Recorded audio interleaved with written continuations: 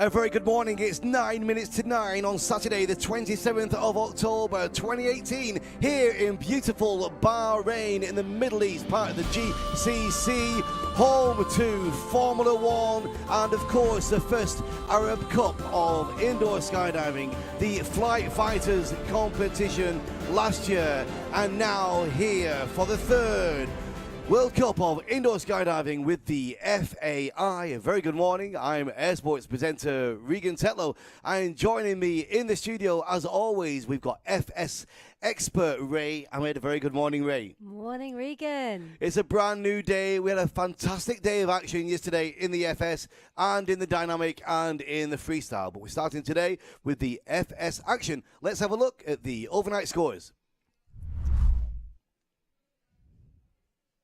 So your top five currently we have in the four-way open. Echo Chamber after 4 rounds, 120. In fourth place, IFS Moscow on 123. Italy, third place, Amnesia on 128. Second place, we have Hayabusa on 144. And the overnight leaders after 4 rounds on 157 is France. Into the four-way FS female. Third place now Sweden Team X on 99 points after the 4 rounds. Second place France on 105. And in the lead, the silver medal champions from Australia, NFTO, the British team on 110. And in the four-way FS Junior, third place, Czech Republic, Hurricane Factory Cubs on 52 points. Second place, France on 60. Well, actually, in joint first place, we've got Canada and France, both on 60 points. And in the four-way VFS, fourth place, Russia RVC on 85 points. Italy on 90 points. The other Russian team, Fly Station Vertical on 112. And up at the top in the lead, the champions, SDC Core on 121. It was a full-packed day of 10 hours of live action here from Bahrain. The FS went for those 4 rounds. You've just seen those scores, and what a big controversial upset we had in round 4, that fast round of four-way with Wimby and Hayabusa. Let's have a look at Hayabusa's round 4.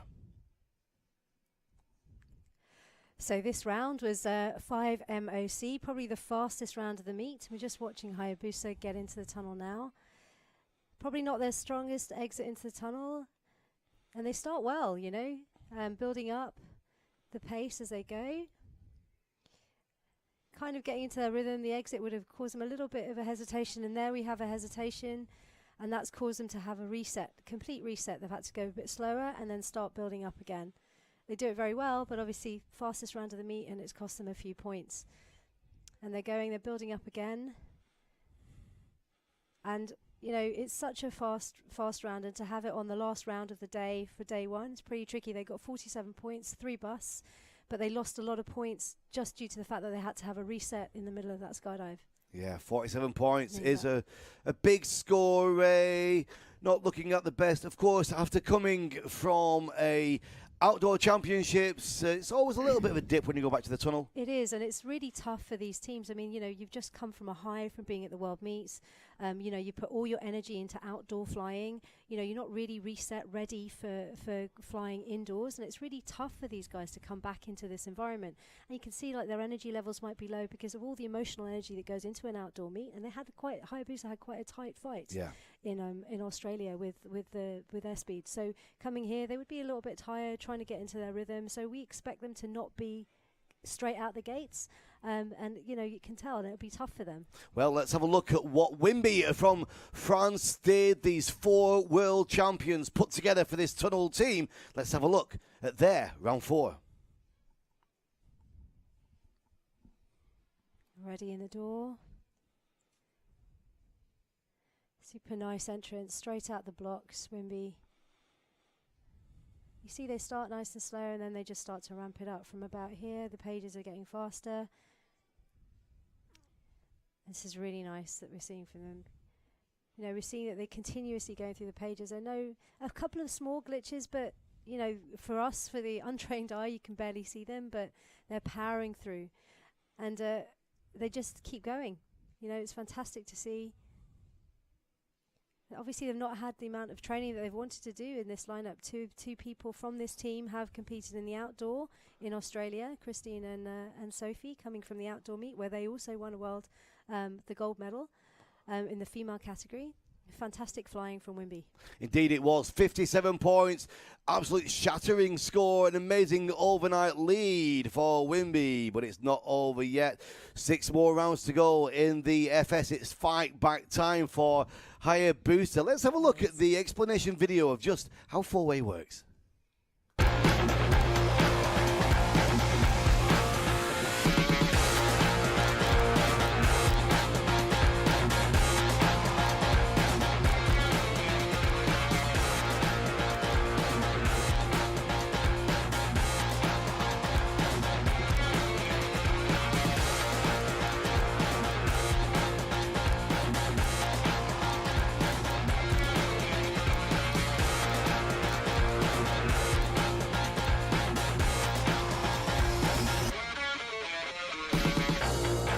It's going to be a great morning of action, starting us off with round 5 of the FS in the female category, and then we're going into the Open and the juniors as well. Are you all lined up for a good day, Ray? I am indeed. The draw is looking good for today. We've got another couple of technical rounds coming up, but we end on probably, again, on round 8 is another fast round. It's three randoms and a block.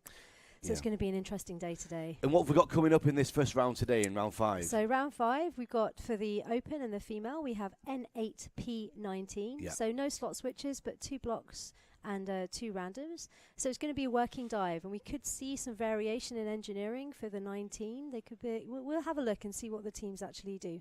We're going to see all the teams through, the female and then the Open and the juniors, and we're going to see just how Hayabusa answer the question which has been thrown down by the French. Hayabusa, an incredible team. What a performance. The only team ever to win 3 world championships with that continuous lineup. What a brilliant meet they had in Australia, that new world record. Did you see that live? Oh, it was amazing. I didn't see it live, unfortunately. Yeah. But I did see the video playback. Yeah, yeah. And it was truly amazing, an epic competition. And because with the time difference and everything from the UK to Australia, I was up there watching everything that I possibly could. I was up late at night, sending messages, asking for feedback of what was going on, why the scores aren't on the board. But it was a really epic battle for them. And I was just so pleased for them that they came through it at the end of the day. And that's different days can play on different ways with your mind, and they came through it very strong. Indeed they did. Let's go down to the tunnel and have a look at the preparations for the start of the morning action here. Let's switch down to the view of the team as they prepare to get into the tunnel. We can see their concentration and have a look at them as we switch down to the camera we've got in the doorway, and let's see the faces of these competitors. Can we do that? Can we look at them? There they are. Good. So we've got the teams before us from the UK, currently in 8th place, Ray. Yes, this is Team Zephyrus from the UK. Pretty much a scratch team. They just put, I think they put about an hour and a bit of training in before they got here, but we've got one flyer on this team that's never even seen the AAA draw. Yeah. So they're doing fantastically well. Who is that? I can't remember her name. I will find out later. But this is full of Lucy Westgarth, Emily Alcott. I just need to catch on the names. Ellie Southgate. Eddie Southgate, There you go. They're just getting ready to get in the door. One thing that impressed me about this team yesterday is sometimes you see a scratch team that's just been put together. They look like a scratch team just having some fun. These teams look like they're at the beginning of a project. They've got all the basic skills in place. They have indeed. And there's some really good flyers in here. You just need a little bit of training in a few years, and let's see how they get on. So they're in the tunnel now, and this is the 19 that they're building. You can see this is a block just over, closing the block. And there you go. It's taking a kind of a short 19. So this is block 8. Close of block 8. Oh, a bit of confusion there, just on the close. And here we go, block 19. And then straight into that N build, which is a bit tricky. The close of the 19 into that random formation of an N, where the outside center has to be pretty much very stationary at the close of it. So you want, again, I could talk about it all the time, but you want to make sure that you're not carrying too much energy into the end of the block. And that's it from Zephyrus. They're round 1. Very good morning, everybody. If you just joined us, we're here live in Bahrain at Gravity Indoor Skydiving. It is the 3rd World Cup of Indoor Skydiving with the FAI looking over the Federation Aeronautique Internationale. A great wave there from Zero G from Russia, the female team from Russia, getting the big high fives through from the door manager, Ray. Yeah, it's great. And there's a real battle going on from 4th to 7th in the female category. There's only 4 points splitting them. And this is Zero G, they're on 88. Hurricane Factory Chicks are on 89. The Chinese female team are on 90. And Satori women are on 92. So, you know, there's really not much in it. And we have got a couple of fast rounds coming up. So it's going to be great to see what happens with these teams. Nice entrance into the tunnel. This is the close of block 8. There we go. It's a P. And there's a 19. So you want to make sure this closes. There's nice little energy on the close of that 19 so that that formation N can be built nicely. Here we go. There's a 19, close, and into the N. Very nice. So what you don't want to happen is the point flyer on the end of this 19 that we're about to see now, the point flyer not getting too stuck on the other side so they can come round for that P build. There we go. Close. Oh, sorry, for the N build. Here we go. Close the 19. And I think this is where I keep talking about the draw being a little bit clunky. It's because you can't really pick up a rhythm because you've got the randoms interspaced with the blocks. Yes. You need to really make sure when I say that they're technical dives, that the teams actually make sure that they close the blocks with as little momentum as possible so they can try and get a rhythm in between. So block to random, end of block to the next random to the top of the block. Next up, our second team from the United Kingdom. Big shout out to Simon Bretford, who's watching back at home with his wife in this team as well. Lovely picture here, Ray, of the concentration on the faces. Yeah, there's Kath Leather, Julia Swallow, Annie Brentford, and Maria Russell just getting into the door. They're doing an amazing job. You know, they've only done 45 minutes of training, this team. Yeah. Just literally a day before they got here to Bahrain. And you can tell that there's some seasoned competitors in here. They can fight their way through it. Lovely block 8s. Look at that, lovely. No energy. The front piece flying very well. Kath is probably the least experienced flyer in this team, flying in the inside center slot. Very excited that she scored her highest ever points on a round. They got 31 on the fast round from round 4 yesterday. Incredible. Look at that. They're going at pace as well. Oh, the on and off grips there for the 19. Might have a bust there. How's her average looking after 4 rounds? You got any idea? I have to do the maths. Rough idea? Probably about an 18, 19. Yeah. Not bad, eh? 19 and a half maybe. It's not bad for a team that have only done 45 minutes of training. Never really flown together before. But as I said, you know, you've got Annie Brentford competes for the UK for microclimate. It's been on NFTO before as well. Maria Russell, 2 times world meet medalist in the female category. So these are experienced flyers, and Foxy, Julia Swallow, very experienced competitor. It's 9:04 here in Bahrain. Very good morning to you around the world. Sending you messages. Let's have a look where you are. Take a picture as well. We always like to see the pictures of you watching the action. You can get in touch with us on the hashtag WCIS2018. It's China. China. These girls are really, they've just come from the Oceanic Cup in China. We watched them, I think, in Montreal as well a couple of years ago. This team's just getting stronger and stronger. If they can, the more experience that they have, they'll be able to dial in this competition experience and not be so over the line, which they appear to be at the moment. And once that happens, they're going to be an exceptional team to watch for the future. Here goes. That's a close of that 19 to the N. This is a block 8. A little bit of separation makes it tricky for the inside centre to make that catch of the outside centre and point. Nice build to the N. Motoring through at the moment. As I said, this is very much a working dive. You can see that they're a bit reachy, a bit, a bit big. For a small team, they're just flying a little bit big at the moment. Probably again, they've reset. It's day 1, and they probably feel it's another day 1 and start of a competition. That's 4 teams through the chamber, 8 teams in the female category, 22 in the open and 4 in the juniors. Lining up now, we have Team X from Sweden. Yeah, Team X at 99 points at the moment. They equally scored Satori yesterday with 31 points on that fast round 4. And let's see what they've got. The Satori, I think Team X, they have a very nice style of flying. I mean, I just want to see them push it a little bit more, maybe in time. And let's see how they get on this. They've had a few glitches through the rounds, Probably not their best flying. There's the launch into the N. It's a nice view of them getting into the tunnel. You can see what that level is when they come in. There we go. Oh, some confusion again. P to 19. It looks very similar for 3 of the flyers. And then the build of the 19 looks very similar to that side body. So it can be a bit confusing for the flyers. Getting into their rhythm now. Go. Top of the 8. You can see that separation on that front piece. And we saw from Team Satori that they keep the front piece nice and close. So that close for the outside center, for the inside center is nice and easy. But you can see here there's some separation from the front piece on this on block 8, and we're just watching it here. Very wide, so it makes it very tricky for the inside center to make that catch, usually with a lot of energy. That was Team X. Team X from Sweden. Next team, we have another 2 teams after this from the female category, FS4 female Hurricane Factory Chicks from the Czech Republic. Yes. How did they finish off yesterday, Ray? They finished off on 89 points, just behind the China FS female and Satori. So right in the middle of that pack, you know, between 4th and 7th. There's only, as I said, only 4 points in between them. And here we go. They're getting ready. In the door, and they're in. Free launching that entrance into the tunnel. Not wanting to take it with grips because you get that lift and that drop as you come into the tunnel. So probably a sensible. Oh dear, there's a catch. Got it. So I mean, by the close of the energy of the 19, you want to make sure nice closes of the 8s. Let's see what they do here. Close the 19. Nice. Makes it easy then if you close it with as little energy as possible. It makes it nice and easy then to make sure that the end build that follows the close of the 19 is nice. There we go, see it again.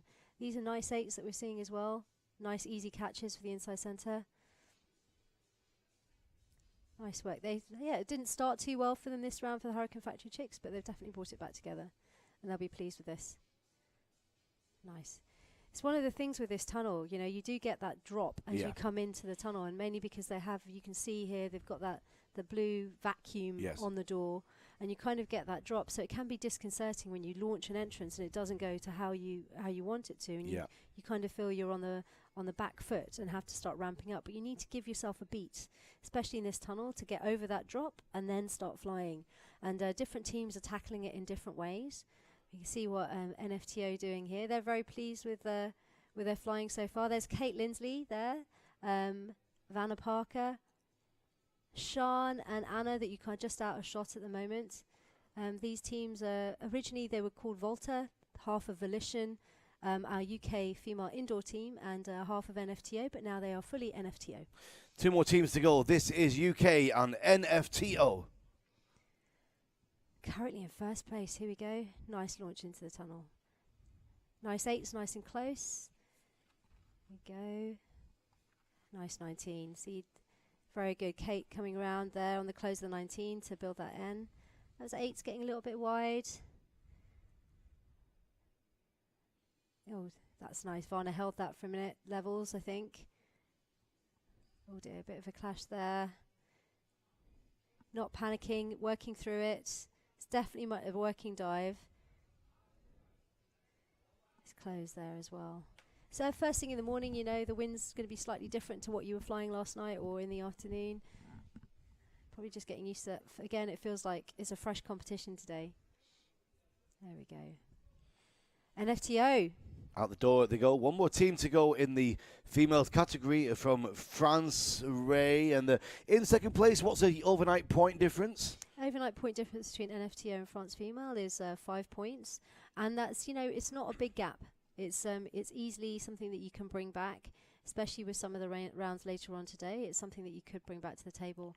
And NFTO didn't have their strongest round there. They had a few glitches in here. So let's see if the French female team can bring back a few points. Beautiful shots from the antechamber there. The team getting ready to enter. They've chosen to take the N into the door. Works really well for them. Yeah, it didn't really kind of work that drop nice. Exactly. It's beautiful. Nice to see. Go. See, it's very hard on the end of that 19 for the point flyer to come back round to build that side body on the outside centre for the N. Nice. Come back round. There we go. You kind of want to build here. If we watch, that's a P to the 19. You'd want it to be slightly short so the point flyer can come round. There we go.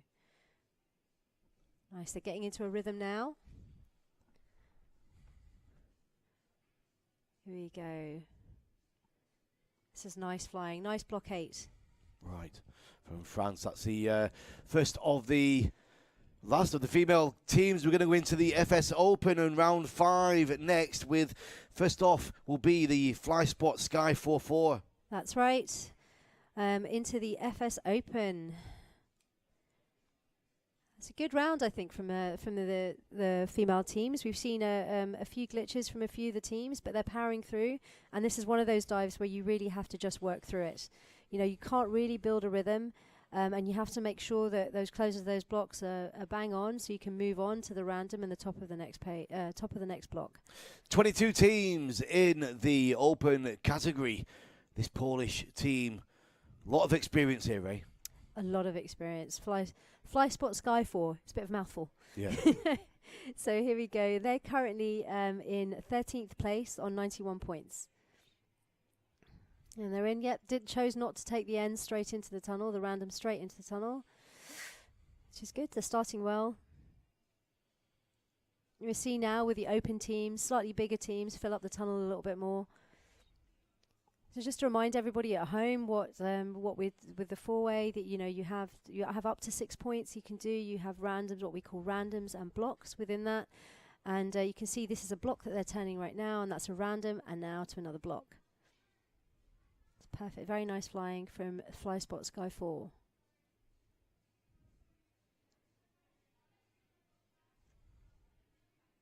Close a block 8. And close a block 19. It's a hard one because you're going from quite some long blocks into some small randoms. So, you find that the outside flyers have to come back in to the centre of the formation to build the randoms. So it might seem on paper like it's a pretty straight up round, but it's not the easiest of round, especially for some of the larger teams with some of the longer blocks that you're flying in the tunnel. Next up, we're going to the Netherlands, and out of the blue, big high fives from the door minder for Team 102, and their first action for Saturday morning here in Bahrain. So we have one of the team members from out of the blue is also competing in the 2-way dynamic. Yes. One half of R and B. That would be R. Yes. Doing a great job. As the N into the tunnel, and then straight into block 8. This is the side body P, and this is the 19. This is a crucial block really in this round to make sure that you can build it. You close the 19 and you can build that random N, which is trickier for some of the taller teams. Go. See that inside center? They've built it slightly differently so that they're sharing the work, so the point fly doesn't have to fly all the way around on the close of this 19. There we go. Inside center, just building it slightly cheated on the back of the outside center. It's a nice dive from them. So I was speaking a little bit to the guys from R&B yesterday. Yeah. I said, "Are you taking up belly flying?" And they're like, "Yeah, no, it's great. We've been doing it for about a year." And I'm like, "Oh, that's great. I've been taking up a bit of free flying." It's good to cross disciplines. It certainly is. That's the Netherlands for you there, out to the blue. Lithuania will be our next team into the tunnel. Very good morning to you watching worldwide. It is the FEI 3rd World Cup of Indoor Skydiving. And to everybody here at the tunnel listening to the commentary as well, a very good morning to you. Equinox, Lithuania. Equinox. Great name, Equinox. Oh, lots of smiles. They're ready and in the door. And Equinox are currently in 19th place on 66 points.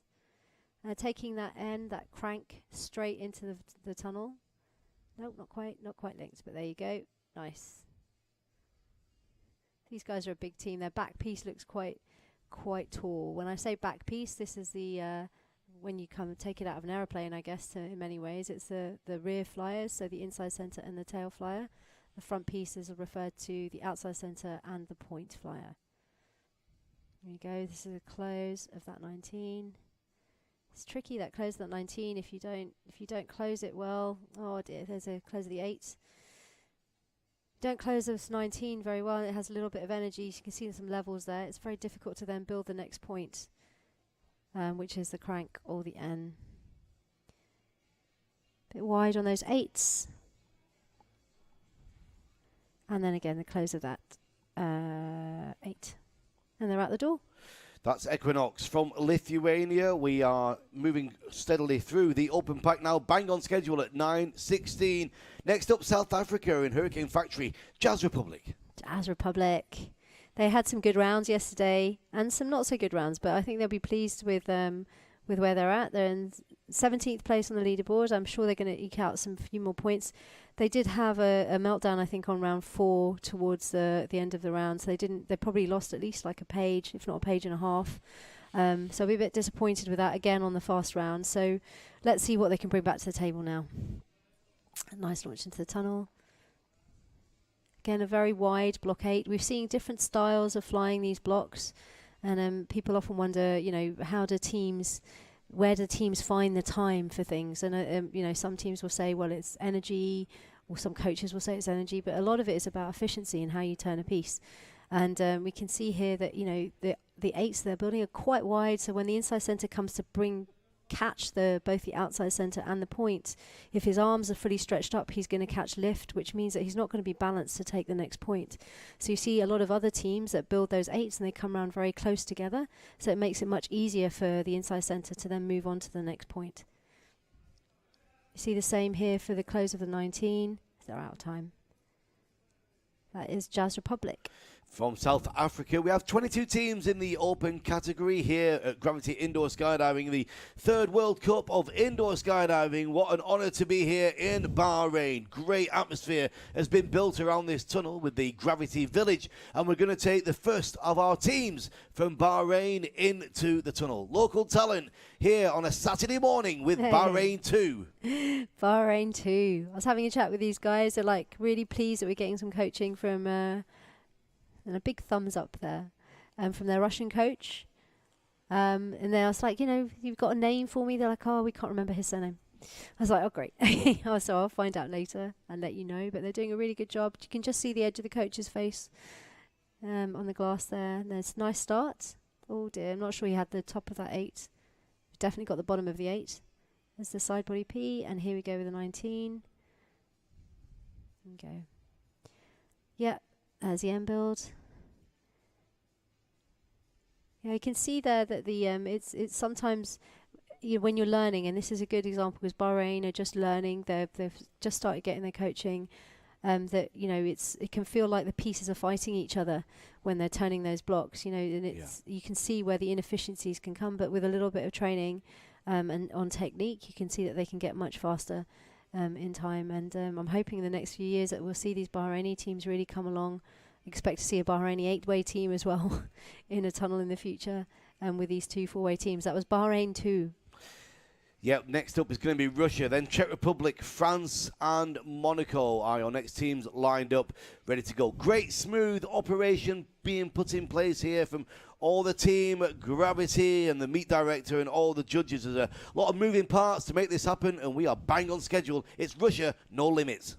Russia, no limits. 3 Russian teams in this competition. No limits are currently in 14th place. The 3rd Russian team, you should say. I mean, it's great to have 3 Russian teams at a meet, an indoor meet. And this is a great thing about a World Cup, you have the opportunity as a nation to put forward 4 teams in each category, and definitely the Russians have definitely tried to fill up that category, as have the UK. Quite a few UK belly teams as well flying. So it's nice to see that you have the opportunity to show the world what you can do and where you can go. So this is no limits. Only flying very nicely. It's a close of the 8. There we go. Close of that 19 to that N. It's showing us how it could be done and how it should be done. Good. Quite, oh dear, just as I say that, but they're out of time. Quite a tall team as well, so it's going to be interesting to see what some of the taller teams, because Block 8 is quite a long formation, as we've seen. Up against the tunnel walls, it's going to be tricky to see if there's any people have learnt a funky way of flying. I understand we might see some of that from ACM. So next up we have the Hurricane Factory, the Czech team. I believe this is Flying Circus. So Flying Circus are currently in 12th place, 91 points after 4 rounds. Just see the teams in the background. You can see their faces, game faces on, ready and in the door. we go. Nice.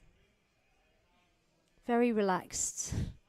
There's a close of the 8s, close of the 19, to the N, to the 8.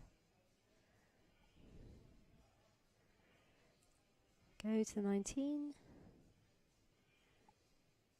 So here you can see that the team are actually taking a slightly different engineering here. They're actually taking a short 19, which means here if we see close of the 8 to the P to the 19, you can see that they're turning it shorter and the point flyer is flying in for that N, for that formation. But it means it slot switches the front piece, which we're seeing again now. And you see, you could see that with a white helmet because we had a difference in helmet colours. So we were expecting some variation of a short 19, and we've just seen that from the team from the Czech Republic, which was flying circus. And I expect to see a little bit more of that coming up as well with some of the other teams. If you just joined us, a very good morning. It's the four-way open category, second day of action here in Bahrain. It's Saturday, and we are on with round 5 of the four-way. Started with the female, now into the open. In the studio with the commentary, FS expert Ray Ahmed. Ray. Next in, Team Odin. This is, I keep saying it, one of my favourite teams to watch for the future. They're currently in 6th place on 113 points after round 4. And they're in the door. We expect the pace to pick up a little bit with this team. Nice launch into the tunnel. Close the block 8. P to the 19.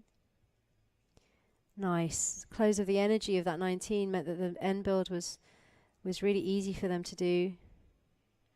There we go. Taking it standard, I believe. Yep, standard builds. And I think this is a father and daughter combination on the front piece.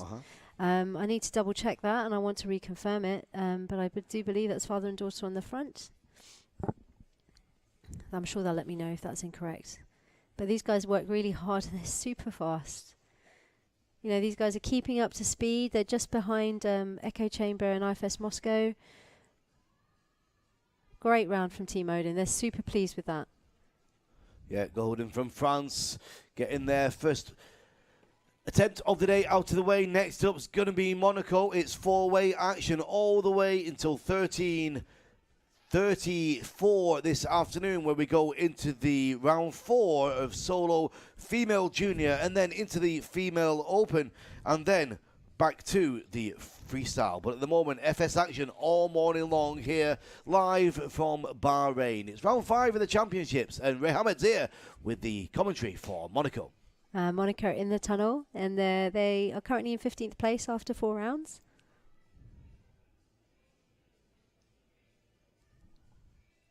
Here we go. Close of the 8. Close of the 19. Go. Seen this a little bit yesterday as well from IFS Moscow.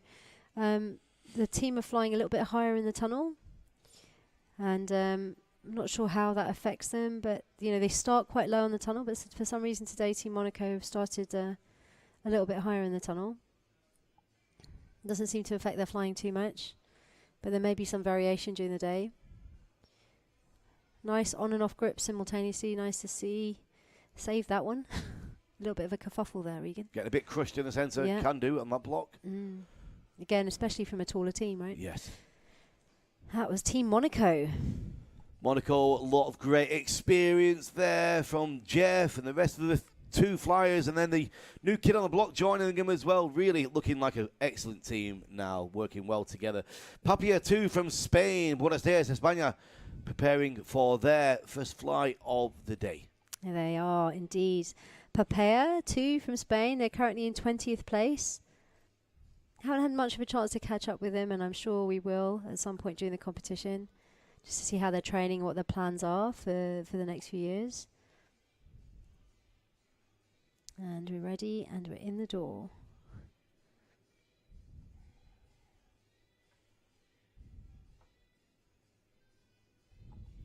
Here we go. Nice. Very good. Got to stop saying nice. Come up with a better word, Ray. Here we go. That's the N to the, the 18 to the P to the 19. Close of that 19. Go nice weighting. N to the 8. A bit wide on the close, makes it hard for the inside centre to pick that grip up. And you see there that the outside centre is purposely waiting for the close of that 19. Very much two-staging it. You know, early on in your training, you tend to two-stage a lot of moves just to make sure you can see the pictures. And these guys are obviously in that phase of their training as a team to make sure that they see the pictures. So that is Team Papaya from Spain. Papaya 2 from Spain, one of our 2 Spanish teams. We are here live in Bahrain. This prestigious event, it's been a couple of years in the making with 2 competitions here in the tunnel to shake down and prepare for this world-class event, the FAI 3rd World Cup of Indoor Skydiving. Great team behind this, and this is the shining light in Bahrain in 4-way. Bahrain 1 are preparing to enter the tunnel live on Bahrain TV and to the world. To the world. Currently in 18th place, Bahrain 1. Their flying is great. They just need to learn to not rush it straight into there we go. Hesitation on the grips. You just feel that they're slightly over the line on most of the jumps that they've done here. And when I say over the line, it means that they're over-ramped, over-hyped up, ready to get into it. And it means that not everybody is on the same page. You know, you need to build up through the pages to get that consistency. We're seeing a few closing issues as well. And again, they need to lock it down, start slowly, as they say, slow is fast, and build up the pace. But they will learn this in time. As I said, they've just started getting coaching this year. So we expect to see bigger and better things from Bahrain going forward. There we go, Bahrain 1. Yeah, a big honour for them to fly here in front of the home crowd and on to everybody watching on the live stream and actually on TV as well. Bahrain 1. So great job, guys. China are going to be next. Good team. Really enjoyed watching this team yesterday. Team 112, Ray. Yes, Team 112 from China have that super aggressive point flyer, haven't they? That's really interesting to watch. Has a very dynamic way of flying. Really, it's going to be interesting to see what they do on this round. He's going to have to. He's going to need that on the close of the 19 to the end. So let's see how they get on. This team's only going to get stronger, doing lots of training. Obviously, just had their own Oceanic Cup in their own home country, so they're obviously fully trained, prepped, ready for this. Looking good and full of energy. Loads of energy. There you go. There's that point fly coming around for that really, really wide 8s. So he needs all the energy he's got to come around to build that crank. Keep in touch on the hashtag WCIS2018. We'd like to hear about you, where you're from. You can send us a message through on Facebook on the event page or on our own pages too. Yeah, there you go. So they are taking the short 19 as well. So the point flyer and the outside centre is switching that slot of being on the top of the N and switching the pages, which is great. And they're making it really work to their advantage as well. This is a super round from China. Great round from China. They should be super pleased with that. Really good stuff. Where did they finish off overnight, Ray? They finished in 8th place. You know, they had some really good rounds yesterday, but some poor rounds as well for them. So I'm hoping that they started strongly and that was a good round. It is Saturday morning, IFS Moscow from Russia with their first flight of the day here on a Saturday morning in Bahrain. IFS Moscow currently in 4th place. Didn't have the best round 3. Started off very strongly, I think, and just had a good round 4, but just fighting it out a little bit in the middle between Echo Chamber and Amnesia from Italy. So let's see how they get on. That bronze medal place is up for grabs, really. Let's see. Oh dear, it gives a nice view there. You can see that entrance into the tunnel wasn't the smoothest. Let me go, and they're getting into the rhythm now. Yeah, I believe it was their round 3 that they look very clunky, very much unlike the IFS Moscow we've seen in the past. But now they're picking it back up. Here we go. There's the close of the 8. And to the 19. Go. And there's the 8. To the 19. And they're taking it standard. Nice work from IFS Moscow. They're a pleasure to watch. They look very centered, and you know, there's not too much. How do I put it? It's not noisy when they're flying, Very, very nice to watch. Out the door they go. That's their morning started already. Czech Republic, the team called Sky are going to be our next flyers, Ray. Yeah, Team Sky. This time another Czech team. We've got quite a few Czech teams in this lineup in the categories I haven't mentioned. 3 teams from the Czech Republic, and this is Team Sky, who are currently in 21st place out of the 22 teams. Getting ready in the door. What a beautiful shot this is, Ray. Yeah, it's lovely. Great how you get into the tunnel. Nice tunnel entrance. You can see if they're on level. That was a nice launch into the tunnel. Yeah, pretty tricky. I mean, I've been focusing a little bit on the 8s of the front piece, but here, if we look at, you can see a little bit of block technique, and this is the 8. So you can see that the back piece is a little bit cheated, which means it might not turn with the most amount of efficiency. Yeah. Which makes a close quite tricky, and can mean that you'll have some levels on the close as well. So the outside centre isn't always poised, inside centre isn't always poised to pick up the grip. So it was there indeed. So let's see how we get on here. Close that 19 to the N, and here to the a little bit cheated. So it's very difficult to be an efficient piece as one if you've got an angle in between. Yeah. Unless of course you're the French, who do that so well. So it's a brand new morning, Ray. We're fresh, we're ready. How do you fancy a little bit of counting in a few teams' time? I don't think so. I think we're gonna leave round 1 and we'll get into it a little bit later. I think Okay. we're counting because I've got to get my brain switched on. All right. And it could take a little bit of time. Let's watch them fly for a little bit and see how they get on. So Eros from the UK will be next. How did they finish off overnight? Eros are doing really well. They're in 16th place. These guys competed together at UK Nationals and have come here, from competing in outdoor. I'm not entirely sure how much training they've got in. It would be nice to maybe have a word with Joey. Just great to see. There's Roy and Helen on point and tail. Joey there as the inside centre. So Kath Leather was on this team close to probably over a year ago. She was on Eros, competed with them at the last UK Nationals in 2017, and now competing with Satori W. Here we go. This is a good job from Eros. You can see that real push off between the inside centre and the outside centre on block 19. And I never used to like that. I didn't like it at all because you kind of feel that you're not doing your job as outside centre. I want to hold myself down in the centre of that formation. But we saw that from the previous teams as well, that that's how you like to fly it, is the technique. Doesn't work for everybody, obviously working for Eros. That was Team Eros there from the UK. 3 teams here from the United Kingdom. I'm sure we've got people watching back in England and keeping a check on the action. I know it's early in the morning. Next up, our second team from Spain. Buenos Aires, España. From down in the south, it's Papaya 1. Here we go with Papaya 1.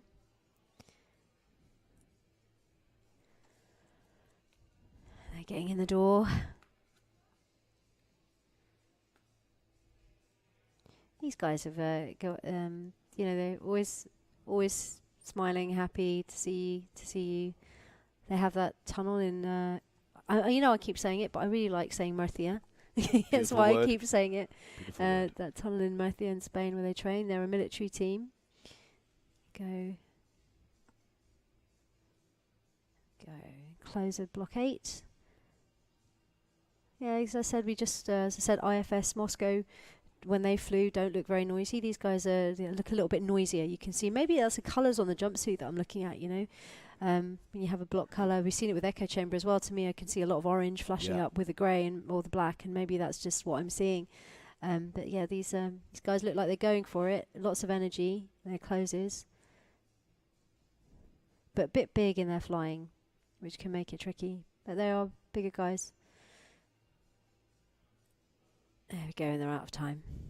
So next, we're going to have Italy, finished overnight in 3rd place. They've had that battle going on for a little while now with the Echo Chamber, but their eyes are right now not only on that 3rd place, but they've got one eye as well on IFS Moscow, who are biting them from behind. And they were saying this morning not to be dismissed. They want to make sure they keep that gap between them and the Russians. Italy, Amnesia. Yeah, these are a strong team, just visualising there. They really did pull out a gap. They performed very well on round 4. Held it together, again, that fast round. So let's see what they've got. They need to keep going. Really good team to watch. There's a nice launch in the tunnel. Nice tight block 8s on the front. Go. Nice. And they are taking that slot switch for the end of the 19. So here we go to the 19. You can see they're slightly short. And then the point flyer steps in to take the top of that N or crank. But it means the slot switcher for the front piece. There we go. Finish it short. Amnesia showing us how it should be done. Nice work. There we go. So when I say short, it means that you're not, this front piece aren't pulling this 19 the whole way around. You can see they're just stopping short there. And then the point flyer flies in for the top of that. And it makes a nice build as well for the next random and then the next top of the block. Nice work from Amnesia. They'll be pleased with that. Good start to the day for Amnesia Italy out through the door. Next up, another of our UK teams, ACM, Wimby UK. And a big wave from them there.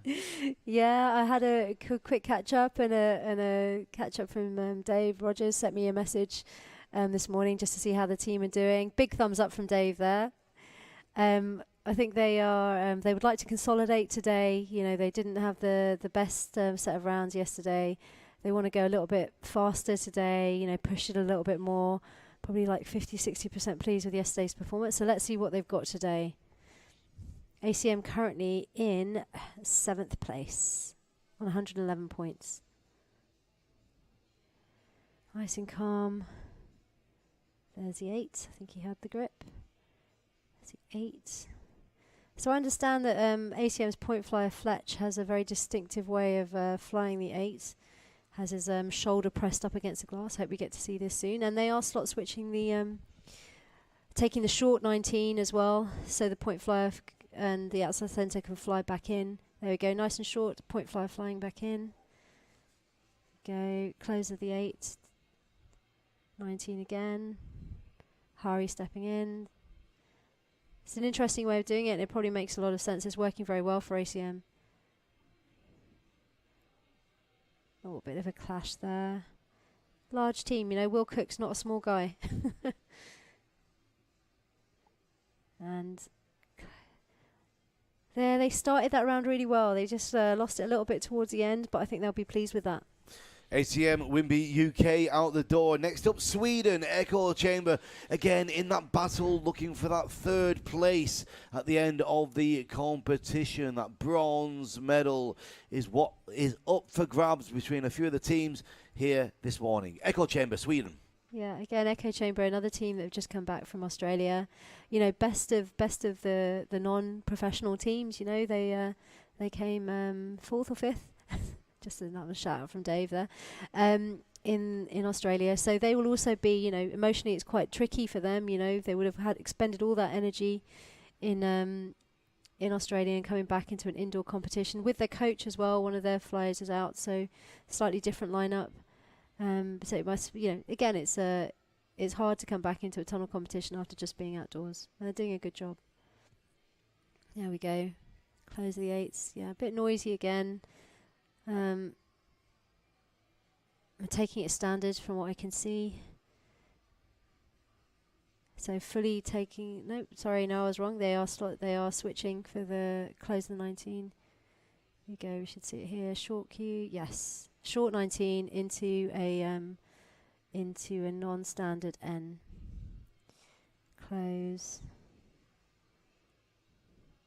Yeah, and that is Echo Chamber. Again, don't think is their strongest round. A bit scrappy in places, a bit big, and lots of energy in the closes, but they seem pleased with that. We've got 3 more teams to come in the open category here this morning. Russian Thunder, then Wimby from France, and Hayabusa from Belgium. What a great start to the day it is here in Bahrain, 9:40 on a Saturday morning with this FAI World Cup. Here we go. Russian Thunder currently in 9th place. Let's see what they've got for us. Interesting count into the door there. It looked like a 4-stage count. They got it though. Yeah. They came in and that was They're really going for it. It's great. How did they finish Nice off? 8s. They finished in 9th place. There's real power and dynamism. Oh, I can't say it really. Dynamatic? Dynamism. Somebody at home wants to let me know what that word is. Dynamism? Dynamism. Something. Anyway, moving on. Nice closes to those to that 19. Slight hesitation there on the end, but I think they're towards the end of time anyway. Oh, and a nice a double knee hit for the inside centre there on the close of the 8s. And they're out of time anyway. She'll be feeling ahead, I think, a little bit on that. So next up, we have the battle between France and Belgium. This big overnight story with a blistering 57 on round 4 from France. This team of world champions put together who are continuing to work in the tunnel and reach for the goals. They want to win. They're here to win. They are 13 points in the lead currently, Ray, after 4 rounds. Yeah, it's a massive lead. It's going to be hard for Hayabusa to get this one back. But let's see. Wimby have never been this far in front before, so it's a mental game, as we all know. Let's see how they get on. Close of the 8. 19.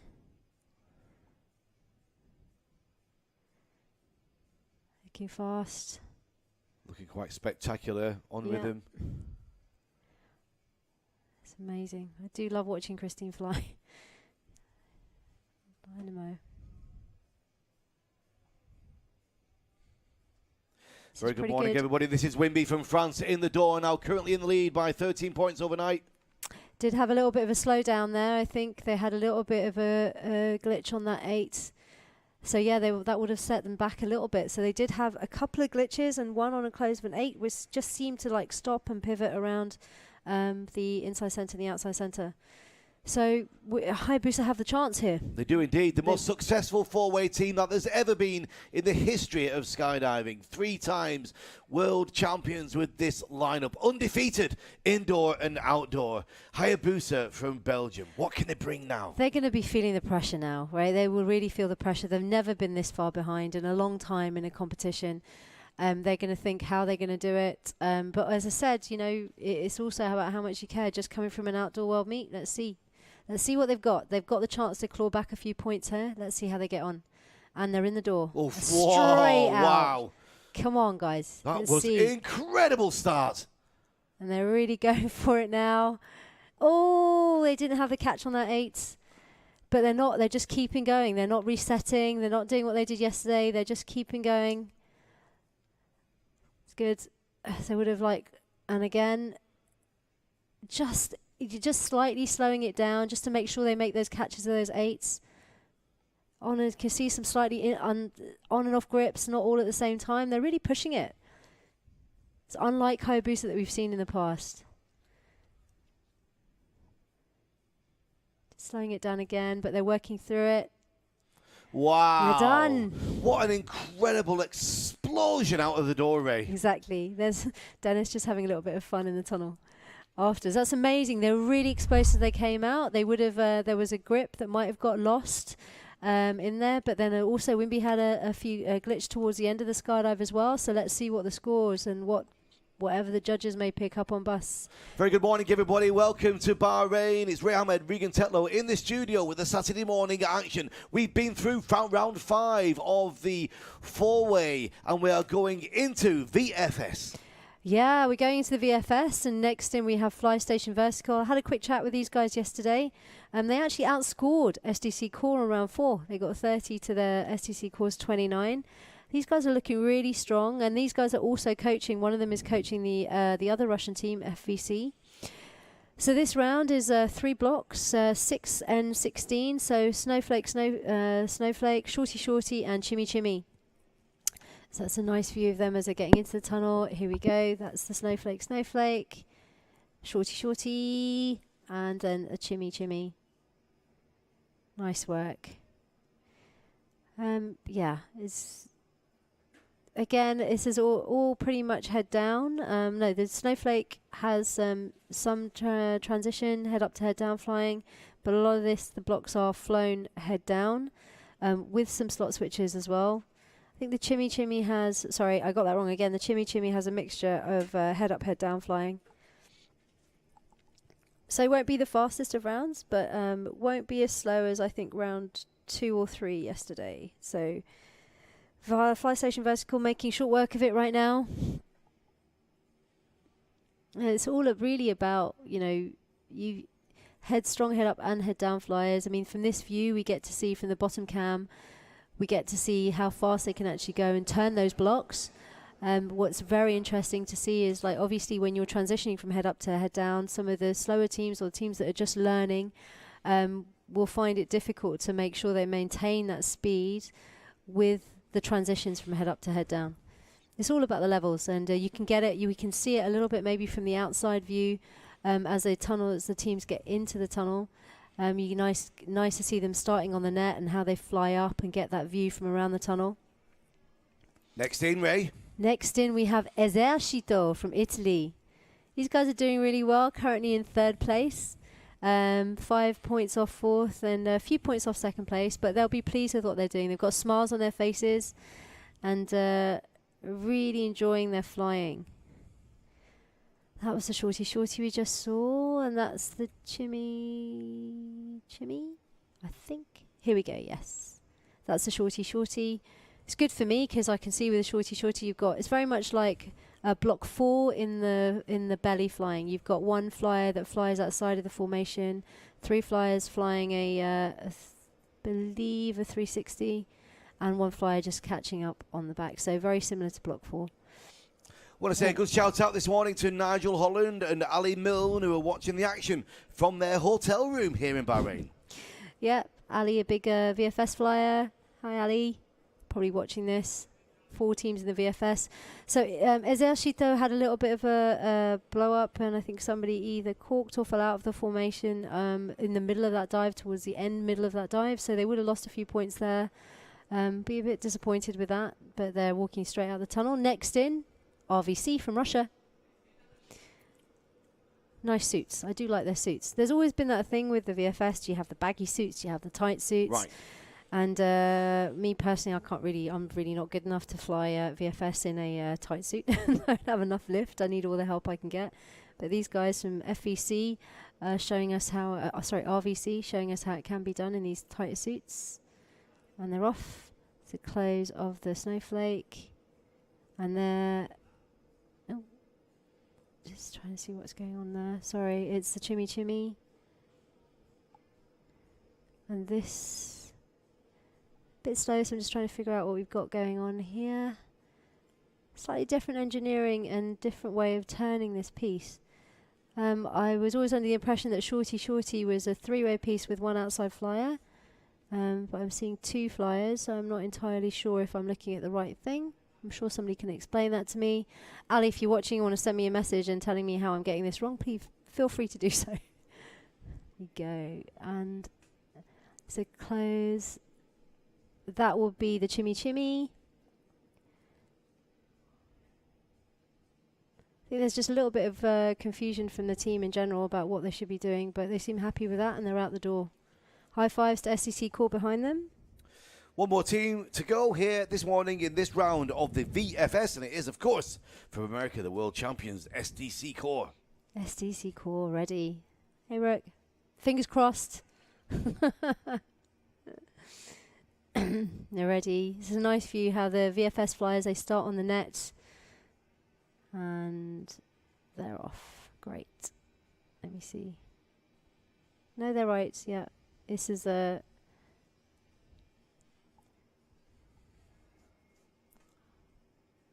Could you see with the 2 blue helmets, because we've got 2 blue helmets and 2 black helmets, you can see when the transitions actually happen to everybody being head down. That's great how they do that. One of them is flying. The transitions are so fast from core that it's barely interceptable.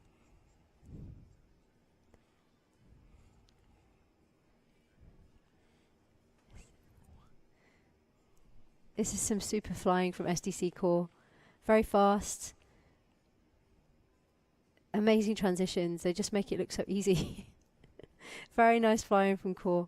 currently leading the leaderboard with 121 points. I think the gold medal is definitely in the bag for them. Yeah, what's the point difference, Ray, between those in the second place? It's 9 points in between them and Fly Station Vertical. But as I said, Fly Station Vertical did get them on did pit them on round 4. You know, there's 30 points to 29. So it is possible. I'll have a look in the draw as it's coming up to see if there's anything that that they could pip them on in the further rounds coming up. It's been a great start to the morning here in Bahrain, here for the FAI Third World Cup of Indoor Skydiving. Bright and early, we started with the female FS on round 5 and then into the Open. Coming up next, we're going to be going into the juniors. Got to tell a little bit of a story on the juniors, Ray. Oh, we do. It's great. And it's as we said at the beginning, we thought that, you know, the Air Devils and Aerocart team would be pretty close. I mean, I think we first saw them in Montreal with a whole load of busts and everything. It was a little bit confusing as to where the flying actually was, but we could see some real potential from the Air Devils, and we've definitely seen them improve their game, and they're currently tied at the top of that leaderboard after 3 rounds, 60 points apiece. So it's going to be super exciting to see how have the points been going backwards and forwards? Has it been the same through each of the rounds? Or? No, it's been moving around a little bit. I mean, the Air Devils they've scored. You know, they've been pretty much evenly matched. So round 1 they scored 21 apiece. Round 2 the Aerocart team beat them by a point, and then in round 3 the Air Devils beat them by a point. Right. And there's all to play for. You know, in the 3rd and 4th place HF Cubs and the Aerocart B team, there's only 5 points in it, and you know anything can happen in this competition. So it's quite tight. You know, it's good to see that these juniors are actually giving each other a run for their money. Obviously, they all know each other quite well. They've seen each other around quite a lot. And it's going to be good to see what happens going forward in the next few rounds. After those 3 rounds, what kind of average are those joint teams looking at? 65. That's about 20 average to 18 to a 20 average. Impressive. Very impressive. And we've got a random round coming up in this competition for them as well. So that could just be even bigger. So just going back to the VFS a little bit there, we've seen SDC Core. This team, an incredible team. They've been going for a few years now. They keep performing. They keep traveling. They keep on it, Ray. A lot of VFS teams don't seem to stick around too long. No, they don't. But SDC Core have been there, and they've got the ability to like swap in, like, you know, our former world meet medalists and people in here when like they have some injuries and things like that. They can swap team members in, and they still seem to be able to fly at that really, really high standards. Yeah. And these guys are out coaching other up and coming flyers as well. I see them all around the globe. You know, they're in various tunnels around the globe that they're coaching all the other VFS flyers. They're really good promoters of VFS. They really want to bring the sport forward. They want to see more teams competing in it. They want, because they know that the barrier of entry to this sport is so high. So they really want to see that. Out from Skydive Chicago. Yes. So at the moment, what we're going to find is we expect them to just continue. Yes, we do. Right. Indoor and outdoor, and continue to see. Well, you know, you never know what the French teams might pull in, whether they come in and put another VFS team together, and give them a little bit of a run for their money, because we know that, you know, that happened in Montreal, right? Yes. The French came in with this, Raf Cordray came in with this lineup, and they blew them out the water a little bit, and because they have so much, obviously STC Core, there's a lot of depth of VFS flying in the States. And there is in France as well. So I think they need to see a little bit more competition on world meet level. Thanks very much, Ray. We'll be back with the 4-way juniors after this little break.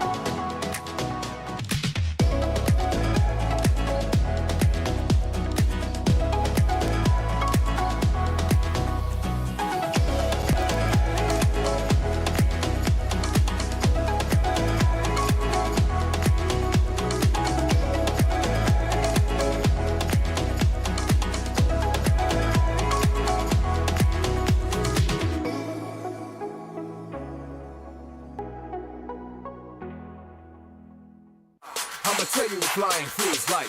You gotta know what flying feels like. So let me show you what flying feels like. Fly, fly, fly, fly, fly. So let me show you what flying feels like. Relax, hold still. Flying feels like I'm being truly active. Like having superpowers. Have no limits. Feels like ultimate freedom.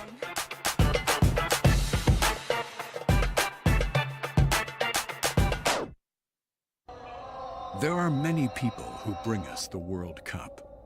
And when the time and place are set, the drama builds. Teams come together. Friends support. Bahrain is waiting. The drill of a coach. The embrace. A country prepares. It's time to get ready. And a very warm welcome back to Bahrain. This is the action for the third FAI World Cup of Indoor Skydiving. I am joined in the studio by FS expert Ray Ahmed. Good morning, Ray. Morning, Regan. We're going into the first lot of action for the FS Junior. Which round is this going to be? This is round 4 for the juniors because they only compete in 8 rounds. Yes. So they're just a round behind the open and female categories and the VFS. So next in this round for the juniors is quite a technical round actually. It's 22P6. So 5-point round, 2 blocks. And first in the tunnel we have the Aerocot B team. Very good morning to the Aerocot B team. In the go. Here they go. To see this nice, there we go. This is the top of the 22, close of the 22, to the P and then to the 6. See from this team is quite a lot of energy in their flying. You know, they're not quite. You can see them moving around the tunnel a bit, and I guess because they're smaller flyers, it's a little bit more obvious to see. And I think that they just need to, they'll get there in time. Just need to learn how to lock it down. It's still pretty fast considering. This is quite a technical draw, you know, a technical round, 22P6. There's 2 blocks and that random that they can reset with a P in the middle. Good round from Aerocot B. Good start for them on a Saturday morning here in Bahrain, the 27th of October. It's a competition which has been built up for quite a few years now. And here we have, with our third major event at this tunnel, really pulling out the stops here at Gravity. A full village atmosphere surrounds the tunnel with a food festival. Myself and Ray and Leslie and Emma were just amazed walking through that food festival, all the sights and sounds and smells. Really was a treat to be here for that. Now we have the Hurricane Factory Cubs. Cubs, yes. And the Cubs are in. And these guys are having a battle for a battle in between, like, you know, 3rd and 4th place. It's all a little bit of a battle, but they're definitely going for a bronze medal, a medal position. Nice work, nice efficient flying from the Cubs. Very different style from the Aerocart team that we've just seen. Nice 22 blocks that they fly. We just saw the. You can see here from the back piece and the way that they're actually flying that 22. It's coming up now. There you go. Nice and efficient piece there, like flying it as one. What they say when you first start building 22 for the tail flyer is wear your outside center like a hat. Yes. You know, so it keeps it as a very small, efficient piece. Yes. And they're definitely doing that here. Which is great to see.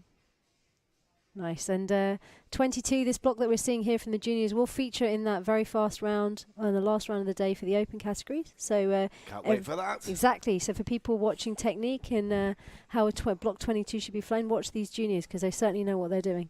It's all great action this morning. Give us a message. Let us know where you are. It's good to give you shout outs and know who's watching. The hashtag is WCIS2018.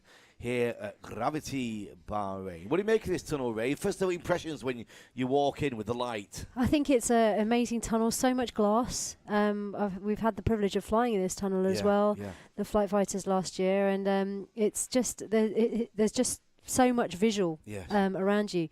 But it does change from like day to night. I mean, you know, when you're moving into the afternoon, and you know, you can just see from the outside that the whole tunnel atmosphere changes as well. So it's interesting, I think, for the dynamic and the freestylers to understand especially for the dynamic, what their visuals might actually be when they're flying in the evening. So maybe it's a good idea that we split it and we keep it FS flying in the morning and belly flying in the VFS in the morning and the dynamic in the evening. Yeah, good point, actually. Yeah.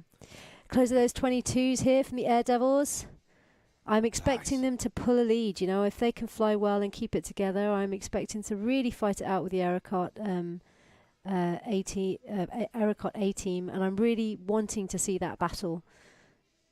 I want them to stamp their authority. Ray, it is a juniors, it's less rounds in the open. I don't know, as a competitor, would you feel that's fair? You haven't got as much chance to eke out the performance. You can, but there is that, but you don't have to have all the memory, and it's what it's like to teach a child, to teach them something additional. It's hard to teach them slot switches and everything else. It's hard to lock them down. No, I mean the number of rounds, the 8 rounds. Yeah, I guess. To a certain extent, I think that they'll feel that's enough. Right. But you've got enough within those 8 rounds to get through it. Yes. I think it makes sense from what you're choosing from the draw and the dive pool, because you don't have those additional things to throw into the mix. That it's probably a good way of doing it, just to have those 8 rounds. I'm just thinking, if it's still tied getting towards the end, I bet these teams wishing they had 2 more rounds to figure it out. There's always a jump off. There is always a jump off. Ericott. Yeah, Ericott are in the tunnel. So I've just had a shout out from Tim Vargas, who's just explained block Chimmy Chimmy Timmy. So I'm going to come back to you on the VFS on that one. Thank you very much, Tim. Good stuff. Here we go, and this is their block 6. Yeah, a little bit of hesitation there from the Aerocot team on their block 22, and again, on and off grips, not consistent. There'll be a few busts here. Definitely interesting. Very different way of flying. Obviously different continuity as well. And yeah, nice close of the 6. Those 22s, there's some level issues on the 22s. We saw from both the HF Cubs and from the Air Devils that they kept that piece very much as one, and were able to close it with the least amount of efficiency. So with the most amount of efficiency, not quite from the Aerocot teams. I think the Air Devils might have that one on that round.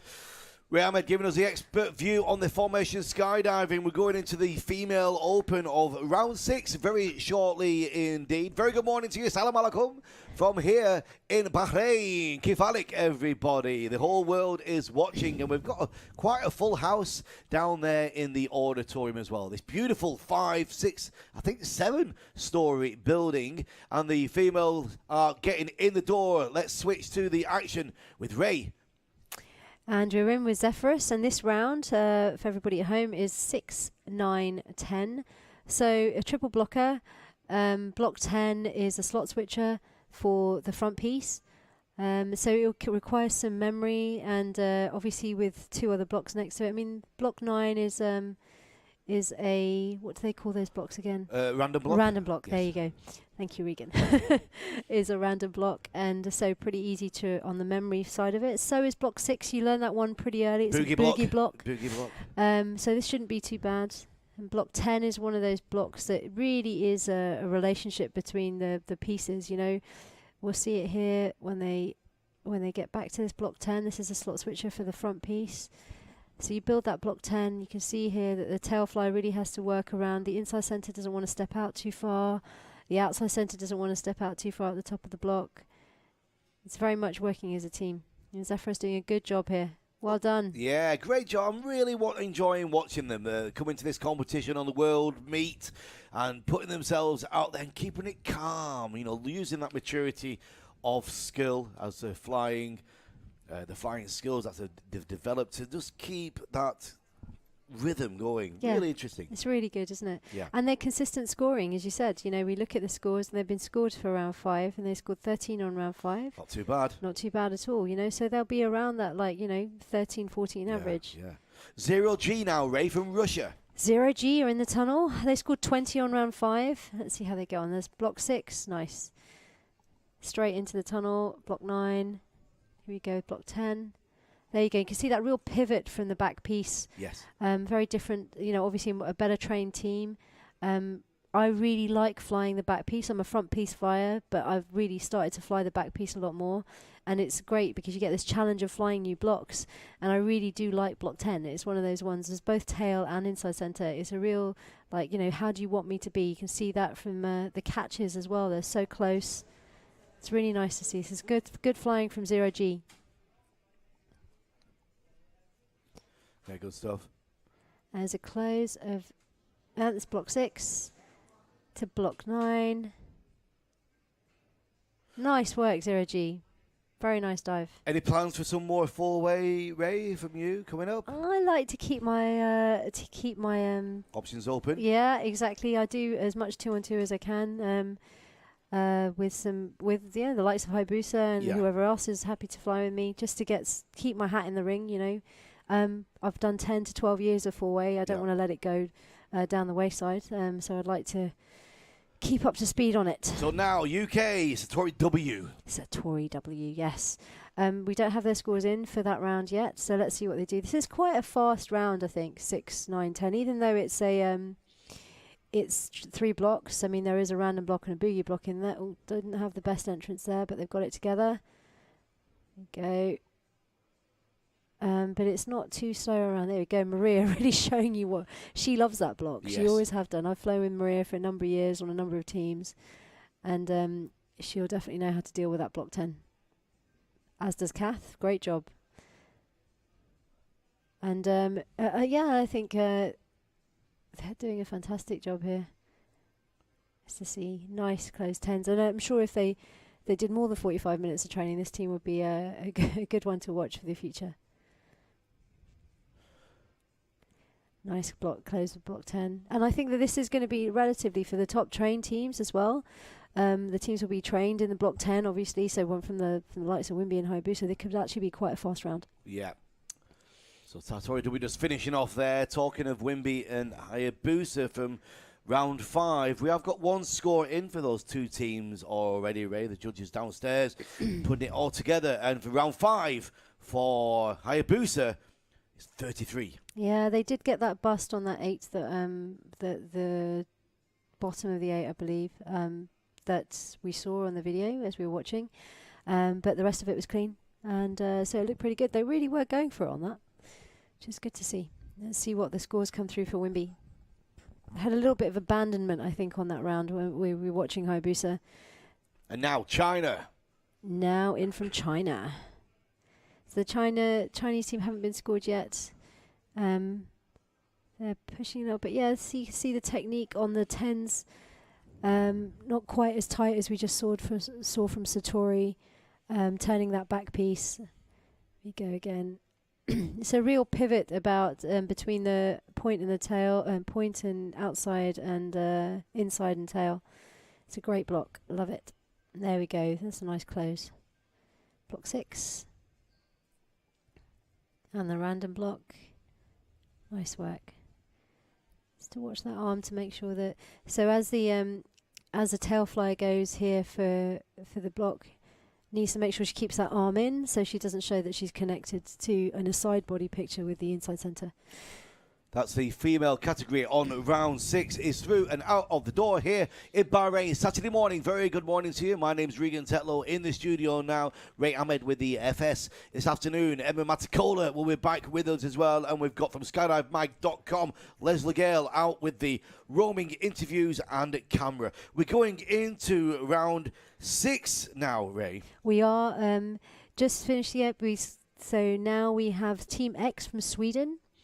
From the female category, just getting ready in the door.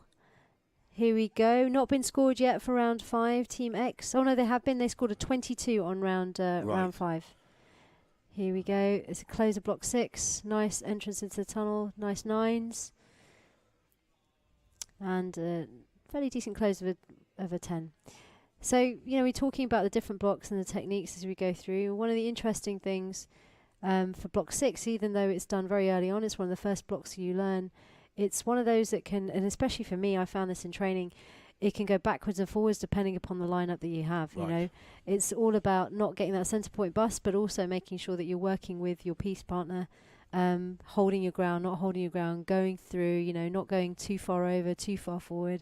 And it's one of those blocks that you can really break through years of training. But these girls are showing how to fly it. Great work from Team X. Team X from Sweden. Next in, we should have the Hurricane Factory chicks. Yeah, Czech Republic. Yep, scored 23 on round 5. we just joined us, this is the World Cup of this event, very prestigious FAI Championships. Over 20 countries from around the world taking part in this event here in Bahrain. And this is Czech Republic Hurricane Factory Chicks. And they're in the door. So most teams should take this block straight in. And there you go. So it makes sense to have the outside centre sitting in the door, waiting to go in with the other three opposite inside in the doorway with the two outside flyers on the glass. This makes sense because as the outside centre comes through, they just pick up the grips and then they just go over. Here we go. This is block 6. This is that random block 9 and into block 10, which is a slot switcher for the front piece. Nice work on that block 10. This is the type of round I really like. It's a working dive, but you can really get a rhythm to it because you have the 3 blocks. You know, the ones that, you know, the blocks that you've looked at for quite a while. Block 10 is very much it's a technical block and a slot switcher, but you can really get into this dive because it's a 3 block round. So Czech Republic out of the door there, moving into final part of the female category on the 4-way. UK NFTO, great shot of them there, Ray, as they prepare. Yeah, they're just getting ready. Probably didn't have the best round on their last round, on the round 5. Still waiting for some scores to come through. Hoping to show us what they've got on this one.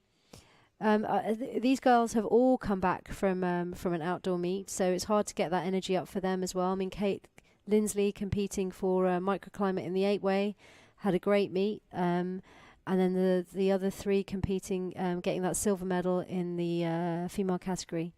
Here we go. Nice work on that block 10 from Sean and the tail slot. Here we go. Oh, interesting engineering there from... Am I seeing anything different? Here we go, block 6. No, it was just it was just my eyes and watching it. I just got that slightly wrong. Here we go, block 6 to the block 9, and here we go, block 10. Nice work on the 10s. They just don't seem to have. They're pleased with their rounds at NFTO. They just don't seem to have fired fully for a tunnel competition, and right. this is what you expect. I mean, we're seeing the same from like Hayabusa as well, just because it's just hard. I mean, I've done it myself, and it's really, really tough to go from such a big high, competing at a world level outdoor to then coming indoor. So we need to stress that for people at home. You know, some of these, it's a long season. Yeah, normally going into something like this, you'd have hours and hours and hours, 5, 6, 7, 8 hours preparation, back to back to back before you do this tunnel event. Yeah, and for tunnel events now, you know, you train things in a certain way. You know, you train speed, you train technique, you train. Yeah. Here we go in the tunnel. It's and we France. Yes. Sorry, Ray, you were saying? That's all right. No, I'm just saying you train things in a certain way as well, and you have an order to training, the same as you do with the outdoor. And, you know, with a short timeline of 3 weeks, you probably haven't had the opportunity to do that with some of the outdoor teams that have come here. So in the moment, we have France. Let's close the block 6. Just had it. They just caught that one. Go. Yeah, so this team also not, you know, they're an up-and-coming team. They're flying a little bit big at the moment, and I'm expecting they've only had 1 year's worth of training. They only got together earlier this year, and they did fly in the Asianic Cup, and the Asiana Cup, I should say, in China, with an alternate. I think Gail was flying with them instead of their outside centre right now. Not the best round from France. They'll be pleased they've got that done. I believe that NFTO would have outscored them on that round as well. So I think NFTO are probably eking out a little bit of a gap on France female. Excellent. We are going into the open category now, Ray, with round 6. Round 6 of the open. Again, the same draw. So it's 6, 9, 10. And we should be starting with... Let's have a look. We are starting with... We have, starting with round 6, Fly Spot Sky 4-4. How could I forget that? See if we have any scores on the board. And they're ready in the door. Great shot there as they met their entrance. Ray, just getting that little bit of a drop. They do, yeah, and it can happen. And it's one of those things, isn't it? I mean, the more you train in this tunnel, the more you get used to it. But then it's a flip up, isn't it? Of like, well, how much do I want to spend time training in this tunnel if I'm not going to be competing this tunnel at every competition? But you know, they'll get through it, and they're flying again. They're flying a little bit higher in the tunnel. We saw that from I think from Equinox as well, one of the other teams, and we saw that from IFS Moscow. That just certain times during the day, these teams seem to be like flying a little bit higher in the tunnel. I'm not entirely sure why. I must ask them when I come out. Quite a few of the teams have been scored from round 5, and this team have, the Polish team. They've got a 22, right? Brilliant. That was good from round 5. Still waiting for the result of the top 2 teams. We know Hayabusa have 33. Still waiting for the result from Wimby. Yeah. So interestingly, from that round, you know, Odin and ACM have been fighting out a little bit, and they're currently, ACM got 27 on that round and Odin 28. So there's a 3-point gap there between those 2 teams, and I'm sure they'll be fighting it out going forward as well. Next into the tunnel, out of the blue. They've got a score from the previous round of 20. Brilliant. Good rounds. They had a really good round on that round. Yes, they so did. Let's see what they've got here. You especially like this team, Regan. I do. I like the fact that they've come onto the flow, onto the world stage like this with that calm, trained look, looking like they're being business over the next few years. I know. I can't wait to see what they can do. This is nice. Very nice block 10 technique. Can show us that how it should start off, how you should work with your piece partner. Nice work. All slightly flying on the side there.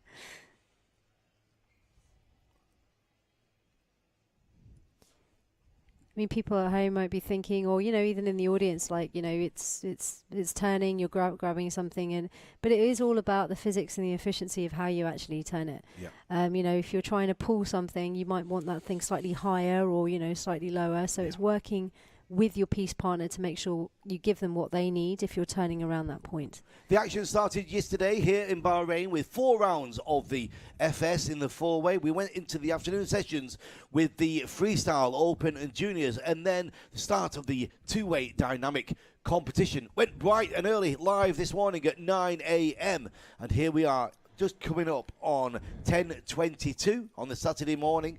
Full morning of FS action, and then into the artistics this afternoon with Emma Matakola. And next in we have Team Equinox from Lithuania. Go, and they're in the door.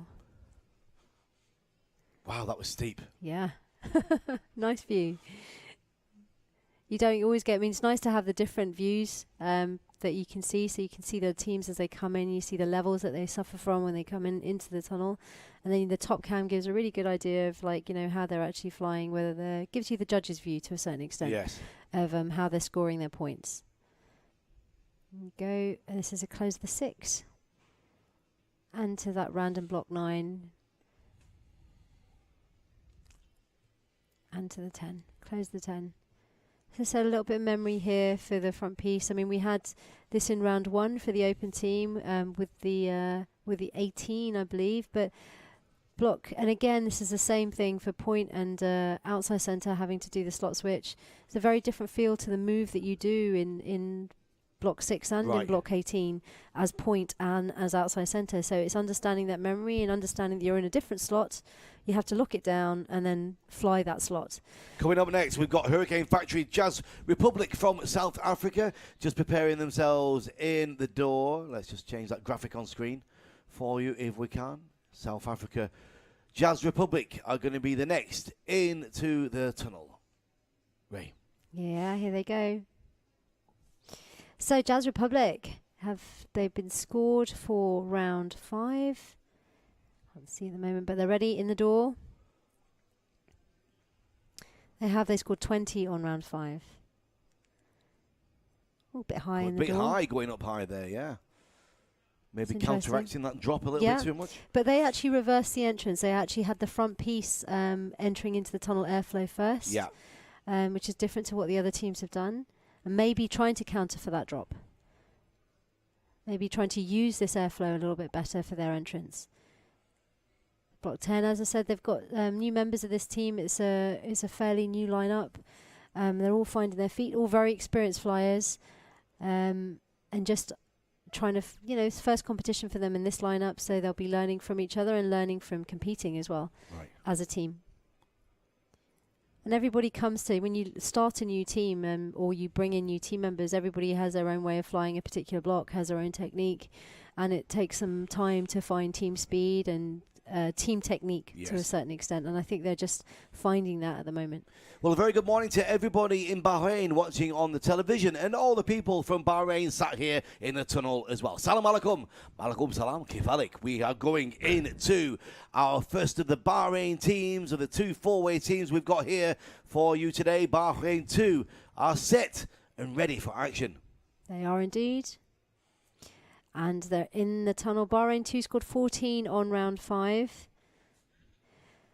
Yeah, the Bahraini team showing the world what they have, and I think that in time, and this is great to see that they're actually having some training and really showing the world what they can actually do. This is nice. They've slowed it down a little bit, Bahrain 2.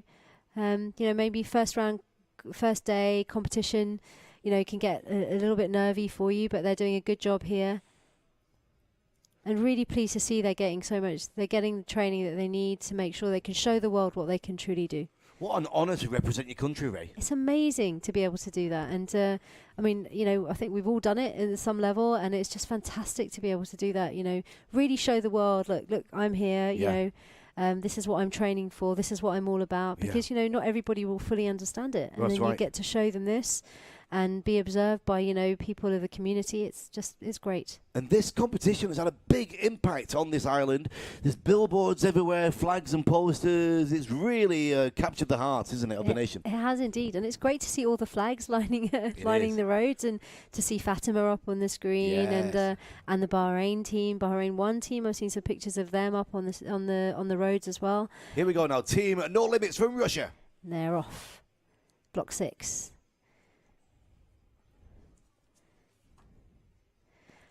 And this is nice. Oh, just as I say, it's nice work. They had a little bit of a collision with a wall on block 10. Let's see if they can pull this back. You really want to... There we go. There, nice. That's much nicer, tighter block 10. The issue with block 10 is that you have this one connection on the leg grips that we're seeing here. Yeah. And it's hard to keep that piece intact. And to not, either as your outside centre or as your inside centre, as you're stepping out, is not to leave the flyer behind that's attached to you. So you need to really work together, and to make sure that you make the start of the block work, and then you let your outside flyers make that block happen.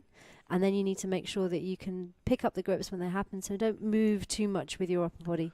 No Limits got a 20 on the previous round, Ray. We're going next up to another one of our Czech Republic teams. There's the flag of the Czech Republic, proud on the jumpsuit for Flying Circus. No, it's great. We've got 3 Czech teams in the open category. Yeah. And we've got a Czech team in the female category.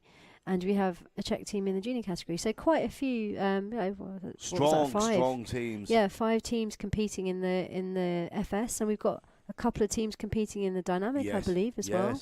So a very big Czech delegation. And this is all to do, I guess, with the tunnels and moving in how many we're getting in Hungary, and how many Hurricane Factory tunnels we have popping up around the globe.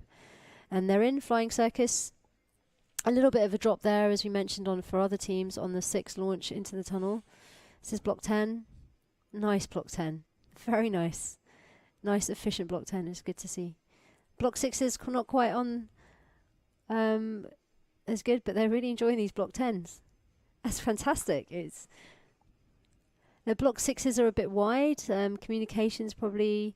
Well, it's surprising to see, and if people are wondering why there's a surprise in my voice, block 6 and block 9 are the blocks that you learn really early on, but the block 10 is their outstanding block at the moment. They have fantastic technique on it. So for all of you watching at home, if block 10 is something you watch the Flying Circus, because these guys have this one nailed.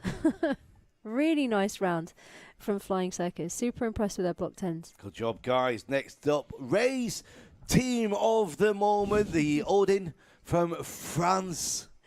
I love this team. I was training in Windor a couple of weeks back, and these guys were training alongside us. They're in the tunnel a lot of the time. We were in the tunnel, work really hard, have a really good ethos. Super team, super talented, and I can't wait to see what they do in the future. Team Odin. They scored 28 on round 5. Yeah. Very good score. Let's see what they've got for us. We're still holding our breath for that team from Wimby for their score. Judge is probably taking a tea break. And they're in. Nice entrance, nice close. That's block 9. Nice block 10. Good start from them. It's a working dive, 3 blocks, making it look easy. And you can see there's different body shapes and sizes between the point and the outside centre. I think this is a father and daughter lineup. But they make it work so well. This is really good work. Super efficient. They're not hanging on the grips for too long. Once the block's complete, they're off and they're ready. Really holding their ground. You know, not making it, letting it go too big. I mean, one of the things about four-way is just to making sure that you don't, you know, you want to be aggressive, but you need to be aggressive at the right time. You need to be able to hold your ground, and they're doing a great job of that here. It's always a fine line as well between getting a stop between the randoms and the blocks and holding it too long. That's what takes time and practice and teamwork to just get that feel, isn't it? Yeah, it is. And that's where the speed training comes into it as well. You mentioned this before, not all the teams might have had the opportunity for outdoor teams to do that. Yeah. And that's where it is, you know, you break down your training into technique, into doing different types of dives, and then doing lots of speed training to push yourself over that line to see how fast you can actually go, but keep it in control. Next in, Team Monaco in round 6. Go with Team Monaco. They scored 22 on round 5. In there with Papaya 1 and Russian Thunder, who scored 23 apiece. This is Monaco. This is a 10. See, it's just a little bit slower than I mean, I was amazed by Flying Circus's 10s. I've got to make a big point of that. They were amazing. And it's amazing, Ray, how video imagery has changed over the last 10 years. I remember when I was doing four-way, you would never have red in a suit because the image would just bleed out all over the screen. You would never get judged. Yes. Our roving reporter, Leslie Gale, can tell you all about that. Britchicks, the 8-way, used to have these red suits. Yes. And they just couldn't get judged in body flight when they were competing in there because it would just bled across the whole screen. Yeah. And yeah, you're right. And Monaco as well had the same problem, didn't they? Because they had fully red suits, red and white, I think they had. That's right, red and white. And they've also made that decision to move to black and red and white. But as you can see, it's like with the high-tech camera quality we have now, don't think it matters anymore. No, with high definition and with the 4K, you got the sharp. Exactly. Yeah, I was just remembering then of watching a championships, a team, they lost a lot of points because the judges simply couldn't see the grip or the hands by the grips because the red was just all over the screen. Yeah, very much so. Next in we have Team Papaya 2 from Spain. Yes, we do. And let's see if we have any of their scores. They scored 17 on round 5. Okay. And they're in the door. Yeah, a little bit of a drop. So I actually, you know, what Jazz Republic actually did, they took the front piece out of the tunnel first, which actually meant that they could then jump up and could counter the drop that the back piece would actually suffer from because they're going underneath it anyway. That's right. So it actually probably makes a lot of sense. I wonder if we'll see any other teams doing that. We haven't seen that from any of the other teams so far, so unless I've missed it. Here we go. This is their block 10. Oh dear. You can see there that, you know, if you just lose the integrity of that piece from the back piece, it can be quite difficult to turn that piece. So here we go. Block 10. That's a bit better. That's a better formation for them. There you go. That's Spain. Papaya 2 out of the door. We're back to the action with local talent with Bahrain 1 and Gravity. Indoor skydiving here in Bahrain pulled out all the stops, doing an amazing job to keep this competition going. The tunnel has been almost non-stop for the last week with the teams training and all the preparation. And these days, it's not only about switching the tunnel on, everything around, all the logistics and all the extra parts which make this thing work, from the logistics of the food and the media and all the organisation. Well done. gravity. Here's Bahrain 1. Bahrain 1. These guys are doing a good job. They need to lock it down, and I think they have. Maybe they're listening to us. Just need to make sure you lock it down and build up the pages as you're flying, and they're doing a good job here. And I think they're definitely getting into a rhythm now. And I think maybe the fact that it's a triple blocker is actually helping them slow it down a little bit, you know, working dive. Just a little bit, getting a little bit big again towards the end of the dives. Towards the end, middle to end of dive. Here we go. Those 6s, the closes are getting a little bit big. 10s just a little bit big, but it's showing us a great technique on the 10s as well.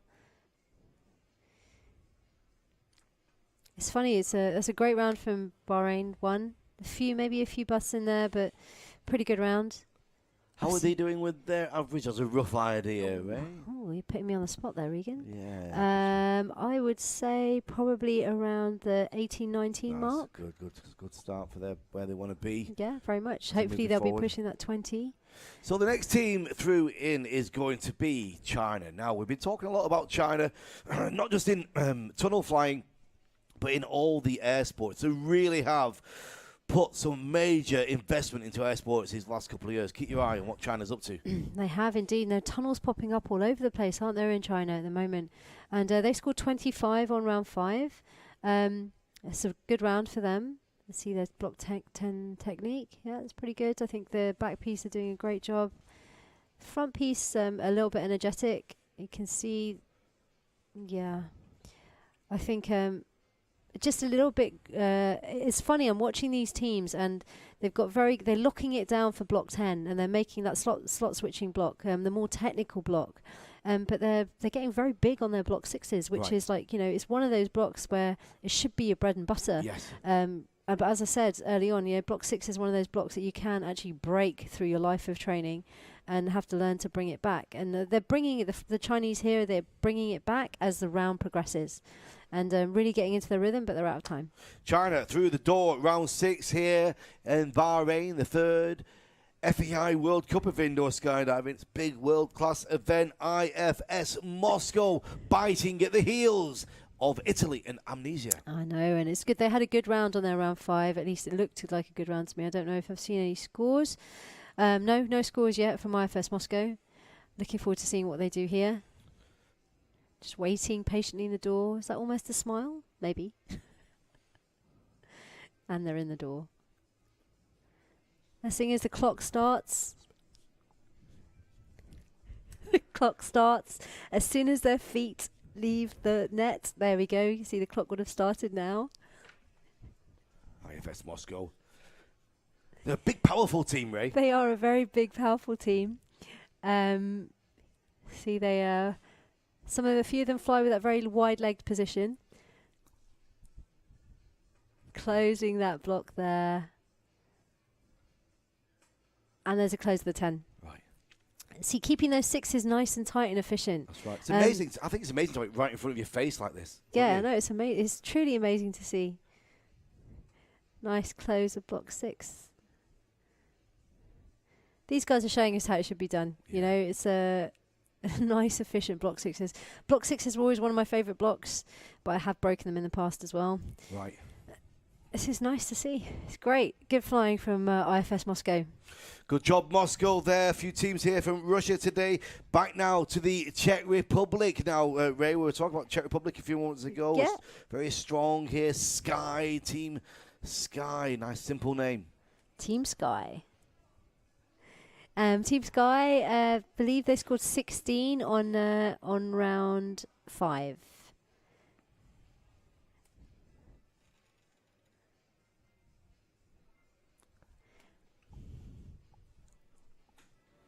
And here they go. They are ready, set. And they're in the door. Here we go. They're off. And it's close of the 6. And the 9. Nice and steady.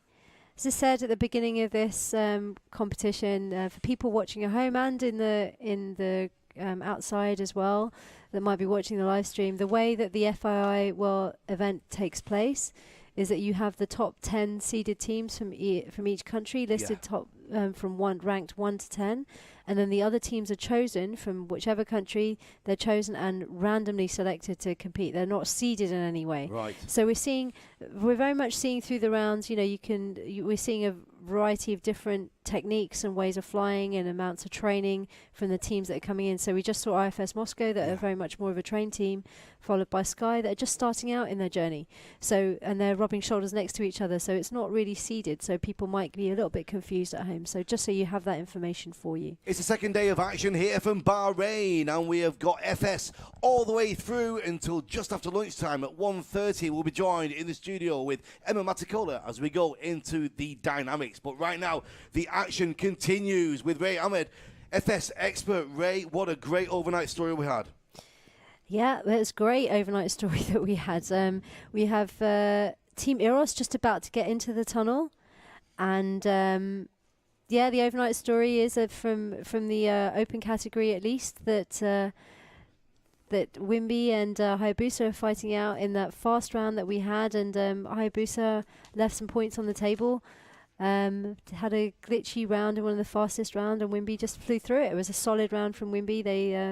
They flew very well, so they have currently, after 4 rounds, have eked out a 13-point lead. Good stuff. 13-point lead. And now we have Eros in the tunnel. Again, flying high in the tunnel. I'm seeing this with a few teams. I'm not entirely sure why. Maybe the speed setting isn't quite right for them, but I'm not sure if it makes too much of a difference here. You know how some tunnels around the world, you have a diffuser that's a little bit lower that can affect you if you fly a little bit higher in the tunnel, but I'm sure it's not having that much of an impact on Eros here. Well, there we go. That's their round 6 down and through. Ray, all action here today. It's full on. It is indeed, and that was Eros, so they're not looking too happy with their round, so it'll be interesting to get a catch-up maybe with Joey at some point to see how they're getting on.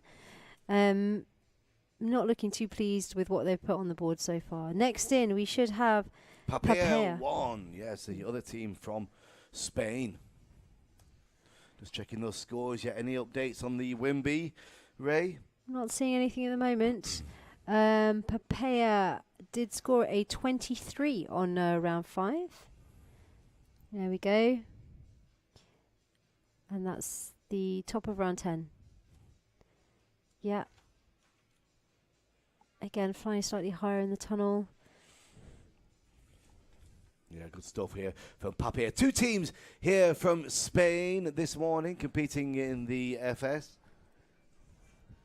Exactly. Yeah, this is good work. It's a packed schedule we've got here, Ray. Completely packed. You couldn't fit a minute or 5 in between. No, it's just it's completely, the tunnel is working full on, literally to schedule. It's going to be very difficult to find time to fit anything in at all. So much action going on.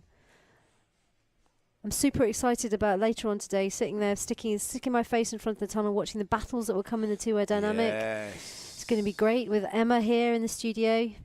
Gets very exciting when we get into the battles. It gets very exciting in the FS as well as we start moving further down into the competition. We've got now Italy. Look at the faces, Ray, there. Giuseppe, Mario Fatoruso, Silvia, and the rest. Look at this concentration. This is good. Lots of concentration. Not even a wave. It's all to play for now. They really do want to get that third place on the podium here at this FAI World Meet. I remember seeing them in a couple of wing games a couple of years ago, talking about them, thinking, oh, this could be one to watch. And look at how far they've come. Yeah. Like, this is what training commitment actually does for you. It's great to see them flying like this. And Mario as well with the swoop freestyle team. Yes. He's doing really well. Bit big on those 9s.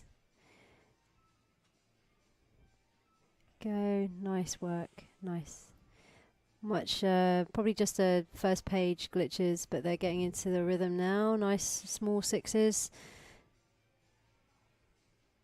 Yeah, a bit the block 10 technique. I mean, we saw some amazing technique from other teams, further down the seeded order, but their block 6s, they're just getting a little bit big at the moment, Amnesia. It's like this one of these rounds that it's a round to round thing that you have to note that every round has a different rhythm to it.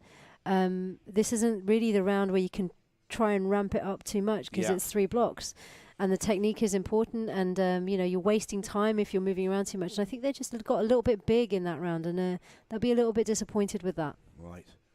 It's time for IFS Moscow had a good round there, and we'll see what Echo Chamber do later on. But it's time for them to close that gap on Amnesia. Yes. Potentially. Like high fives there in the tunnel chamber. Looks like there's some roaming, beautiful snacks and coffee going around, and the Arabic tea and coffee outside in the tunnel, really being given good hospitality here at the tunnel event. ACM, Wimby, next to the door. There we go. Big shout out from Dave there, probably to the family at home. And they're in the tunnel. See what they've got. They're going to launch this perpendicular to the door, I believe, from what I can see. Unlike the other teams. Yep, there we go. 90 degrees to the door. Gives them probably a better start, which it has done. Nice block 10. Nice small block 6. So this is always this thing about the block 9 for the front piece. Do you go over? So you see the outside centre or the point fly going over, as we're seeing here, or under. Very much does it save you time, does it not? And you can see from ACM that it does look more efficient here for the front piece to go over each other on that compress to compress. Here you go, close of block 6. Nice work from Wimby. Looks good. Really nice, efficient flying. Really treating this as a working dive. They should be pleased with that, and I give them a round of applause for that. That was a nice dive. I hope they're happy with that. There's some smiles and some high fives, and they're out of breath. They worked hard for that. Very good flying. So next in we should have Team Echo Chamber from Sweden. Echo Chamber now still in the running, as well as IFS Moscow and Italy for that 3rd place medal. Yeah, they're in. Yeah, see, I actually quite like what ACM have just done. Bringing it in perpendicular to the tunnel means you don't have any of these issues with drops or whatever else, whichever way you want to do it. But Echo Chamber have looked a little bit more jittery, a little bit more, a little bit noisier is the best way I can describe it in their flying. They're not on and off grips as synchronously as we have seen them in the past. They look a little bit rushed and a little bit over the line. And I did wonder about that yesterday, but, I was wondering if it was the suits and what I'm seeing. But I think I can see it here a little bit more if, they're not all on and off grips. Probably not seeing as much as they normally do. And, it's a close of the 6. But they're probably still flying very fast. And that was Team Echo Chamber from Sweden. Very good morning, everybody. Here in Bahrain, 10:47. My name's Regan, and we're here with Ray Ahmed, the FS expert, guiding us through the morning action in the 4-way.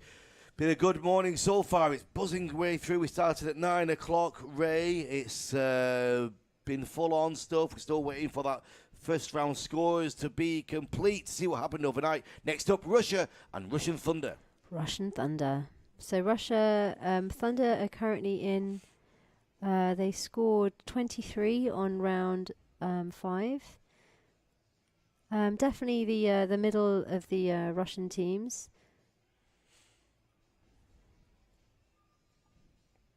And I think from that last round, I think their inside centre did take a clunk to the head from both knees of the point of the outside flyer on that close of block 8. But she looks fine now. We go close of block 6. To the 9, to the 10, nice efficient 10s. Go. We got a couple of new blocks coming in next year, Regan.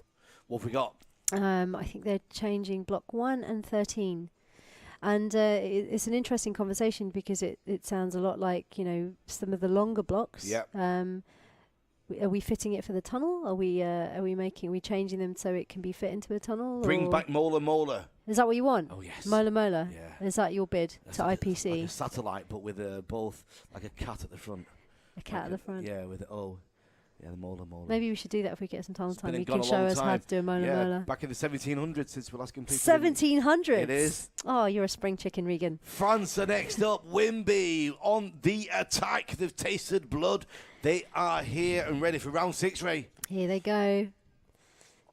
Looks like they're taking this perpendicular way of going like ACM did. Yes, they have.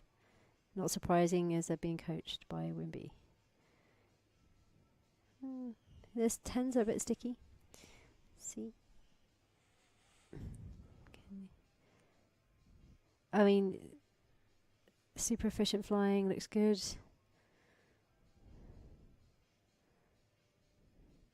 Nice. Game faces on. There's. Wonder if they're actually breathing. This is looking good so far. Nice 10s. Really getting into the rhythm now. You're going a little bit far on those 6s, but they can always hold that if they need to. So you can stop now. We're good. Nice flying from Wimby. Wimby, France, still waiting for those score from the previous round, from round 5 from Wimby. But next in the door, the undefeated champions of the world, indoor and outdoor, Hayabusa from Belgium, on the fight back. They surprised us hard this morning on that round we saw, but this is going to be now an example of just how they fight back. It's not often we see this. Here we go. French coach. Oh, nice entrance. French coach there, watching and timing. Nice entrance of Hayabusa. And nice 10s. Nice efficient 6s. Super 10s. I love the technique on the 10s.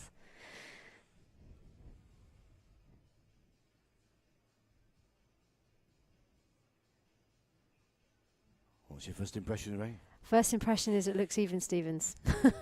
That's all I can say. I mean, we always knew it was going to be hard to claw back 13 points, but on a triple blocker, you know, if both teams are flying it, we both know that technically these teams are very similar, you know, in speed. Yeah. Even though they do have slightly different techniques, and we know that it's always been close in the past. So, you know, great job from Hayabusa. Yeah, good job. Hayabusa there through the tunnel, and that completes the round 6 of the four-way open here in Bahrain. Looking like a good sight of the VFS competitors getting ready for their round 6 as well. If you just joined us around the world, a very good morning. It is Bahrain action here at Gravity Indoor Skydiving. VFS round 6 is with us, with me, Regan Tetlow, and Ray Ahmed. Here we are, the VFS. It's starting. You can barely breathe and collect your thoughts of what's actually happened as we're moving through the categories. This is Fly Station Vertical. Was scored. Their round 5 has been scored. STC Core have eked out 5 points on them. So Fly Station Vertical definitely solidly in that silver medal position. So next in, what do we have? We have 6, which is a mixed star. 13, which is head down star to head down star, and we have 14, which is satellite. That's a nice view, actually. Even though it's the top cam, you should keep it on the top cam because you're getting a good view for how the VFS flies and how they actually fly. This is actually a decent view, and we're moving back to the bottom cam. We can show both those images, maybe, Ray, if you like. Yeah, it'd be great to see both images next to each other at some point. So you can see. Well, not next to each other, but next to each other, but one of the other switch backwards and forwards. Yeah, if you want to switch out in and out of these, that'd be great to see. It's nice to see how they're working as well, because from the bottom cam you get an idea of how they're flying and how they're transitioning, but from the top cam you are getting this view of how those transitions actually work and where the efficiency can actually be made. Oh, they're flying quite high in the tunnel now. Yeah, you can't see them there. Yeah, that's right. There will be times when you get a good view of that top cam. We'll try and bring you some of that. Or even from the outside. You know, we have the outside camera, the full-on camera that you can see with a tunnel in the center. It's always another good view to have that we can cut back in and out of, to then mix it up a little bit from the bottom camera and that camera view of the tunnel. So 4 teams in the VFS. That was Russia. Next up is going to be Italy. Yes, Esercito. They didn't have their best round on round 5. And I'm sure they're wanting to pick it up here. So now we should see this mixed star, which is 2 head-up flyers, 2 head-down flyers. And then that's a head-down star we're seeing. And then we're seeing the satellite, back to the satellite. So there we're seeing the random, which is a mixed star. And then we're seeing head-down star to head-down star. And this satellite to satellites. which is great to see. This is quite a relatively fast round compared to the last round that we saw, so we should see some high scores. There's a mixed star. And that is the head down star to head down star. And that is the satellite. So the two blocks are all head down. So that's a nice view. You can see, really see what how the VFS flyers are flying and how those transitions actually take place. If we could see a little bit more of this view, that would be great for the viewers at home to actually see how hard work it actually is making those transitions. We'll try and give you some of the bottom cam and some of that side cam as well for the next team, and it's going to be RVC Russia. RVC Russia, who are coached by members of Fly Station Vertical. There's great camaraderie in this VFS community as well. You know, all the people flying are probably coaching somebody somewhere as well. And people watching are also coaches of people flying that are sitting in this studio. Thank you, Ali Milne, for explaining a couple of what was going on with the blocks in the earlier round. Here we go, RVC, and they're off. And they're off. Nice. This is a close. And that's a mixed star. Mixed star obviously means that there's two head up, two head down flyers. This is great, and we're seeing that's the satellite, close of the satellite to the mixed star, and then back to the head down star, close of the head down star, again to the satellite. Nice work. And that side view gives a really good idea of how these guys are actually flying.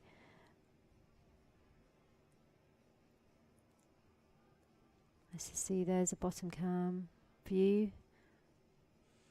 I see the closes. There's a satellite close. And there's a mixed star. One more team to go in this pack of VFS here for this FAI third World Cup of Indoor Skydiving, and the current world champions SDC Core are about to enter and give us their round, Ray. Yeah, it'd be great to see the side cam of SDC Core here. Would be really nice to see. A little bit of bottom cam, but the side view is fantastic. They really do show you how well they fly. Here we go. There we go. This is a wonderful view. Really get a real feel for how all the flyers are flying around each other. Keeping it in the middle of the tunnel. Great to see. There's a transition from the mixed star. Back to head down star, head down star. Here we go. There's a mixed star. They're just going so fast. It's great. It's super fast round. Close the satellite. Mixed star. Head down star. Satellite. Close the satellite, and they're straight into the mixed star. Super flying from SDC Core. They're really ramping it up from yesterday. They're like having fun. I'm seeing lots of smiles. That's a great view. What a fantastic view. SDC really Core, nice. that's round 6 is over and through. What a great couple of hours of action we've had. Almost 2 hours. It's 3 minutes to 11 o'clock here in Bahrain. If you just joined us on the live stream around the world, a very good morning and welcome to the World Cup of Indoor Skydiving, third one ever, brought to you by the FAI. I'm International Air Sports presenter Regan Tetlow. This is FS expert Ray Ahmed. Very good morning, Ray. Morning, Regan. So, tell me a little wrap-up of what you've seen so far. Well, in the Open, I've seen some, it's been an interesting couple of draws because it's been like 2 technical rounds, to be fair. And we've seen some mixed performances from the teams, and we will see what happens between. I think Wimby and Hayabusa are pretty much tied in that last round, so let's see what happens going forward. We will. We'll keep an eye on that. Thank you very much, Ray. We're going to check in for the first time today with roving reporter from skydivemag.com, Leslie Gale. Very good morning, Leslie. Good morning, Regan, and thank you for that great commentary. I'm here with Randy Forbes, who is Director of Operations for the formed U.S. Indoor Skydiving Association. Randy, how did all this come about? Well, about a little over a year ago, the U.S. Parachute Association washed its hands of indoor skydiving and refused to take responsibility for it, which is fine, but somebody has to drive it forward. In this case, Bob Pizzini out of Virginia Beach decided to step forward, and we went to the National Aeronautic Association, who designated U.S. Indoor Skydiving as the air sport organization and governing body for indoor skydiving in the United States, making us effectively USPA for just indoor skydiving. Bob then hired me as director of operations. The rest, as they say, is history. A natural choice coming from director of competitions for the USPA. It certainly feels that way. I'm very happy to have made the change. I see a great future for indoor, and I want to see it go forward. So you pretty well got a clean sheet of paper now. You can go forward without any precedent and make what seems to be the best plan to take the sport forward. Exactly. I'm hoping to take years of experience from USPA and learn to not repeat their mistakes. We'll make all new mistakes, that's okay. But we'll just try to not repeat their mistakes as we go forward. And with a clean sheet, I don't have policies or directives that have been hampering things in the past. I can go forward the way that I see fit and work with serving the athletes, growing the sport, and creating a whole new organization from the ground up. It's really an amazing opportunity. I'm so happy to be here because it's just going to be cool. And I believe you've chosen the teams that come here and dealt with the application procedure. Yeah, is that right? Yes. This entire team was deployed by WCIS, and we'll be selecting for the meet next year in Lille as well. So we had to hit the ground running. Okay, so we need to wrap it up now. Just tell people at home how they can join your organization. Please slip over to usindoorskydiving.com. If you click on the membership tab, it should all make sense from there. You can also visit us on Facebook at US Indoor Skydiving. Really interesting stuff, Randy. Thank you. Be interested to see how that progresses. Thank you, Leslie. Thank you very much, Leslie Gale there and Randy up in the tunnel floor. We'll be back with the next round of the juniors in the four-way with me and Ray very shortly. See you then.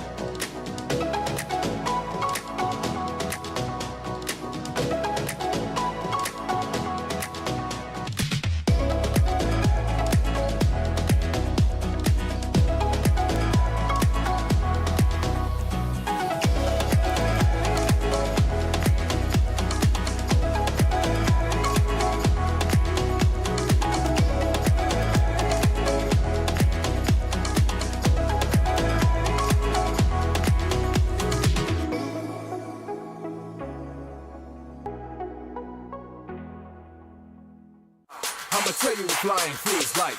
You gotta know what flying feels like. So let me show you what flying feels like. Fly, fly, fly, fly. So let me show you what flying feels like. Relax, hold still. Flying feels like I'm being truly active. Like having superpowers. Have no limits. Feels like ultimate freedom.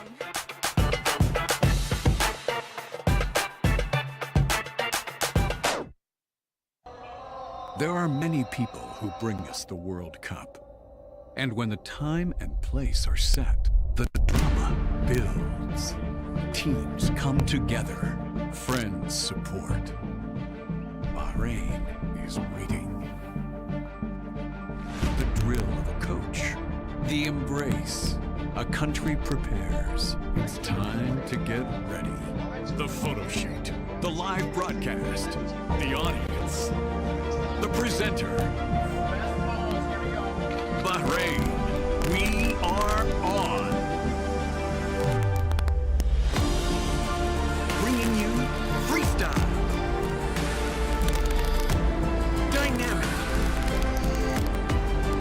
VFS and FS. At the third FAI World Cup of Indoor Skydiving, October 2018 at Gravity, Bahrain.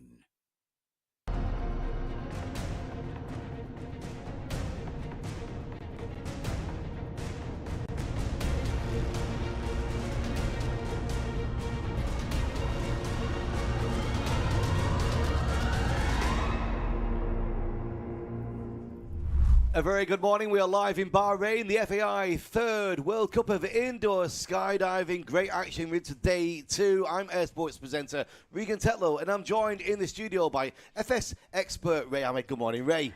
Morning, Regan. We've had over 2 hours of fun and games here. It's been amazing. Great stuff. It just goes by so quickly. It does. Been some amazing flying in the tunnel, some mixed performances as well from various teams, and I'm excited to see what's going to happen coming up as well. Yeah. We've had, as I said, we've had some quite technical rounds in the FS in the Open and the VFS, the STC Core, Fly Station Vertical. We've had some great views as well, the side-on view as well as the bottom cam for everybody at home as well through the live stream. Just been watching some amazing flying. We're going into the next part of the action very shortly with the next round of the Junior FS 4-way. What have we got going on there, Ray? So we have, this is in the tunnel right now, we have the Aerocart B team, and this is a new round for them. This is round 5, and this is A15Q. And here we go. This is the 15 that they're building, and to the Q and the A. Nice work from the Aerocart B team. So we have had the scores, and we haven't had any scores in yet for the... Oh, this is their round 5. They've had the round 4 scores in. Yeah. And as expected, and I predicted, the Air Devils have eked out a little bit of an advantage over France Aerocart Right. A, and that's a 2-point advantage they currently have. So a 2-point advantage currently. Yes, and the France Aerocart B team, they scored 20 on that round. The HF Cubs did have a very efficient round on that last round and have eked out a 2-point advantage over the Aerocart B team. Okay. So next in we should have the HF Cubs.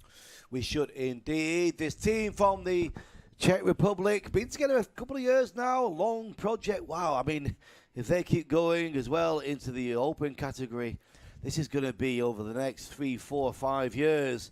Big change in what's happening indoor in the competitions.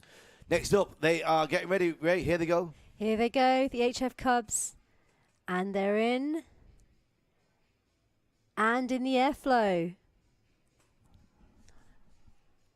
Here he goes. Okay, and they're great. This is nice work from the HF Cubs.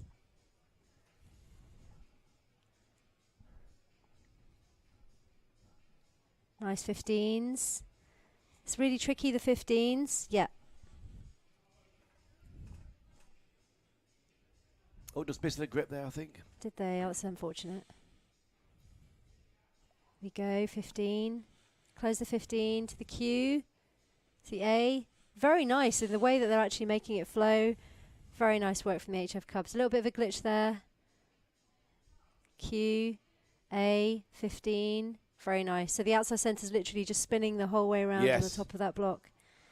So that is Czech Republic. We've got France, Canada, Czech Republic in this block. 2 teams from France. Next up is going to be from Canada, the Air Devils from Montreal. Yes, the Air Devils. They're looking really strong. I'm loving this fight with them and the France junior team, the France Aero Cup A team, or also known as France Junior. Here they go. They're ready. Concentration, game faces. Looking for a little bit of a smile. No, very fully concentrated on what they've got coming up. And they're in the door. And they're off. Here we go. Nice. There's the 15. Oh, a bit of a funky close. There we go. Nice. They're getting into swing of it now. So as we saw the HF Cubs at outside centre here. They close the 15 to the Q to the A, and they're taking slightly different engineering here. Q to the A. They're taking a shorter move. So the point flyer, they're taking a slightly different random build to that A, which makes it slightly shorter to the top of the 15. It's working out very well for them. Nice work. There you go. Nice work from the Air Devils. Yeah, good job, guys. And interesting engineering, which mean that they would have eked out a few points maybe. Let's see what the Aerocart team do. No, nice high fives between the teams. I understand they've got a competition going on and fully appreciative of each other's work. Next of the juniors, the last in the pack, Aerocart from France with their round 5. Here we go. In the door.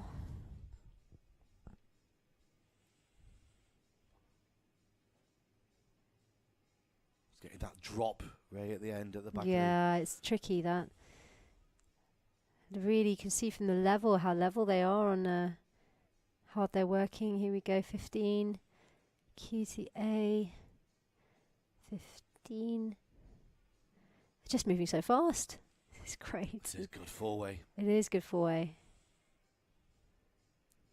Again, slightly different engineering as well. From the HF Cubs took it standard.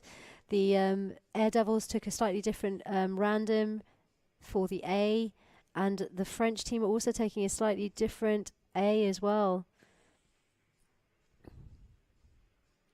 But moving just as fast as the Air Devils, I think. I think the Air Devils, they're pretty much even Stevens on this round, I think. Yeah. You know, and it looked pretty clean from both teams as well. So we'll see what the judges have to say. But I think that's pretty tight. Can't wait to see what some of these results will be. So a good round of applause from the people watching around the tunnel here in Bahrain. And a good shot here of our next team in one of the teams from the UK in the female category, Ray. Yes, this is Team Zephyrus. And this is round 7. It's a new round. This is D12-15. So the 15 that you just saw from the juniors we'll now see in the senior category.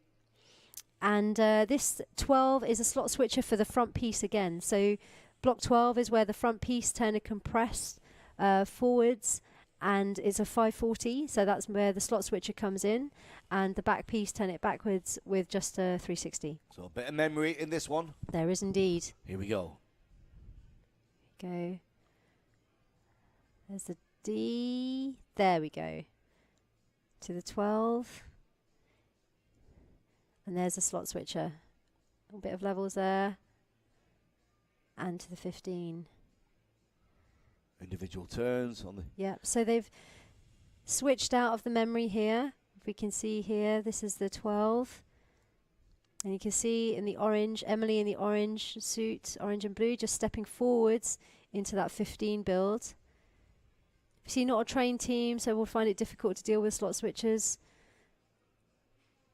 There's the D to the 12. Oh, didn't have the grip there. Close of the 12 to the 15. Tricky round for Zephyrus, that one. Yeah. But well done, girls, stepping up onto the world stage. Everybody watching, you know, you're aware of that. The whole people are watching there in the tunnel, and there's everybody watching around the world as well. Good effort. Good effort, definitely. Next in, we should have from Russia, 0G.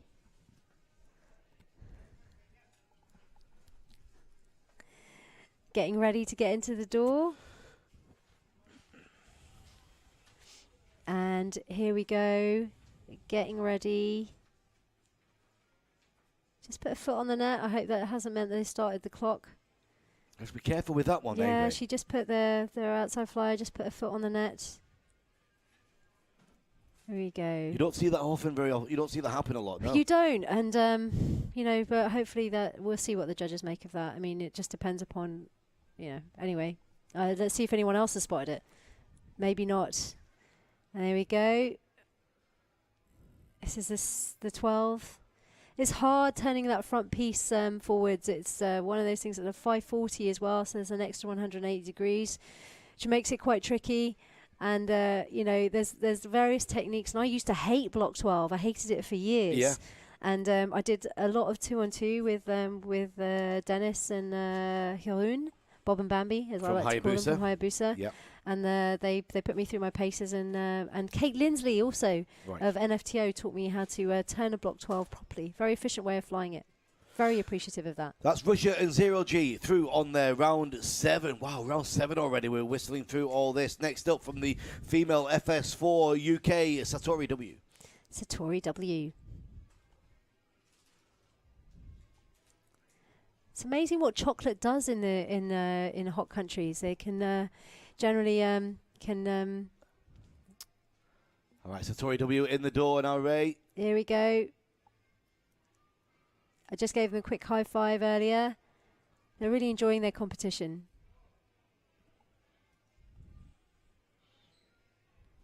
You can tell that it's, they've not done as much training as they would like, but they have a real kind of competitor's way about them. Very experienced competitors in here, know how to get through a round, and know how to fly at a team speed that the team speed that they've trained at. Yeah.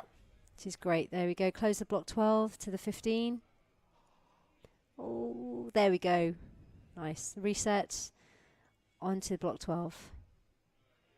There we go. Just a little bit of a brain lock from Foxy there.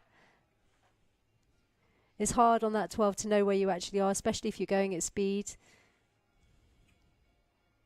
Nice work. And end of time there for their round 7 as they make their way through the door. A lot of the junior competitors for freestyle will be arriving in the next hour. China, big handshake there as they prepare to do their representation of this draw. They do. Nice smiles, good look at like uniform height and size. Makes a big difference in four-way, Ray. It when does. You've got those body shapes without the differences. It really does. I mean, it means that you can pick up things, and you know, you can anticipate when you're slot switching, for example. If you have the same body shape size, you know, you can perform the same move pretty much, no matter who you're opposite. And that's why I think this team will go far. I wonder if the skydivers or just tunnel. I wonder. I don't know. Maybe we should ask them. Yeah, we'll try and find that out. Maybe ask Mr. Wang at some point. I believe he's their head of delegation here. Here we go. That's a 15. All are really off grips at the same time. They're just a little bit, I think they're really enjoying this competition. I tried to have a word with them earlier on in training, earlier this week. Got a few words out, but unfortunately my Mandarin isn't that good. But they're doing a good job here. Those 15s look really nice. Perfect house builds, as we like to call them. Right. Very nice. Very acute angles, but they're making it work. Nice work from China. So we have some of the scores through for round 6. At the moment, it's all very close. I mean, NFTO pulling out a 10-point lead on the France female team. Definitely the stronger teams of the last 2 rounds that we thought they would be. Yeah. Now 158 points after 6 rounds for NFTO. France female 10 points behind with 148 points. And Team X firmly establishing that bronze medal position on 142 points. Here's Team X now getting ready for the door. We've also got scores in, Ray, for round 5 in the open. And that French score has been confirmed as 33. So it is still that 33 each for Hayabusa and France. Still that 13-point lead. Just as we expected, it looked pretty close. Here we go. Nice work. Block 15. Block 15 is like, it is an individual set of turns, but it is all about building with the person that you need to build with when you close that block. You can see there that the point 2-point flyer was looking back for inside center to make sure that they closed that block. Here we go again with block 12. Overhand grips makes it easier to turn that front piece. There we go, tail flyer on it there for the close of block 15. You always feel like you're really late when you're closing block 15 as a tail flyer. You feel like you could turn it and then just find out and anticipate where it's actually going to close, and they've done a good job on that, Team X. They'll be pleased with that round. Team X from Sweden moving in to now the next female category. 1, 2, 3 of them to go. Hurricane Factory Chicks, Czech Republic. Good shot there for my roving cameraman Lawrence, looking at the faces of concentration. Very, very strong, concentrated faces. The gap between themselves and fourth place China is 2 points now. They're 2 points behind the Chinese female team. They're kind of equally in their scores though, so they're very close, these two teams, the Hurricane Factory Chicks and China FS4 female. Nice close the 15 and into the 12. Oh, the back piece going a little bit higher there.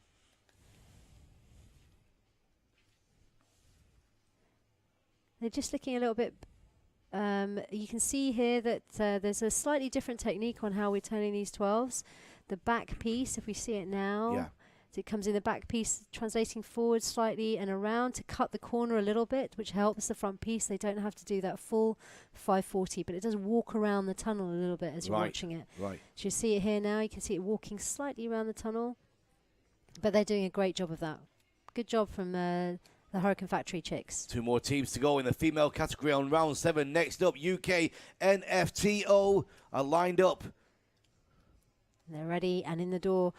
They've been outscoring the France female team, but didn't have their best rounds. There's a Kate Lindsay looking very concentrated, waiting. She'll only put her visor down when she's ready to get in the door. Anna sitting there visualizing on the couch. Sean, nice wave from Sean. Thank you, Sean. See, recently coming back from Australia, all 4 team members. Kate competing in microclimate in the UK national 8-way team, and 3 members, Sean, Varna, and Anna, competing and winning the silver medal in the female category in the world meet in Australia. And they are in the door and in the airflow. Nice start. Beautiful 12s. As I said, Regan, earlier, Kate Lindsay taught me how to fly 12s just like that. Right. Perfect. Lovely flying. Look at the efficiency in that block is just amazing on the front piece.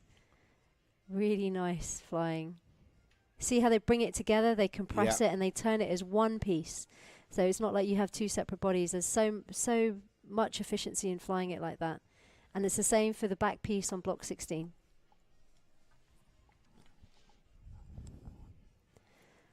Nice work. Very nice work. They're out of time. They'll be pleased with that. Well done, girls. Big hugs. Yeah, they are happy with that one. NFTO from the UK. 1 more team to go before we go into the open category, and it is the French female team. France female are in, ready to go. Yeah, they dropped a few points on round 6. They dropped 4 points to NFTO. They didn't look like they had their strongest round. It looked a bit big. Right. And we did say that on their way out as they'd finished that round. So hopefully they'll be able to bring it back together. Let's see if there's any differences in technique. I mean, those 12s were wonderful from NFTO. So let's see what they've got here. And they're in the door. Also very nice block 12s. It's all about that 15 build. There we go. Nice 12s. Also walking it around the tunnel. Similar to the Hurricane Factory Chicks. Slightly different technique. Oh, and a bit of a kerfuffle on that 15 between the inside and outside centre. I definitely think that NFTO are coming into their own in this round. They again, I think they have the advantage on the French team. They're a more trained team. Their block techniques, because they're more trained and they've trained well together, their block techniques they will suit more of the technical draws, and this is one of those technical draws. Out the door they go. Moving in now to the open category and round 7 scores. We've got some through from round 5. Right, still tied there with that round from France and Hayabusa, keeping that big 13-point gap. It is.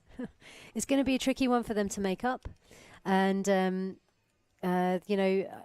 it just depends upon 13 points is a lot of points, right? At the end of the day, on quite a technical draw, you can imagine 1 or 2 points, but not 13 is going to be very tough. We're now into the open category, round 7. This is Poland and Fly Spot Sky 4-4. That's a big mouthful. Fly Spot Sky 4-4. Go. This is block 12, 15, and to the D. Oh, it didn't look like he came off the grip there from the D to the 15. Maybe he did. Nice and steady from Fly Spot Sky 4-4. You can see how that 12 is on the front piece is getting away from between the grip is getting wider and wider on the close there between the point and outside flyer, and this comes down to technique, and that's something that they will learn, I'm sure, as they stay together as a team. They will vary that technique on the top of that 12. Good job. Out the door they go. Next up, the orange helmets of the Netherlands. And out of the blue. Great shot. Love this shot here. You can really see the expression in the eyes and in the faces at different levels of fun and excitement. But it looks like they're all kind of really relaxed here. They do look very relaxed. And one of your favourite teams, Regan. Yes. You really like that they're putting on a good show of how to fly and block technique. Yeah. And let's see what they do now. Getting ready, and they're in the airflow. D to the 12. Nice work. Really good. I've got to ask them who's coaching them, because they're doing a fantastic, really good work. Their block technique, as you say, is exceptional. It's exceptional, isn't it? Yeah, it's very good. And it's also great to see somebody crossing over from free fly into four-way. Yeah. At a world level. Nice to see. Well, look, in recent years, we had the Canadians with a four-way belly team complete and the four-way VFS team. Yes, that's amazing. Yeah. Really amazing. Sadly, that team is over now. Yes, it is indeed. It takes a lot of commitment to compete in various disciplines. You know, there's a lot of money as well. A lot of money, double the amount of training. You know, you really need to be really in the sport.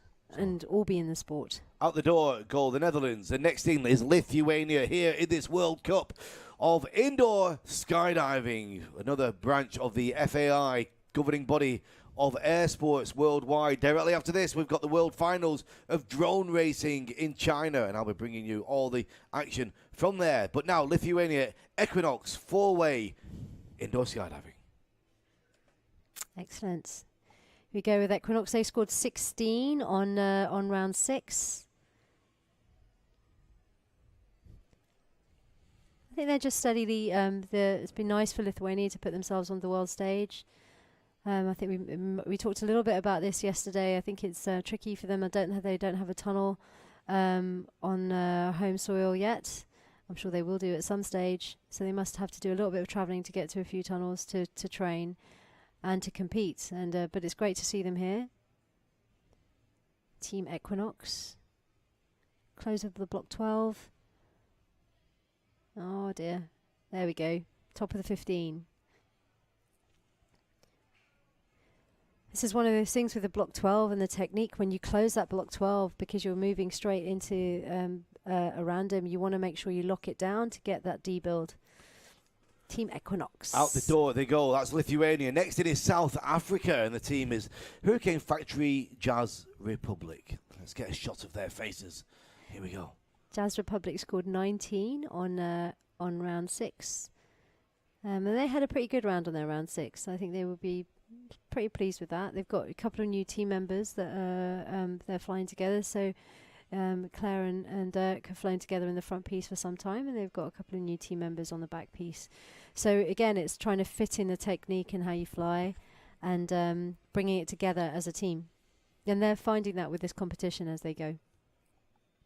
And as they always say, they don't have a tunnel on the African continent, so they have to do a lot of traveling to get together, to get there to a competition, to get there to train. So it's quite tricky for them, but they're doing a great job. They go with their block 12. Nice work. Yeah, when I was doing four-way in the UK, we used to go to Orlando for our tunnel. Yeah, well, I've been to Orlando a few times. I remember going across the old Ericart tunnel in France. Yeah. Coming off the net on the side, realizing there was no air, and then falling straight off the side of it. I was in that tunnel recently in May. Really? Yeah. How is it? Me and Lisa did a bit of a tour of the European tunnels. We were there, Ice Mountain. We were at Wimby. We were at where else did we get to? Fly in. Yeah, it was cool. It was good. It was a good atmosphere. And you flew in all of them? Yeah. The one at Aerocart feels like it's shaking. It feels like it's going to take off. You feel like you're in a spaceship. It was good fun. It is good fun. It's very much. I've always wanted to fly in some of those open tunnels. You know, that Tom Evans flies in. Yeah, I need to speak to Tom's. All right, back to the action with Bahrain. Here we are in Bahrain, made up of 33 islands. Absolutely beautiful place to visit if you ever get the opportunity to get yourself here. And Bahrain 2 are about to be in the tunnel.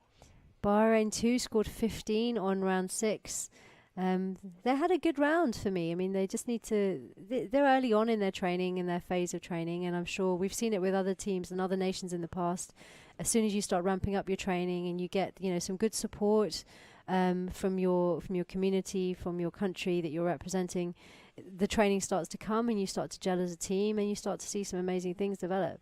And it's great to see them early on in this. I'm sure in a few years' time we'll be talking about them again, going, oh my God, where did this come from? It's amazing. Yeah.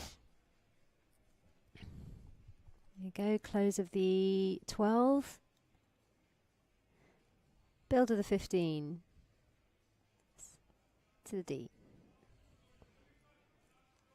Quite a sticky round this, just obviously 2 blocks, but blocks that do carry a lot of energy into their closes, like the 12s can carry a little bit of energy. So then to stop for the 2 centres as they come out, whoever they may be, even though it's a slot switcher, they have to step out for the 15. So it can be very tricky to build.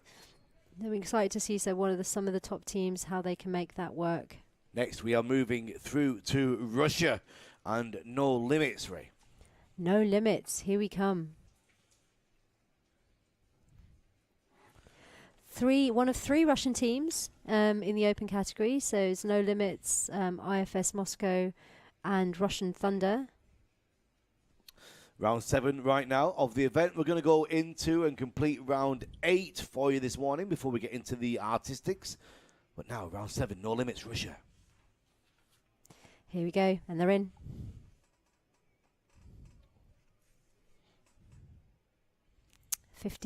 Oh, somebody forgot to do a turn on the 15.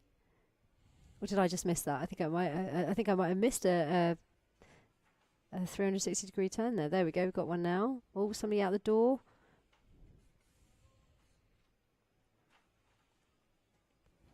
Close to the 12 to the 15. I either missed it or the fly was so super fast he just turned really quickly. Close the 12.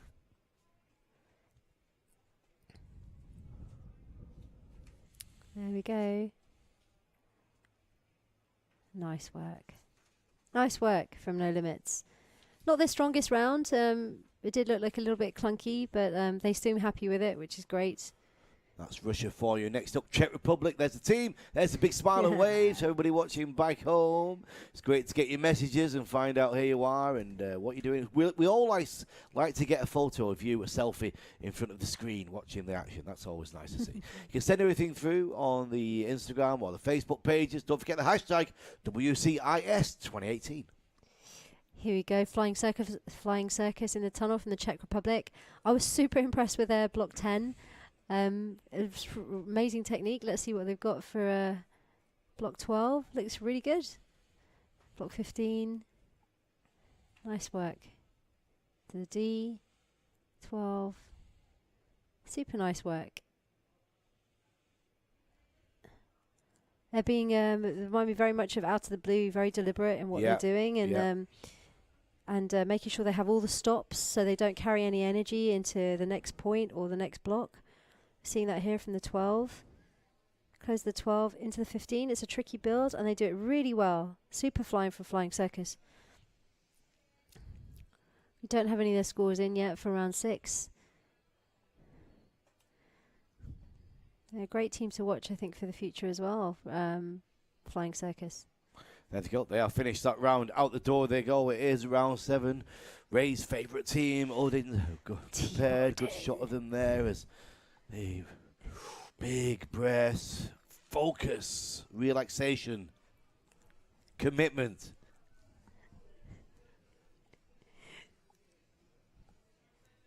Like the focus from this team. Yeah. It's a different feeling. Do you find yourself, Ray, you competed indoor and outdoor? That moment before the entrance to the tunnel, or the exit for the plane? Yeah. Same vibe or different vibe? Very different vibe. Very different vibe. And when I get into a tunnel, it's just over so quickly. I mean, with an aircraft, you have time to visualize, you have time to think, you have time to chuck out rubbish visualization if that's what you've done. Yeah, you you've know? got that 15 minutes, Yeah, haven't you? exactly. But with you don't this, have that here. you just don't have it. You've got to be like literally, you know, that's why we see so many people skipping outside. Yeah. We see people like trying to like, you know, energize themselves, get themselves up to that, like, you know, getting themselves ready to get to that level to compete instantly. Get those fast twitch muscles working, you know. So tunnel entrances, tunnel competitions are very, very different to skydiving. That's quite an interesting insight. Yeah. That preparation time that you have. Exactly. And it's also being surrounded by so many people. When you're skydiving, you're not, you know. Also being surrounded by your competitors, feeling the pressure from those around you, feeling the pressure from people watching you.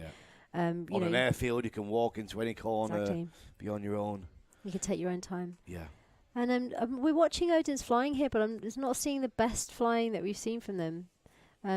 They seem to be happy with it, but I'm sure we might see a bit of ACM catching them up, you know, we never know. Well, that's France and Odin out the door. Monaco now with their preparation. Those few moments of calm before the action of the tunnel for Monaco.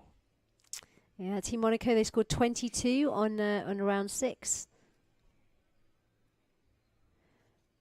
So let's see, getting ready in the door. There's the grips all in place, ready for the action. And they're in. Here we go. And this is the close of their block 12.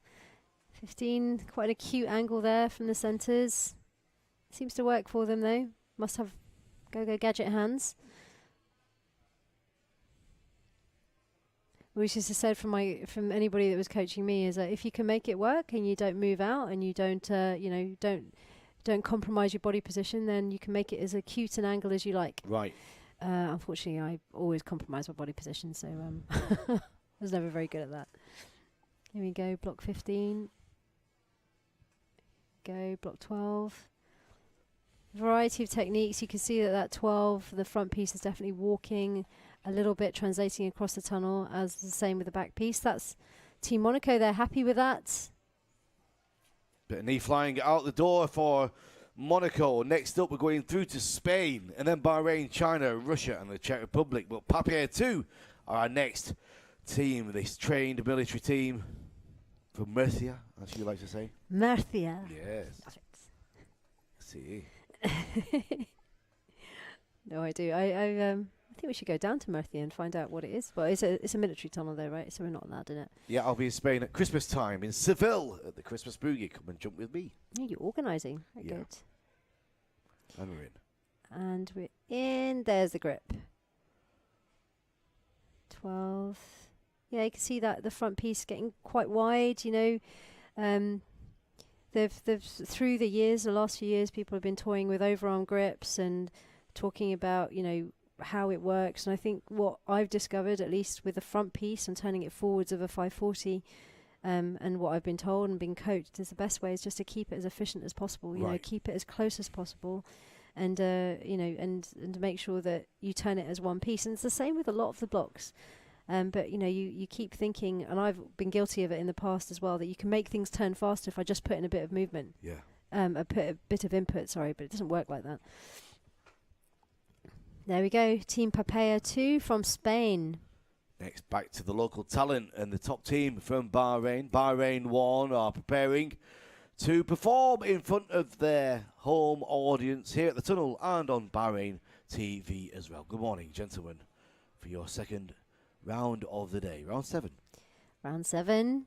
Bahrain 1. They scored 17 on round 6. Just getting ready.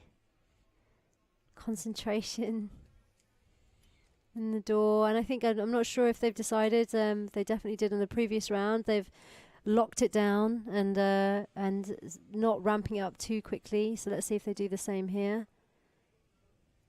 Different rhythm of skydive, this one. It's block 12. Nice side view. Here we go. Close the 15 to the D. There we go. Don't want to go too. There we go. Keeping it together. Don't want to let it breathe out too much on the close. Nice work. To close. Oh, yeah, there we go. Bit of hesitation of which way I should go, but they're obviously like working together, making sure that they're in the right place for the close when they have to pick up the grips for the close of the 15. I don't think he was on and off the grips there. Might be a small bust there, but I think that'll probably be out of time. Bahrain 1, get the flashing of white lights. That there means you it's time go. to leave the tunnel. And next up, China, with this fast point flyer, China. Yeah, he's a super fast flyer. He's super, I'm not sure whether he's super fast or he's just super aggressive, so it looks super fast. Yes. So, but he has a very different style to the rest of his teammates. So it's very interesting, you know, that team speed thing that we're always talking about. Do you want that flyer to be a super aggressive point flyer, or would you rather put him somewhere else? Who knows? Anyway, they're in the tunnel. China not been scored yet for their round 6. Here we go. And they're in the airflow. Nice entrance. Very nice entrance. Oh, I super like. I like their block 12s. 15. So taking slightly different engineering on the 15. Here we can see that the point flyer is stepping out and taking the back of the point, the 15. Which I always used to love to do. It meant I didn't get that crush turn in the middle of the formation. It's nice. This is working very well for them. A nice block technique on the 12. They can really spin that piece. It's can't see much daylight between the point and the outside center. Makes it turn very efficiently. Here we go. Very nice flying from China. Super nice flying. They'll be pleased with that round. They were also pleased with their previous round, so it's good to see them, how they're getting on. Okay, China, they have done that round, round 7. IFS Moscow up with this little mini competition for the 3rd place of the championships. It's great to see. I think Amnesia and IFS Moscow scored equally in round 5. Yeah. Echo Chamber pipping them by 1 point on round 5, and even Odin's pipping them on 1 point on round 5. So let's see what IFS Moscow have got for round 7. At the moment, it's still Amnesia in that 3rd bronze place. They're still heavily hanging on to that one for now. And they're in the airflow. Quick out the blocks. Very quick, yeah.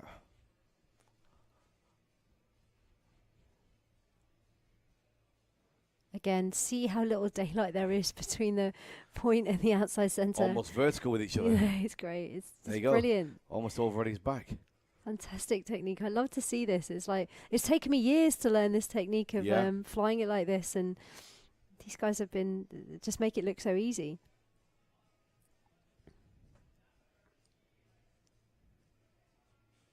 He almost looks like he's going to do a vertical over the top. Exactly, yeah, it does.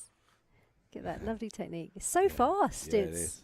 Beautiful. When you think about it, you know, you have another 180-degree turn that the back piece don't have, so you want that piece to fly as efficiently as possible, but also to be able to close and bleed off all that energy that you have as well. And they did a great job on that, IFS Moscow. Good job, Russia. Now, Czech Republic are lined up and ready. The different heights there, going from the front to the back.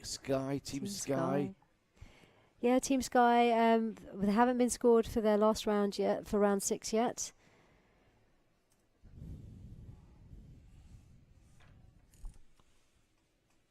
Waiting patiently for moment. Some looking towards the airflow, some looking the other direction. Interesting. I love the psychology of it all. Here we go. And they're in. Go. Here we go, Team Sky. Just taking it nice and easy. Great to see one of 3 Czech teams in the open category. One of the biggest delegations from Czech Republic. Plenty of belly flyers in all the disciplines, and also some dynamic flyers, 2-way flyers as well. And of course we have a freestyler. Yes. UK also have quite a big delegation in the belly flying. That's right. Unfortunately, no representation in the artistic disciplines, which is all the 2-way dynamic, which is unfortunate. How many teams do we have in the belly from the UK? 3, 6, is it? We have 1, 2, 3 in the female, and we have 1 in the open. Right, so it's 4 teams. Still a big contingent. Very good morning, everybody. Very warm welcome to Bahrain. It's Gravity Indoor Skydiving. I'm Regan Tetlow. This is Ray Ahmed. We're going into the next British team here competing in this World Cup. It's Eros. There you go. That was my error. I had actually, unfortunately, forgotten about Eros. Kindly, they have reminded me by getting into the tunnel now. So that's 5 teams from the UK, including Eros. Here we go. Eros haven't been scored. They have been scored for their round 6. They scored 19 on round 6. Didn't look like their best flying. Let's see what they've got on this. Very athletic pose from Helen there. Go. Close of the 12. Very nice. 15. D. Taking it standard. So no switching. Completely seeing the Helen picking up Joey on the way back in and feeding back into their outside centre.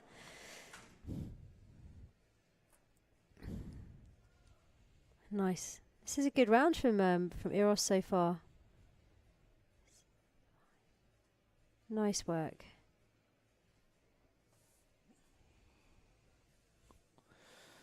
And there we go, out the door for Eros. We now move from the UK down the peninsula to Spain and Papaya 1. Papaya 1. Very good. Not been scored yet for round 6. Lots of scoring to do for the judging. I'm sure the judges are doing a great job. You can check out the results yourself through the link, the WCIS2018.com, or of course through in-time scoring as well. All the action is on there. Send us through your pictures and your comments on the hashtag WCIS2018. Papaya 1. A key from the outside flyer. There we go. D. Again, little daylight on those on the front piece for the 12s. Looks nice. And again, the point flyer coming back out from the end of the tail into the back of the 15, and it's working really well for them. This seems to be like the engineering of choice so far that we've seen. Oh dear! Just as I say that. Just as I say that, the 12, they had a bust on the bottom of the block 12. They're reset now. They're going again. It started very well in that round. But it does happen, in competition. We've seen it from some of the top teams. In all teams, if you just have a brain lock or something happens in the middle of a round, you just have to reset, start, and get on with it. And build it up again. All right, from Spain, we move over to Italy, and this is now the fight for this 3rd place. Italy currently taking it. Italy a few points in the lead with Amnesia. 4 or 5 points clear, 6 points clear right now. Yeah, there's 5 points clear of IFS Moscow and 7 points clear of Echo Chamber. But they didn't have their best round on round 6, I believe, and that's not been scored yet. They just got a bit big, so I'm hoping they bring things back and small and neat, and it makes things much more efficient. So let's see what they do here. Nice launch into the door. Oh, lovely 12s. Great technique on the 12s. Not the best on that, close that 15. we go.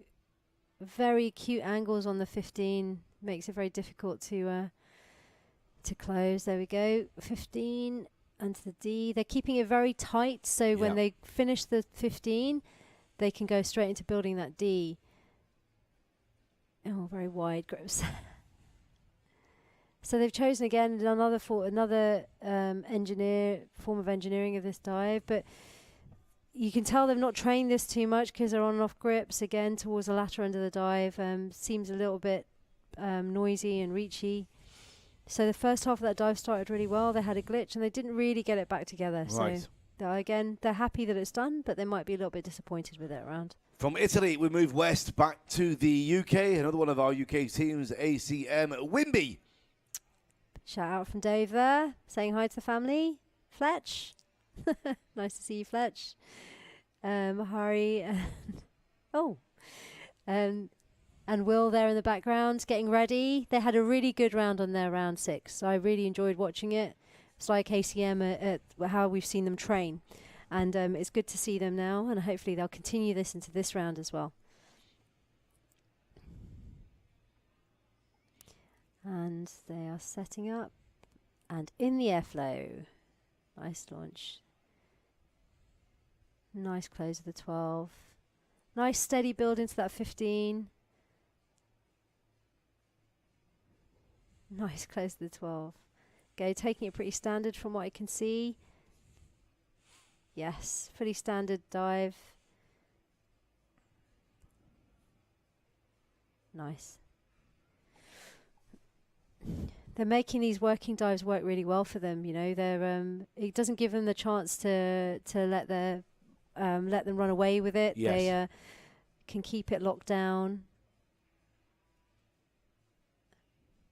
Nice 12s, super nice, sufficient 12s, as we saw from NFTO. Very good technique on the front piece for those 12s. ACM Wimby, they'll be happy with that. Some high fives they come out the door. It's nice to see them smiling. It is, yes. Good job there from the UK team. Next over to Sweden and Echo Chamber. Another one of the teams that's just looking for this potential scrap for that third place medal. Yeah, of course. I mean, you know, when you look at them again, this is another team just coming back from a world meet. They're going to be feeling a little bit tired. Also flying with an alternate in their coach. As one of them couldn't make it to the competition.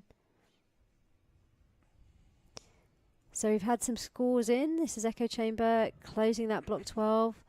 Scores in for round 6. And we have another tie between France and Hayabusa of 31 points. 31 points each. So exactly. France keep that 13-point lead. They do indeed. And we're seeing Amnesia and IFS Moscow also scored with tied with 27 points on that round, and Echo Chamber and Odin's scoring and ACM scoring 25 on that round. So here we go, Echo Chamber 15. Yeah, they're not having the last couple of rounds haven't been the best for them. It is quite tricky. I mean, they might, energy levels might be a little bit low. Having, they were the best of the rest in Australia, and it's tricky here with so many good teams. Well, there we go. Sweden out the door. We go back to Russia now with Russian Thunder with their round 7. Only 3 more teams in this round 7 to go. The news just in there from Ray is again neck and neck score for Hayabusa and Wimby. Wimby still blistering with that 13-point lead. Ray. Indeed. Keep saying it's going to be very tricky, even harder now, 3 rounds for them to bring it back. But you know what? We have Russian Thunder in the tunnel now. Let's see what they've got. Russian Thunder scored 24 points on round 6. See what they've got now. That had a really good round 6. I really enjoyed watching them fly. There we go. Block 15. Block 12. Nice technique on the front. It's always hard to turn a compress forwards. Yes. There we go. Nice work to the D. Again, different shapes and body sizes than this team as well. Their inside centre is quite small.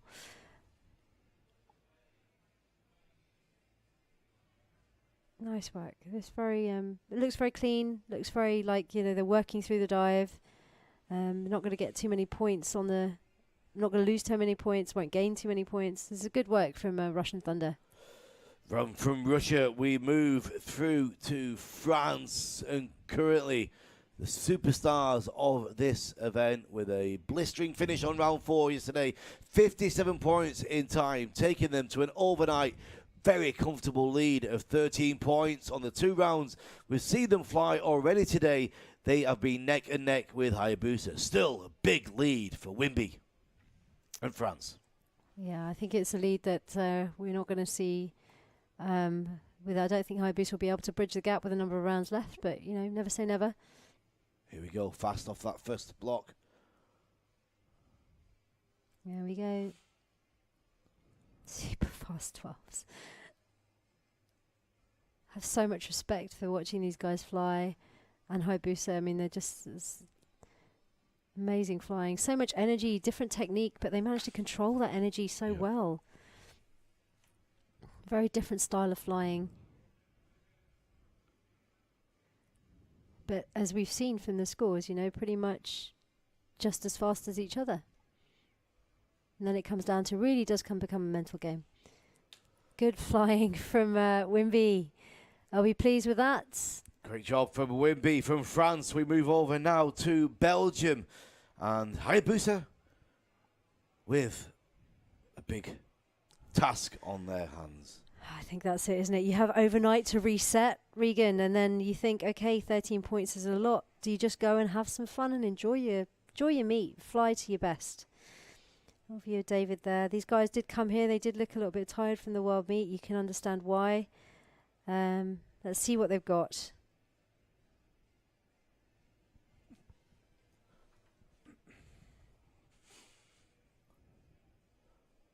Nice 12s. Super efficient flying. Look at that. It's like one body. I know, it's great.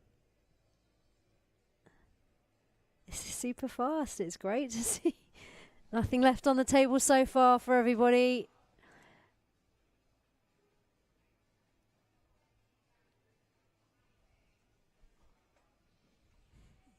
Slowing it down a little bit. Are we out of time soon? Yeah, I think they're probably out of time now. There they go, Hayabusa Belgium, without a doubt the most successful 4-way team the world has ever seen. That's here amazing. In Bahrain with their round 7. And that takes us through to the end of round 7 in the 4-way. Am I allowed to stick my neck out a little bit there, Regan, and Absolutely. say Hayabusa might have just pipped maybe 1 or 2 points on that? But I've been wrong in the past. Yeah. Let's see. We shall see. It did look fast. We're moving into the 4-way VFS and the open round 7 race. 4 teams in this for us here. 2 from Russia, 1 from the United States of America, and 1 from Italy. 1 from Italy. So what have we got in this round? We've got 3 randoms and a block. A bit tricky again. I mean, we talked about this yesterday, that the randoms are actually just as hard, if not harder, to build than the actual blocks in VFS. So we've got B4CK, Gully, Chain Gang, Shoeshine, Anchor. And I don't think this will be the fastest of rounds. So let's see how they get on. First in, we have Fly Station Vertical. Nice view there. Lots of transitions, movement to head up to head down. These guys look really prepped for this round. This is a lovely view. You can see just how difficult it is to, as a team, to, with the transitions and then making those grips happen. A lot of height levels in the transitions to pick up the grips as well in this round.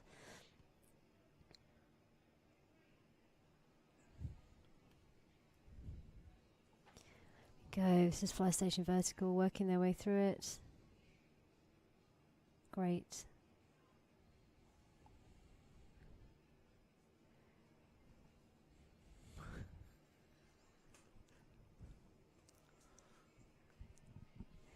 That was Fly Station Vertical. So interestingly, their round scores have been scored as well. Yeah. Round 6 have been scored, sorry. SDC Core scored 27 on round 6. Fly Station Vertical 24. Italy 19. and RVC20. So RVC are catching up to Esercito. 4 points in it for that bronze medal slot. So I'm hoping that they have a strong round, or they both have strong rounds and can fight it out. We might have a jump off or something of that description. Let's see. Esercito are in the tunnel right now. And they're off.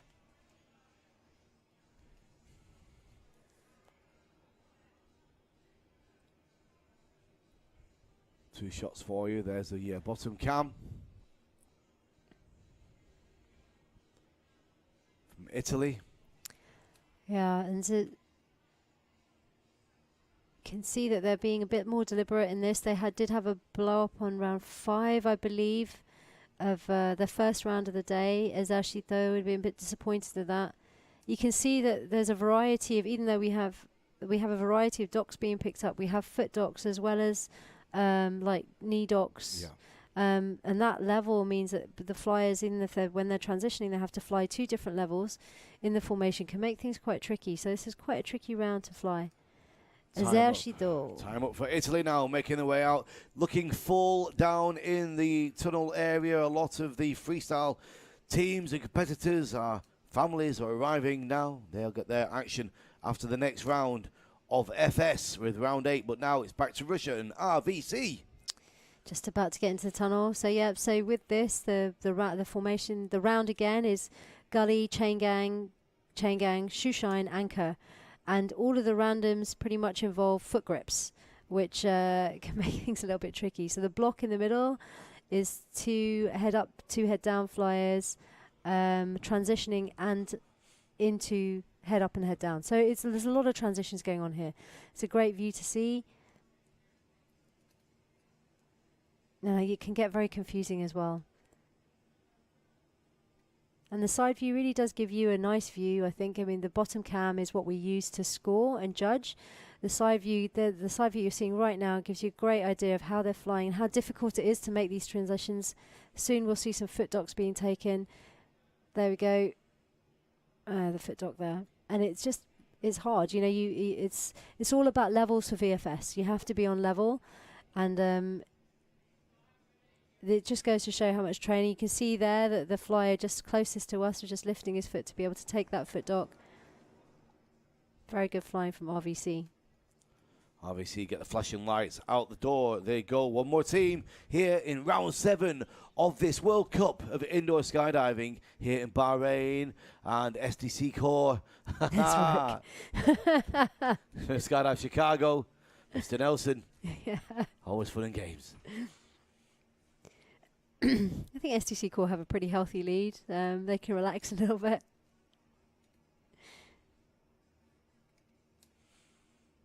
Here we go. It's a nice view. There you go. There's one of those foot docks I was talking about from the gully. Yeah, it's interesting for the block in the middle of the chain gang, they all kind of need to be on level, but you can see when you build that gully, there's kind of an angle of where they're flying, like a height differential as they're coming down. It's quite interesting.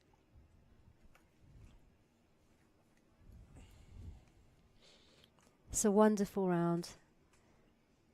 See STC Core flying so tight and close together. Very efficient flying, you know, they don't need much space. They don't, you know, they can just fly literally in each other's burbles, which is great to see. This is what a trained team can do. And we're right, Regan, they've been going for a very long time, and I hope to see them going for many, many more years in the future. Give inspiration to us all. STC Core, world champions in the outdoor, champions in the indoor.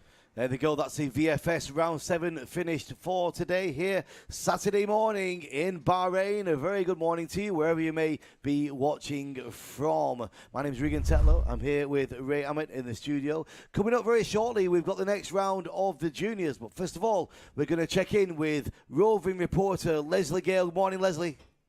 Good morning, Regan, and what a lovely morning it is. I'm delighted to be here with Dave Growls and Jeroen Nonnet from Hayabusa, world champions. Just firstly, congratulations in Australia. That was an epic battle to watch with you and Airspeed. How did that go down? Well, I think both teams, we trained for 2 years to peak at that moment, and I think both of us, we showed the world actually what we got, and it was a little bit beyond our expectation that it would have been so close until the last round. but nevertheless, it's going to be a meet that you will never forget. It's going to be in my memories for the rest of my life, just like Dubai was in 2012, although you lost it. It was an epic battle that we had, and no matter winning or losing, eventually we won, but even if we would have lost, it was already incredible. So yeah, top meet. And I guess that's what you want, is other competitors to push you, to bring out the best in you. Absolutely, I think that's what makes the sport so good. I think if you have another team pushing you beyond your limits as well, that's when you see that the scores are becoming higher and higher and higher, and otherwise it's just going to be like plain flat. And now another team is pushing us. So, or let's say we are now pushing another team, and that's why the scores are so high. Maybe even ultimately leading to a new record. Yeah, there's a kind of natural gravity that draws the really top teams together when you have a battle and it pushes. So you've been really close to it, very close to Wemby on all the scores apart from your round 4. Tell me what happened there, losing 10 points. Well, first of all, I think we can put like maybe 15 excuses on the table, but I'm not gonna pull like one on top of it, because then we would minimize a little bit the performance that what they did, and I think they did an incredible jump on the right timing, and that's when they made like a 10-point gap for us. We're just not ready for this meet, and I think you will see that in other scores as well. And while hats off to Wimby, they're super prepared. They're peaking at this moment, and it is what it is. So when you say you're not ready, is that kind of coming from outdoor to indoor, just a very short time between the meets? Well, mainly I think yes. I mean, it was 2 years. It was a 2-year cycle in between. Let's say Chicago 2016 to now Australia, and yeah, you need to have one goal. There is one goal in that cycle, and that's going to be the World Championship, and we trained hard for it, gave it everything what we got. We did it, we won it, and now we're here. We trained not enough, and that pays off for another team. It's normal. It's natural. You don't train, you cannot win. Thank you very much for talking to us, guys. Really appreciate it, and good luck for the rest of the meet. Yeah, thank you. Sorry, Bob. Back to Regan. Thank you very much, Leslie. Great insight there from the minds of champions. Incredible look at the workings of these competitions. We're going to take a little break, and we'll be back with the FS Juniors.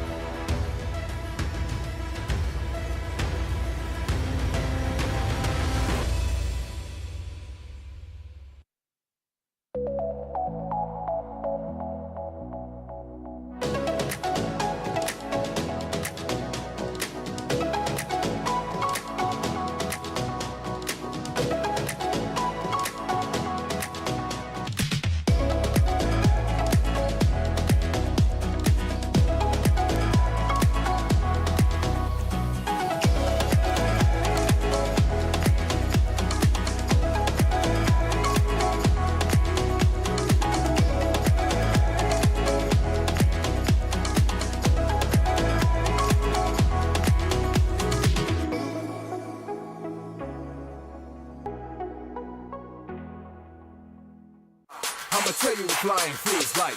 You gotta know what flying feels like. So let me show you what flying feels like. Fly, fly, fly, fly. So let me show you what flying feels like. Relax, hold still.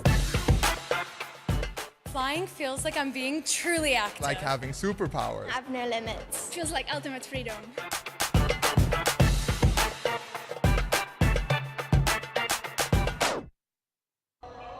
There are many people who bring us the World Cup.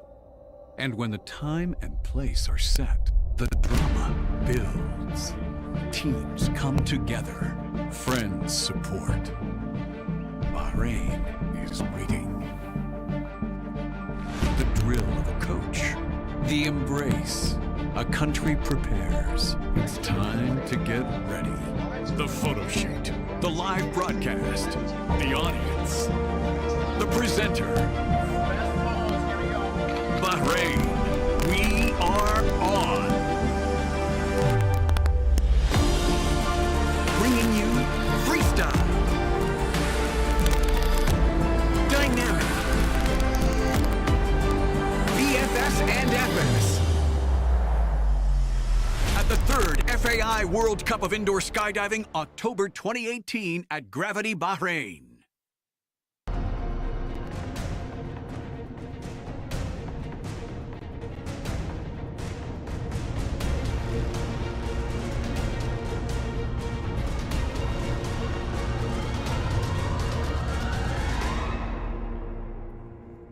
And a very warm welcome back. It is Saturday and the action continues. We've had FS all morning and we're going into round 6 of the FS Juniors. My name's Regan Tetlow and this is FS expert Ray Hammett. Good morning, Ray. Morning, Regan. Well, good afternoon, actually. It is now, I think. Let's have a look. Time check. It is 12:14. So the juniors, what do we think? What do we think? I think it's tight, and I think that the Air Devils have probably eked out a little bit more, but the Ericart team were looking pretty strong in that round, so maybe it's even Stevens, but they've eked a 2-point lead out, and I think we're going to see a little bit of maybe in the next few rounds up and down, but I'll put my money on the Air Devils for now. Four-way FS Junior round 6. What have we got in the draw, Ray? What's happening in this round? So this is the all-random round that I talked about earlier in the day, and this is a NEMF. So let's see how the juniors cope with that. It's a 4-point random round, and it was interesting to see if they can lock it down and they can keep the rhythm through the skydive. Because obviously junior flyers, you know, they're going to have a smaller attention span as well. But these guys are well trained, these guys and girls. They're very well trained. So we're going to see how they get on. It's going to be great to watch. Good stuff. It is live action here all day long from Bahrain. It's the third FAI World Cup of Indoor Skydiving. A great shot there of the teams as they prepare and get themselves ready. The Cubs just making their way into the chamber, and Ericart there going through this random draw. Bam, bam, bam, bam. Ericart B will start us off. Ray, good action so far this morning. It's been brilliant this morning. We've seen some close battles there in these rounds, and I think we're going to see the same. The Ericart B team just in the tunnel now. As I said, there we go. This is the second point, fourth. There's the top page again. We're seeing that the Ericart B team, maybe it's the white gloves and the white sleeves. It's very difficult to see when they're on and off the points here. Good point, isn't it? Yeah, from the elbow down, it's all one, isn't it? Yeah. So it's very difficult to see where that. I mean, I think partly maybe they should be wearing black gloves for this, especially in a random round where you don't really see that much separation. You want to be on and off quite quickly. So that's something for them to consider in the future. This is round 6 of the 4-way junior category here in Bahrain. Ericart is finishing off their time now. Hurricane Factory Cubs from the Czech Republic will follow France. Yeah, it's great flying from the Ericart, the Ericart team, the Ericart B team. Amazing flying to see them, but as I said, you know, it was really difficult to see if they were on and off the grips there. Right. You can see the tunnel filling up as well around people coming in. Just bumped into Simon Catherine, give him a quick high five outside. Have not seen him in a long time. He's in the crowd watching. In now we have the Hurricane Factory Cubs. These are a very different style of flying, right? Looks very faster, Ray, already. Yeah, much more efficient. Look at that. Very efficient flying. I think the Hurricane Factory Cubs are taking this to the open level from what we can see. Yeah. Straight out the door, they're barely moving. See, the only tricky thing is now they're getting a bit big, a bit tired. The tendency is for the outside centre who's in the green helmet to not rotate enough to build that N, the crank in the middle. But then they slow down, reset, and again, on and off, but they don't really care. They're just ploughing through. It's amazing. There'll be a few busts in here, but... You can afford a few if you're going fast enough, I suppose. They're just slowing down again. There's the lights. Wow, there are the lights. They just want to stop. Keep going, keep going. That actually deserves a round of applause. That was a great display of random working four-way. Bam, bam, bam, bam. They don't even look like they're out of breath. We just had in Australia in the Outdoor Championships a random round which saw Arizona Airspeed and Hayabusa going head-to-head for two brand new world records. Airspeed pulled out a 60 and then Hayabusa came back with a 62. That was amazing. 35 seconds in the sky. Truly amazing. You think of how fast they must be going, and this is in the sky. Let's see what Air Devils have got with their randoms. Let's go. It's the N. A little bit more hesitant. Just hesitant on the end there on the start. Just getting the levels set. Oh, I think there's some brain locking going on. Timing, yeah.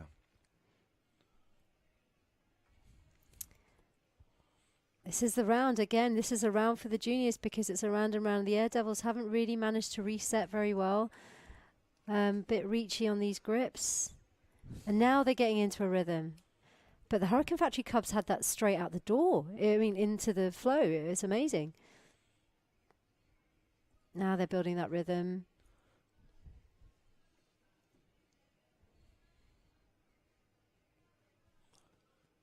Getting a bit big there. They're outside centre, like really you can see full-on booties, but yeah. Yeah.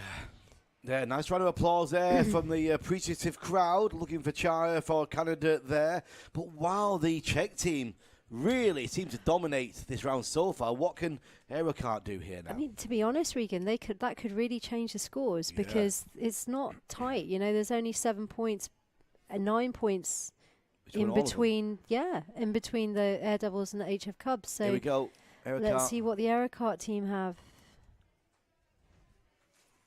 First impression, it doesn't look as fast as the Czechs. Definitely not as fast as the Czech team. Oh, and some busts as well. Yeah. Similar to what we saw, but the HF Cubs had some teams, but... It's not easy getting a full random round. You really need to be on it, don't you?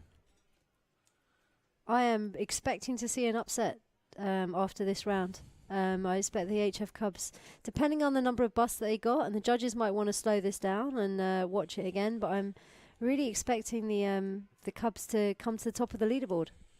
This could be the big story of today's sessions. Have the Hurricane Factory Cubs blown it out of the water and pulled a blinder here on this round? I think they have. I mean, it's something you're going to prepare for. They've done a great job on that.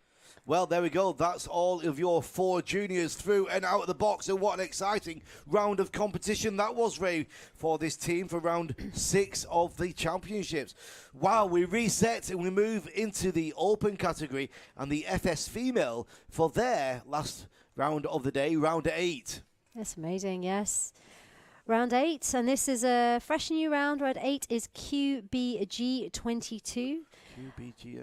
So another, fastish. Yeah, it's 3 randoms and that 22. So the next fast round that we're talking about, we will see some a variety of engineering, I imagine. Maybe we might see a round Q. We could see a Q facing the other way, maybe a different B. Let's see. So at the moment we have 0G in the tunnel. Yes, what's happened here with the order? We've got 0G going in first. Yes, we haven't seen Zephyrus. No. So let's see what's happening. Maybe Zephyrus have had an injury or... Just a correction in the graphics there, guys. We've got 0G actually in the tunnel now. The British team, Zephyrus, are a no-show currently. So let's see, we've got Russia's 0G flying at the moment. They scored 16 on round 7. Yeah. So we'll try and find out what happened to the British team there. Russia right now. They're doing a good job here. Close the 22. You go, and they're out of time. Out of time. Out of the door. So What could have happened to Zephyrus? I don't know, maybe there was an injury that we're not unaware of, Maybe. and maybe we'll find out, or somebody would let us know. Drop us a line, drop us a message. I know Lucy was having helmet problems earlier today. Maybe they fly a little bit later. We'll see what happens. Yeah, we'll find out about that. That was 0G from Russia. So if it should be now, it should be Satori W from the UK. It looks like it is as well. They are ready. Visors down, Ray, and in to the airflow. They're getting ready. Let's see what they have.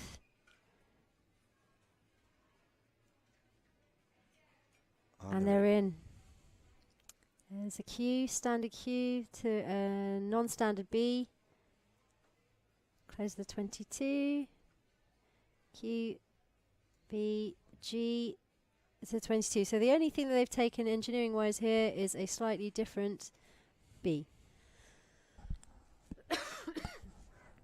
If you just joined us on the live stream, a very good afternoon. This is Bahrain Gravity Indoor Skydiving and the FAI 3rd World Cup of Indoor Skydiving with me, Regan Tetlow, and Ray Ahmed. Satori W putting us through the paces. Not the most efficient 22s. I mean, I've flown on the front with Maria on the 22s, and I know how well she can turn those. But then it's a different team, different lineup, you know, different body shape, different size. It just takes time, and if you don't have the training behind it to do so, it finds it, you know, you can find it quite tricky. From Great Britain, UK, we go through to China. So, to heads up, Satori W were in 6th place on 18 points on round 7. China got 18 as well on round 7. They're currently in 4th place. Let's see what they have for us. What's happening with that 3rd place at the moment? 3rd place and the 4th. Is there much of a gap? I think that the China team pulled it back a little bit to Team X. So there's 5 points in between bronze medal and the 4th medal position. Nice launch of the Q through the door. That's a nice 22. It's a tricky one, you know. Again, this is like it's not as fast as the other page that we saw with the 5. The MOC, mainly because these randoms, the G is always a tricky random, the Gataccord or Gataccord, and 22, block 22 carries a lot of momentum close. Right. And, you know, when you're closing here, we can just see from the 22 that there's a lot of energy that you have to take out before you move into the random of the Q. So it's not the fastest of rounds for three randoms in a block. There you go. But they're making light work of it, the Chinese. They're doing a good job here. Nice technique there as she's stepping out for the 22, like really trying to make sure that she's pushing back by sticking her hands out to make sure she gets that pushback. Good work, China. From China, we move over to Sweden and Team X here at the World Cup. It's round 8, 2 more rounds to go. This will be their last flight of today. This will be. It goes by so quickly, Regan. It does. It absolutely just flies by so quickly. So next in we have Team X, sponsored by Bodyflight. We can just see that on their helmet. It's Bodyflight Stockholm. And they're in.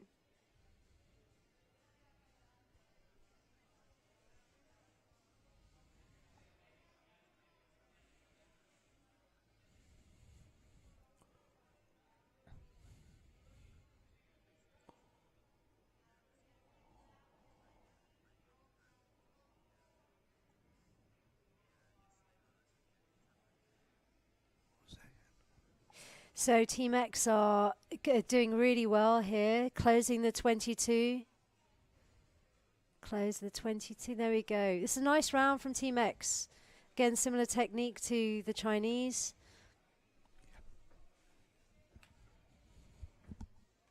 There we go. Nice round from Team X.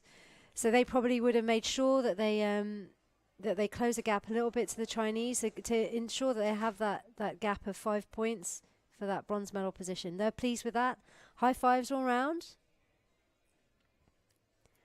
Next into the tunnel, we should have NFTO. NFTO scored 22 on round 7. Oh no, sorry, my mistake. We have the Hurricane Factory chicks to come in first. Hurricane Factory chicks scored 17 on round 7 and currently in 5th place.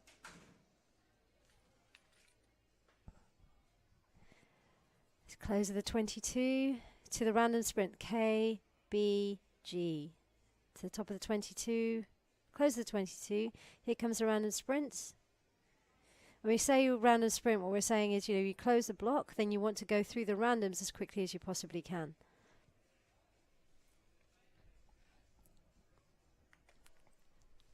There we go. Nice work. Close the 22. So we understand what's happened to Zephyrus. They had a collision on block 12 and just a little knock, and they're going to be flying after the VFS. They're good to fly, so I'm happy to hear that they're actually flying, but they will be flying after the VFS. So that was a Hurricane Factory Chicks. Next in, we should have an FTO from the UK.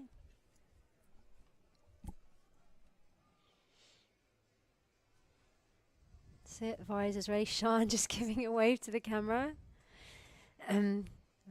Yeah, just so for all of you at home that might be reading about NFTO, this is the NFTO indoor lineup. Kate Lindsley, Anna Hicks, Vanna Parker, and Sean.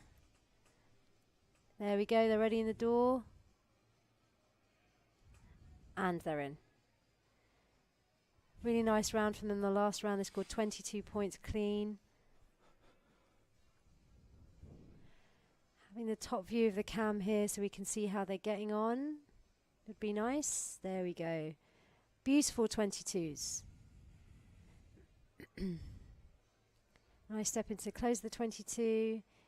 Standard Q, standard B, all standard build here.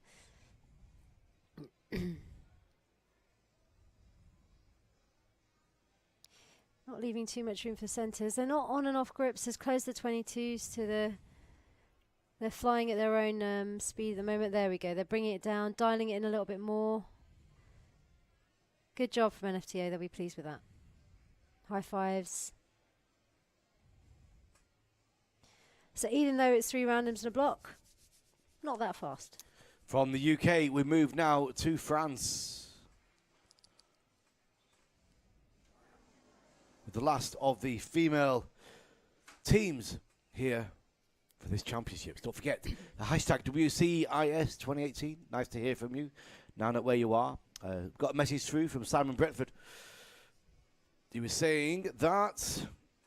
Good things, I hope. It's worth noting that Anne from Satori W is doing a new slot. Which we were talking about just a few moments ago, Ray. Yes, Annie has moved to the point slot.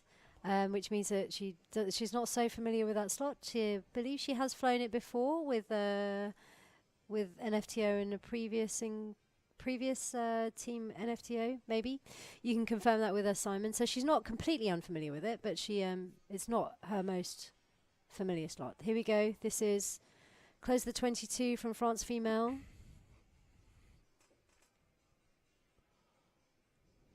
There we go. Nice work.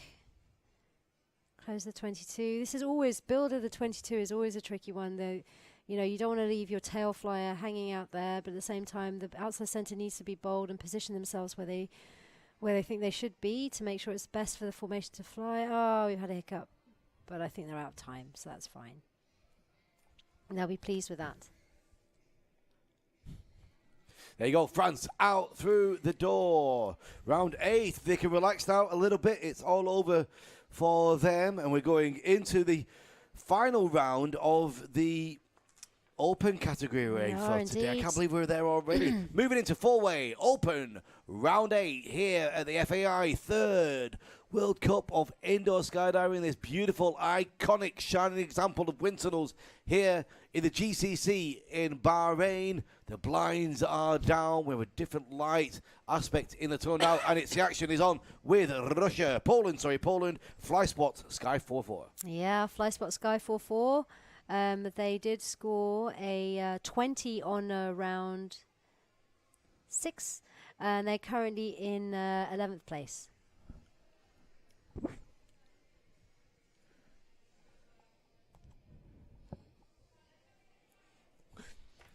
Fly Spot Sky 4. Nice, close the 22s. We're going to see potentially see a variety of different engineering from this dive, but it looks at the moment this is pretty standard. Yep, all standard. So the issue with the block 22, I mean, it's that you want to keep that piece that they've just flown there between tail and outside center, nice and efficient piece. So keep it as one, and then the outside flyers have to do one point has to do a little bit of hopping, and inside center needs to do a little bit of watching. So let's see how Out of the Blue take this dive. Your favorite team, Regan? Oh, the Blue, yeah, but really enjoying. They've been very consistent, Ray, haven't they, throughout? It takes a lot to keep that consistency from round to round to round. And the Dutch team here are looking ready and set. It's nice to see that interview with Hayabusa Oh, it's from brilliant, brilliant insight into the mind of a champion. It is good, and you know the nice part about it is I think that now they've discussed it and it's open, and they're just going to fly how they want to fly. I think it's everybody accepts it's pretty difficult for them to make up those points. So, you know, it's great to see, and I think they feel much more relaxed for it now as well. Yes. There we go. This is a close of the 22 from Out of the Blue. I think it'll be good for Roy's mind as well. It's been something which has been a thorn in his brain for quite a few years. Exactly, yeah. And it's been close. I mean, this is what I love watching about them. They have very different techniques, and different energy in the way that they fly. Yeah. But they fly. Both teams fly at a very similar pace. Out of the Blue here again. Ray looking very good. Very Great good and technique. calm. Yeah. Look at these 22s picking up, closing. Fantastic. We'll be seeing one of these teams a little bit later as well in the afternoon. R&B. Yeah. Great team name. Are you going to stick around for the dynamics? Of course, I always Front do. row seat. Have you reserved your seat?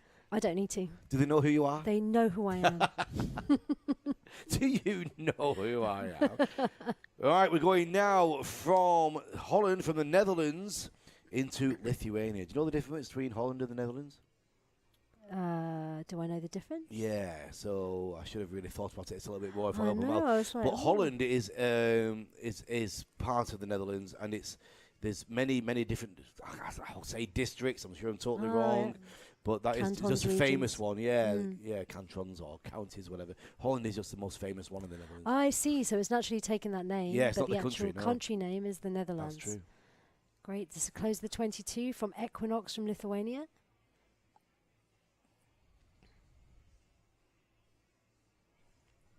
Yep, and then nice close to the 22. Q, B, G, 22. Oh, a bit quick on the fire there from the point flyer. It's trying to get over. It's one of those 22s is horrible, I think, for a point flyer. I've been there many times. It's like you feel like you need to get on the grips, but get up and out of the way and do your turn as quickly as possible, because you have this massive piece coming towards you and you've got no room to go anywhere, as we're seeing right here. So you can be a bit trigger happy on keying that sometimes before the tail fly is actually on and ready to turn the piece. A lot of faith in your teams there. A little trip out of the tunnel. Team Equinox from Lithuania. Yeah, just getting a message through regarding the first. There is a timing change of them. They will be with us a little bit later. Just had a change in timing due to something in the team there. Yeah, it looks like Lucy had a shoulder injury on the close of a block. I think it was probably block 12. So they're just taking a little bit more time, and they will be back in after the VFS. Thanks, Fiona Lee, for the update. It's good to be in touch. Jazz Republic now. We are in South Africa. We are. Well, South Africa are in the tunnel. Yeah. It's a Q. Nice Q launch. It's 22. Nice work from Dirk there on the front. Ah, they're taking the round Q. Ah, yes. Saw that. So let's see. Let's End see of it the again. 22. Here it is. Nice yes. work. And the round Q does actually make a lot of sense, because from the close of this 22 we see here, the outside centre pretty much has to sit still. Yeah. The only difficulty with that is that if you have differences in heights of your flyers, for example, it can be a pretty long reach for some. So, but these guys, as we can see, are quite a tall team, and probably have the their tail flyer probably has the reach to be able to make sure that actually happens. There we go. Nice work. Their point flyer, sorry. South Africa, Jazz Republic are out of the door. We're moving now to one of our Bahrain teams, Bahrain 2. Brilliant. Jazz Republic there giving us a great example of how to put a round cue or a curly cue into a formation, into a round. Great stuff. Bahrain 2. So Bahrain 2 got 15 on round 6. Let's see what they have with this one. Getting ready and in the door.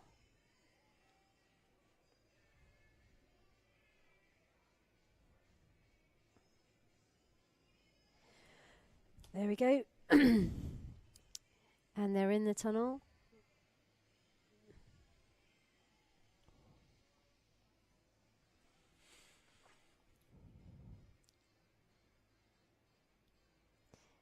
It's nice work. Here you go, close the 22. Still flying a little bit big, but that's what comes when you start out in your training, you know. You're a little bit, your eyes are a little bit big, you're trying to figure out where everything is, you know, the visuals are all a little bit different. You always feel like you're late to everything. It's quite hard, but these guys, they'll dial it in through the next set of their training, and they'll only get stronger from here on in. So Cy Brent, shout out again to Cy, have been corrected. Eni has never flown point before, so good on you, Eni, for flying a new slot. And the girls, Satori W, are doing a great job. And Bahrain 1 are out the door. They look pleased with that. High fives all round, the last round of the day.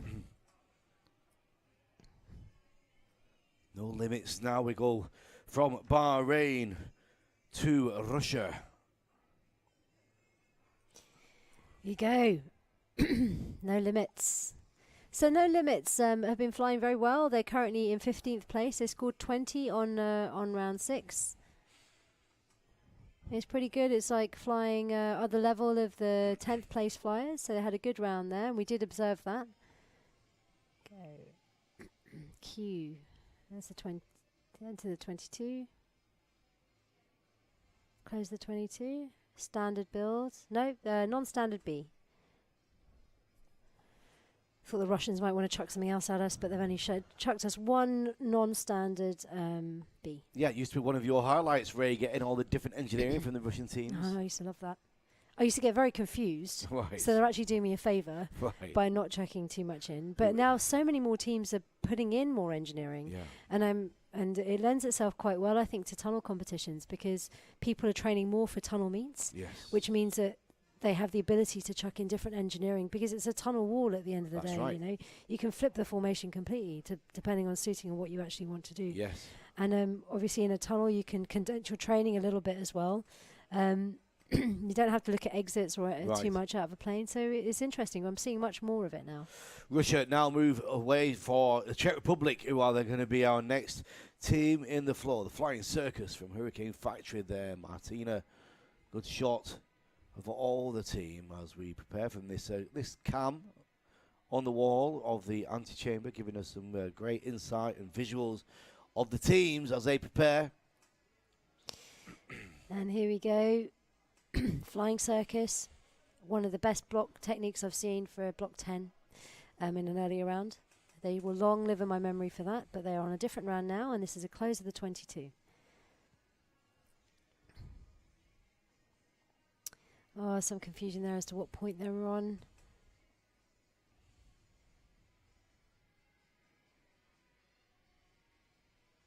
Go, close.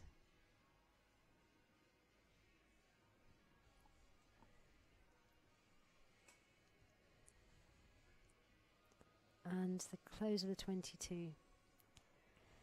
They have taken some different, another form of engineering here, and I'm just trying to figure it out. There we go, different cue.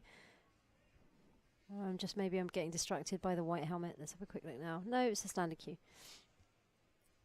Well done, Flying Circus. Bit tricky, a bit rocky in the earlier round, in the early part of the round, but they pulled it back together.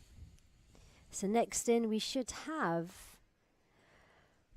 one of my favourite teams, Team Odin.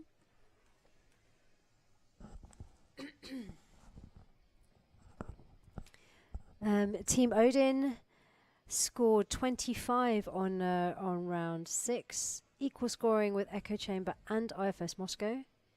No, sorry, just Echo Chamber and ACM. Pretty good scoring round. Don't think they had the best round 7, so I'm hoping that they can lock it down, bring it back, because this is a faster round. It's good. Watching the feet there. Exactly. And did see that from 0G. I wonder if the judges would have spotted that. But Nice close the 22. Ooh. Oh, the French are throwing me some different engineering. Curly Q. Curly Q with the other continuity, which is why it's taking my brain some time to figure this out. That's right. Good flying. Nice work from Odin. This is super flying from Odin. Didn't have their best round 7. They've really brought it back for round 8. Nice to see.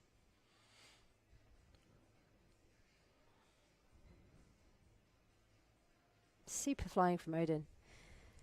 Good job, Odin. You brought it back. Indeed, they have Odin from France. Next will be the distinctive red and white helmets of Monaco. Very nice helmets. I mean, they got those helmets a few years back, right? Maybe about 2 or 3 years ago. Quite a while. And Monaco scored 22 on round 6.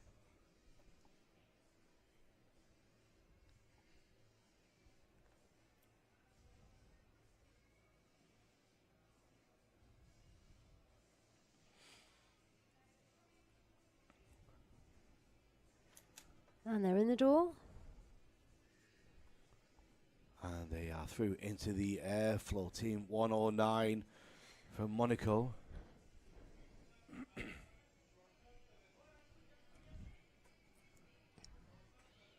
Again, flying quite high in the tunnel. I think they've always been, since today I've seen them, but they've been flying quite high in the tunnel for probably at least a day. I'm not sure if I noticed it yesterday. That doesn't seem to be hindering them in any way. Nice closes of those 22s.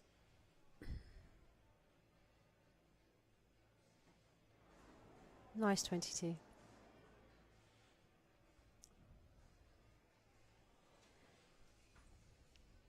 Again, taking a round cue. They're super pleased with that. Yeah, big high fives Fist all around. bumps and high fives. Love it. A few more extra seconds in the airflow.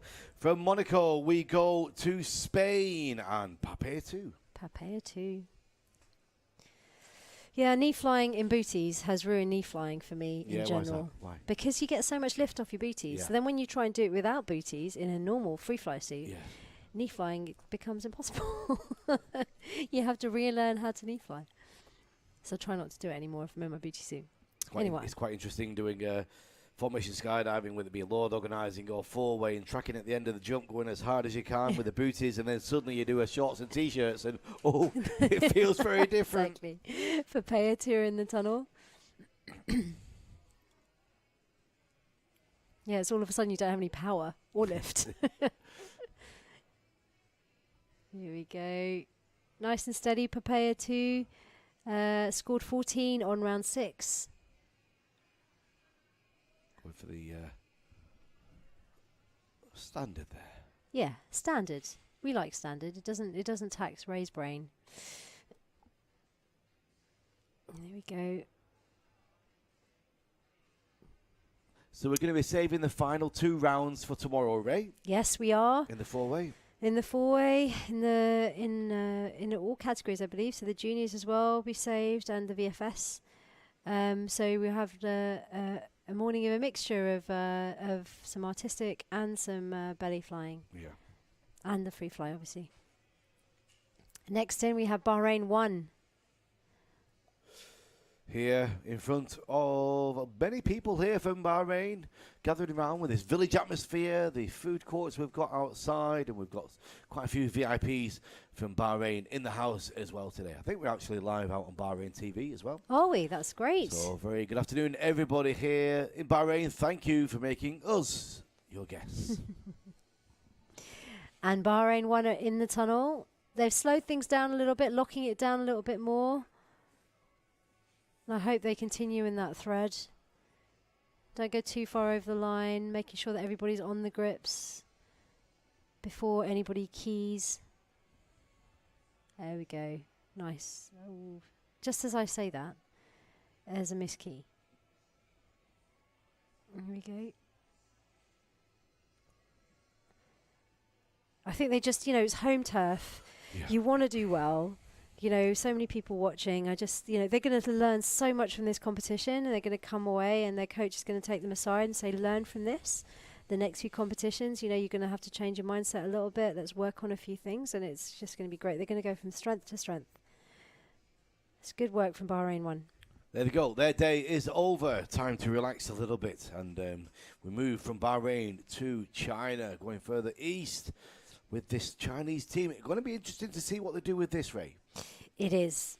It is. Let's see if we get standard engineering.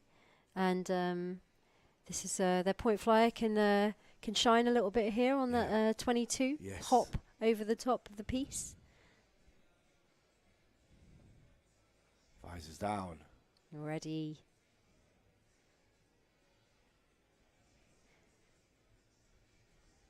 Oh. There we go. And they're in the door. Here it comes. Nice 22. Curly cue. Sorry, curly or round cue, whichever way you want to look at it. Nice. There it is. Very athletic, picking up the grip, making sure that other grip isn't, the other arm isn't in sight. Put it in behind his back. I think he's just very deliberate in his moving. Oh, the yes. point flyer. I don't think he's particularly fast. I just think he's very deliberate. Like there's a knee down or there's a, you know, very much a move, stop, grip kind of That's right. kind of flyer, which is just very different to the rest of his team, I think, which makes him stand out a little bit. Nice flying from China. They'll be pleased with that. Indeed, they will. China finish off their day. Now into IFS Moscow. What's the current deal with the scores up at the top of the pack, Ray? So they just about started scoring round 7, but IFS Moscow are currently just 5 points behind Amnesia. They have tied them in round 5 and round 6 today. Yeah. I'm not sure round 7. I think IFS Moscow might have had a slightly better round, maybe a point. Or 2, but it's definitely closing the gap, you know. So let's see what round 8 has to bring as well. And IFS Moscow are in the tunnel now. Here we go. This should be a masterclass. It's cute. Yeah. QBG22. Standard QBG 22. It's got a good rhythm. Has indeed.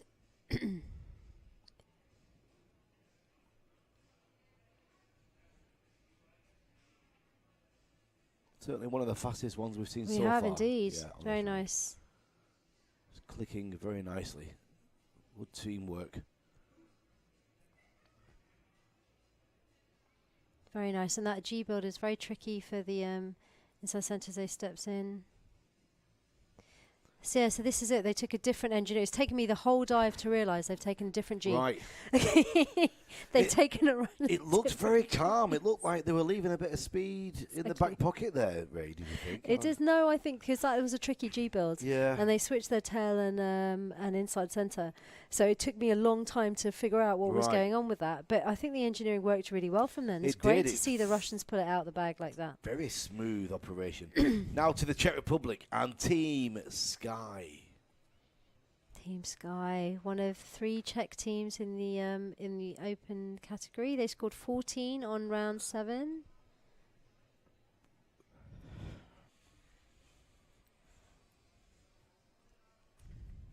Just a quick update for you that the juniors after the Cubs. What are we doing with the Cubs? Well, they're tied on that round 5, which was the A15Q on 34 points for the Air Devils and France Junior. So, yeah, maybe not. I mean, there's a big gap. So sorry, just repeat what happened there then with the points. So when we watched round 5, we saw round 5, and both the Air Devils and Ericot tied that round, but they had a 10-point advantage on the Cubs on that round alone. So there's now close to a 19-point difference between the Air Devils and the HF Cubs. That's not the round we just saw, though, No. the round 6, yes. Round 6 hasn't been scored yet. That's the one where the Cubs have done the fight back. Yeah, they've done a massive think. fight back. So maybe they'll fit into... I didn't realise there's quite such a big gap, but, you know, maybe if they can get 10, 12 points, they're really kicking on the heels. What is the gap at the moment for them between second and third? It's second and third, that's 17 points. Oh, it's a big one. Yeah, it's a big one, but it's possible. Eros now. The team are in that chamber. Let's look at the body language there. Just very calm. Joey Jones just having a little wry smile to himself. A little bit of a wink there, I think I saw from Joey. Yeah. Ready? Let's see what Eros can give us.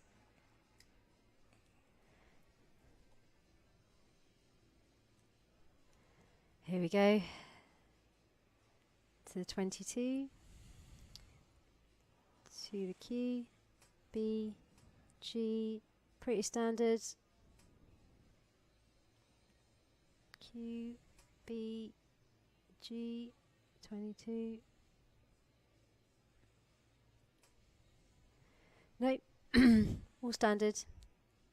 Now I'm questioning myself over what I saw with IFS Moscow. Right. I wish they were all different helmets. Yeah. With the engineering of it. Yeah, the engineering and also the continuity, because they have a different continuity. I'm going to have to ask them later. It's that simple. I'm not sure how good my Russian is, but I'm going to have a go at it. So sorry if I'm confusing you all at home or in the tunnel, but I'm a little bit confused myself. But that was a good round from Eros. Yeah. Done. They'll be pleased with that. Look, some high fives coming out. It's nice to see. Some smiles from Helen there and Roy. Next up, Papia 1 from Spain, from the UK to Spain now. And Papia 1's last fight of the day for round 8. Indeed, they've not been scored yet for their round. Where they're sitting currently. They are currently sitting in 11th place. Right. Not bad, you know, they're doing really well. I mean, we watched Papaya of the last few years coming in, this military team from Spain. Yeah. Last 2 years, maybe, Yes. Regan?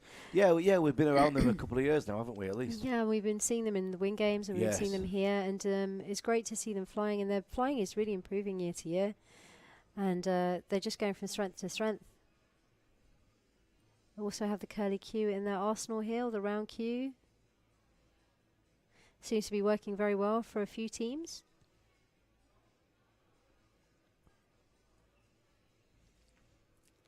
Let's close that 22.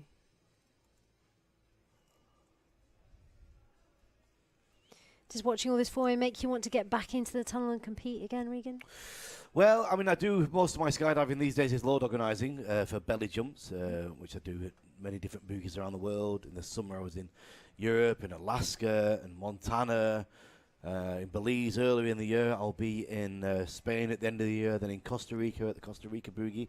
So, yeah, I think that my heart is in the load organising right now. I think for competition, I just simply don't have the time. You know, my work with presenting and load organising really does fill up most of the hours I've got available in a month. I don't really have time to go and do something else. Sleeping, I'd like to do a bit more of that sleeping. Sleeping sounds nice. Yes. Yeah, you're a very busy man. Next in, we have Italy, Amnesia. Let's see what they've got. I've done a few scratch teams at iFly Dubai. Have you? Yeah. Did you win anything? We did all right. Oh, brilliant. Here we go, Italy. Currently in third. They are in the tunnel. Nice close of the 22.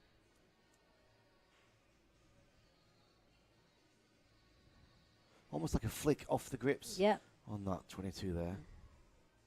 Nice efficient 22s. Nice curly Q builds. Was it curly Q or is it just a standard? And it's just... No, it's a standard, I think. Yes. Standard Q. Everything standard, just everything really small.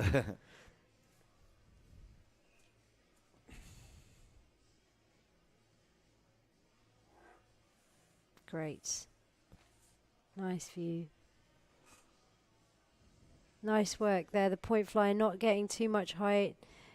The outside centre making sure he keeps low. That was a good round from Amnesia. Yeah, Giuseppe straight out through the door, not wasting any time there for Italy. Back to the UK is next with ACM, Wimby. ACM, they're only 3 points behind Odin. And but they did have a very good round 8. But Odin didn't have their best round 7. So let's see what happens on this. Let's go. There's a thumbs up from Fletch. Ready to go. These guys have done quite a lot of training in Wimby. You know, I did interview Hari day before yesterday just to see if they would consider doing an outdoor team. Yeah. Hopefully maybe one day there'll be plans for them in the future. Well, there we go, and they're off. As I said, probably one of the second highest scoring rounds of the meet. Block 22 is quite a slow block though, and this random sprint, this Q BG, isn't necessarily the fastest random sprint. So what have we got here? 22 to the close the 22 standards.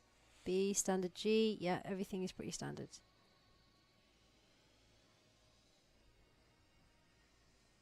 Nice hops over the top there from Fletch. You know, we forget these guys have also been competing in different lineups for many years. Yes. You know, and it's great to see them. Look at that, nice high fives and claps. Pleased with that. They've been pleased with our round 7, pleased with our round 8. I'm really pleased that they're having a good day 2. Good job, ACM. Moving next into the awareness of Sweden here with Echo Chamber.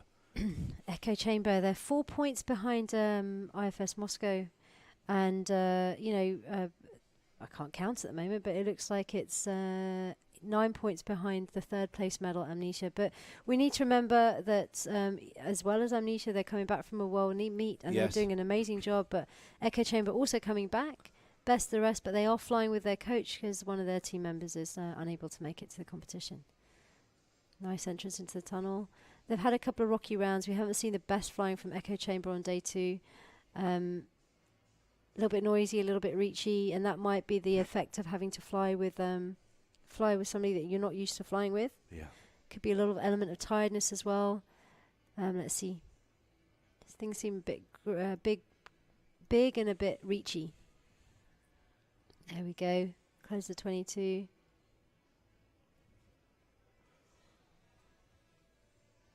It's a Q.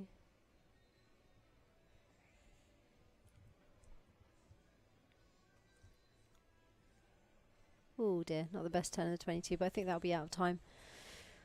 Good job, Echo Chamber. Echo Chamber, Sweden. The lights are flashing for them. It's time to make their way out. Training out at out the door there. And next up, we're going back to Russia with Russian Thunder. Russian Thunder. 3 Russian teams in this open category. Russian Thunder not been scored yet for round 7, but are currently in 10th place. 10th or thereabouts. Last 3 teams, last 3 flights for the 4-way FS here today on this Saturday, 27th of October in Bahrain. Russian Thunder in.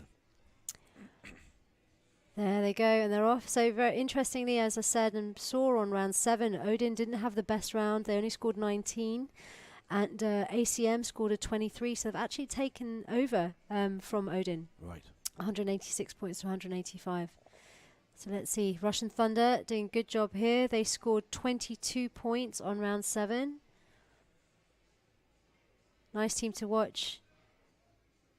And I'm just going to try and figure out if I've got some engineering that I need to discuss here. No, it looks pretty standard to me. I'm going to go with standard. Okay.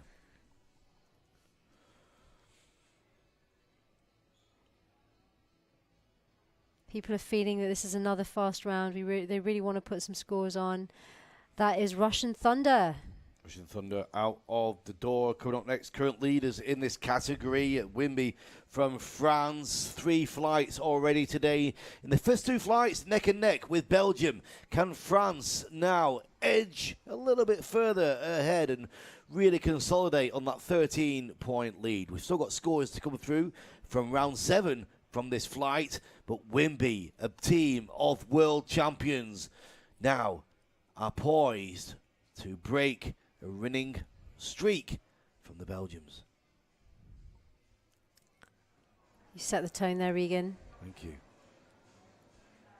Now they're in. They're getting in. Ready.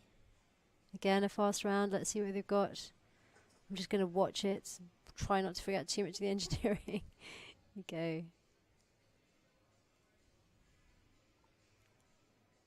fast, but there might be a bus there.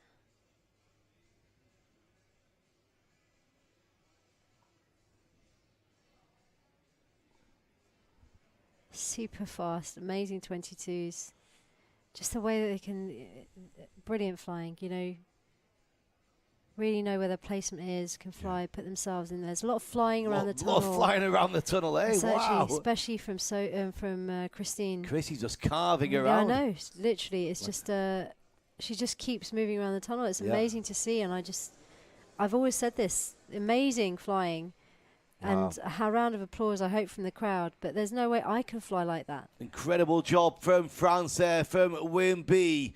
Now Hayabusa with their final flight of the day. Can they eke into that lead that they trail with France? Currently 13 points before the scores of round 7. Current indoor and outdoor world champions. 3 times world champions with this lineup. Never been seen before in the history of formation skydiving. Hayabusa and Belgium. Here we go. That's pretty good.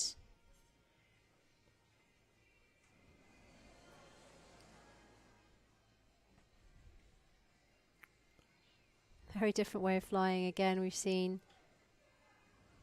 I'm holding my breath. It's just because I'm holding my breath.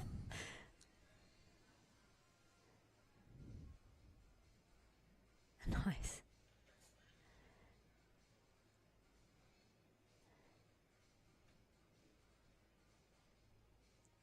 Very nice flying from Hayabusa.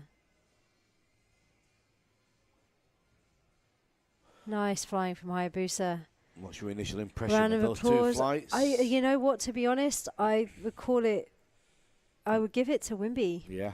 Solely because they were just flying through with so much speed and just coming on off the grips, but I don't know how many busts were in there. So, you know, at least with Hayabusa, you could lock it down, you could see it. I'm just not sure. Okay, we're going into the final of the formation skydiving for today with the VFS, the 4-way, and round 8. Over to you, Ray Ahmed. So this round is 7 LE5, which is flower, flower, rebel, wave, mixed accordion, mixed accordion. And first in, we've got fly station vertical.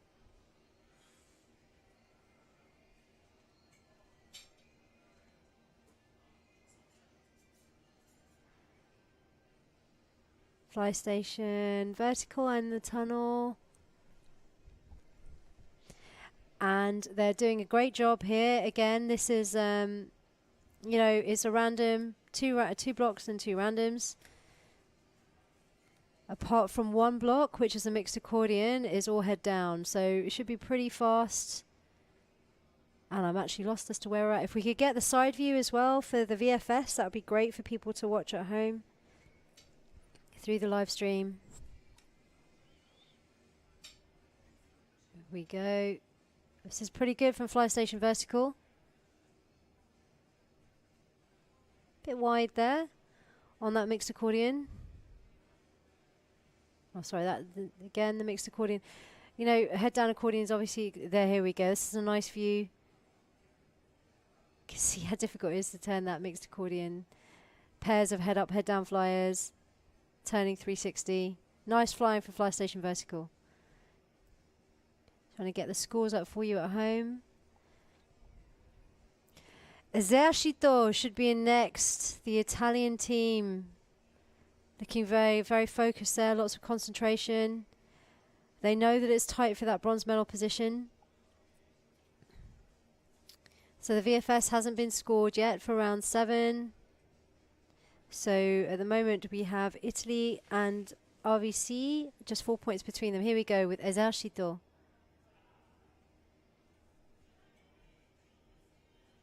It's good. So for those of you at home, as I said, you have the blocks, you have flower, flower, and then you have rebel, wave. Rebel obviously is a random with one person out facing, which we should see shortly. There we go. There's the out face, and then we have the wave, and then we have the mixed accordion, the close of the mixed accordion. Bring it back together. This is the top of the flower, flower. Close. There's a rebel to the wave. through to that mixed accordion. So we can see a slight speed difference. You know, Esercito not flying quite as fast as Fly Station Vertical, but they had a good round. I think that was really good for them. They'll be pleased with that. Small glitch in the middle, but I think they'll be happy with that. So next in we should have the Russian team RVC from Russia, also being coached by the Fly Station Vertical team. Oh, really? Yeah. Yes. Which is good to see. Okay, and they're getting ready in the door. As we know for VFS, they start on the net.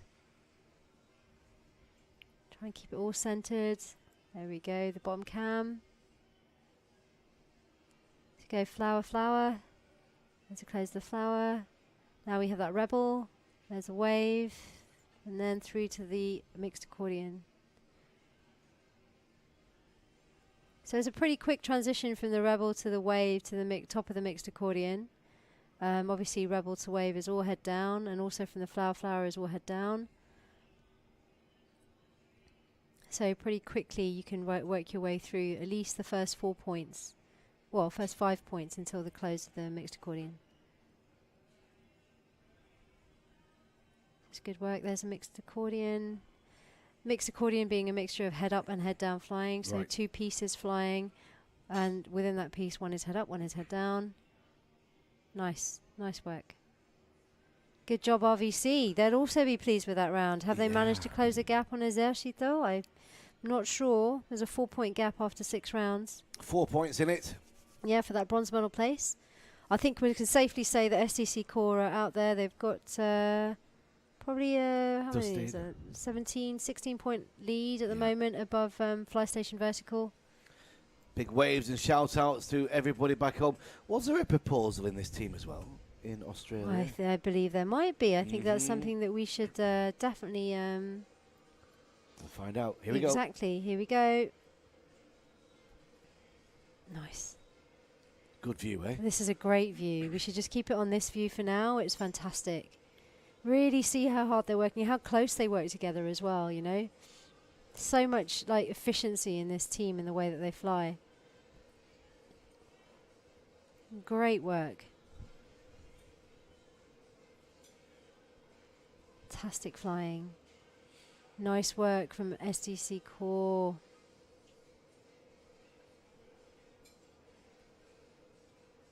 Fabulous flying. There we go. Back to that lovely view of them. You can see how they're keeping it centered in the middle of the tunnel the whole time.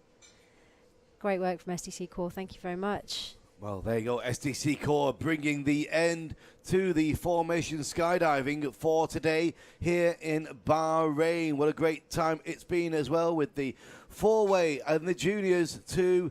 And of course, there with FTC. Actually, now we do have a return of that missing British team, the female team, with Lucy Westgarth having an injury on the previous round, and it looks like she's back.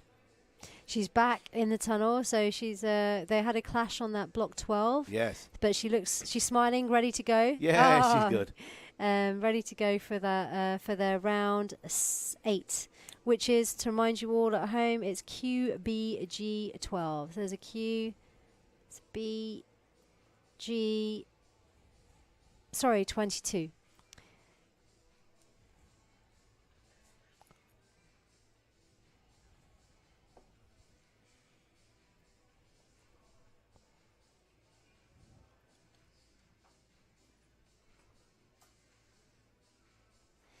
This is nice work. A little break has rejuvenated them a little bit. Yes. Yeah, they didn't have their best round 7, so this is definitely looking like a good round for Zephyrus.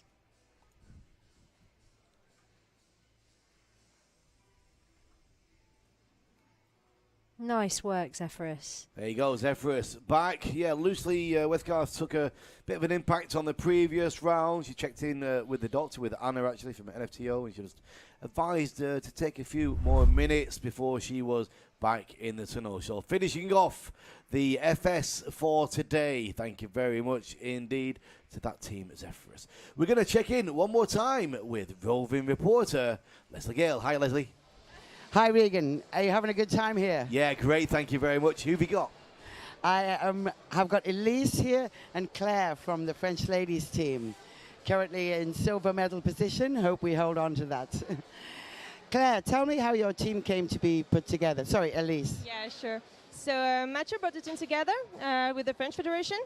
So he kind of chose us during training with other young people, and then so he put the team together, and now Julien is coaching us at Wimbledon. Yeah. And Mathieu, he's the national coach for France, for the squad? Yeah, he's a national coach, but obviously he cannot coach all the team at the same time, so Julien is taking care of us. And I mean, when Mathieu is here, he's definitely taking care of us as well, like right now during the competition. So what's the big improvement Julien has made working with you as a coach? With Mathieu? No, with Julien. He's very kind and patient, so that's super helpful for us. And he's very understanding and obviously great tips, so that's great. And how many competitions have you done? Claire, you competed in China, yes? Yes, but we were not all together with Gaël. And here, just first competition, we're all together. In China, what was your average? 22. 22.3, I guess. Yeah. You think you're going to beat that here? I think we have a little bit better average here, but we're not sure since the competition is not done yet. So we are happy for now, and but we're still waiting for tomorrow. And what's your main goal here for the team? Our main goal, I would say, is to measure ourselves to all the other international teams, because as it's our first competition together, we still really don't know where we are in the ranking. So that was the main goal. So we're pretty happy for now. And what's next? Actually, we have no plans. That was our big plan for now, and then I guess we'll see after the competition. Okay, well, I hope what's next for you is standing on the podium, and maybe we'll see you soon. So I think we're back to Regan now. Thanks very much, Leslie and the girls. And a big thank you as well to Ray Ahmed for joining us here this morning. Thank you, Regan. Enjoy your afternoon. I will do. We'll see you tomorrow for the finals. All right. We'll be back with the dynamics and the artistics and Emma Matacola after this break.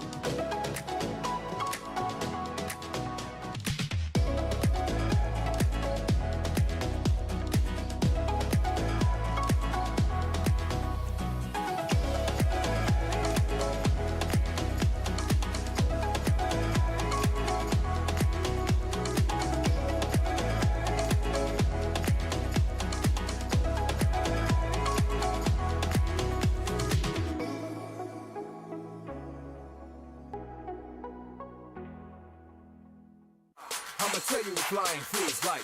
You gotta know what flying feels like. So let me show you what flying feels like. Fly, fly, fly, fly. So let me show you what flying feels like. Relax, hold still. Flying feels like I'm being truly active. Like having superpowers. Have no limits. Feels like ultimate freedom.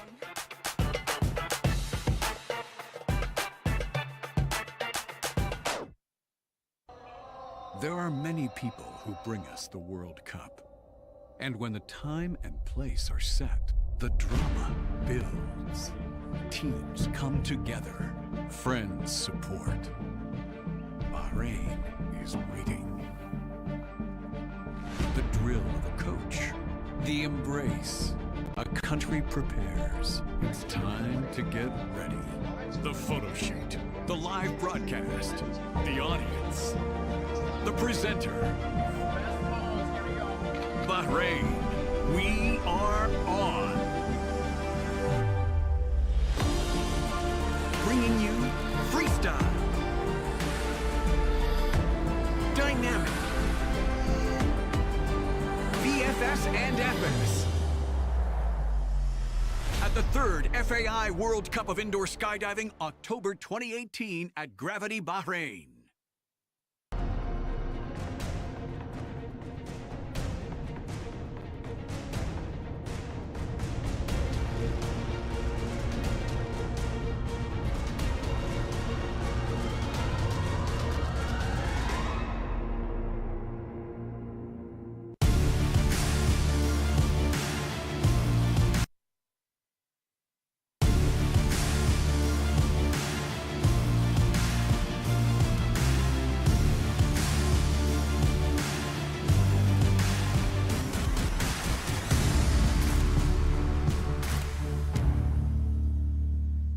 It's 13:22 on Saturday, the 27th of October 2018. We are here live in Bahrain, this beautiful collection of islands, 33 islands here in the GCC, in the Gulf, in the Middle East. Home, of course, to Formula One championships and, of course, to the first Arab Cup of skydiving indoor, and last year, the Flight Fighters. But now, all the eyes and action is upon us here in Bahrain with the FAI 3rd World Cup of Indoor Skydiving. A very good afternoon. It's a whole new session. I'm Air Sports presenter Regan Tetlow, and I'm joined in the studio, back from yesterday, by dynamic and artistic experts Emma Matacola. Good afternoon, Emma. Good afternoon, Regan. Big thank you to Ray Ahmed joining us all morning for the formation skydiving. But now we're going into the action. What we're going to be starting with? So we're going to be starting with the two-way dynamic. So yesterday we saw the qualifying. Yep. So from 2 speed rounds and 1 free round, the teams have been ranked from 1 to 19. Okay.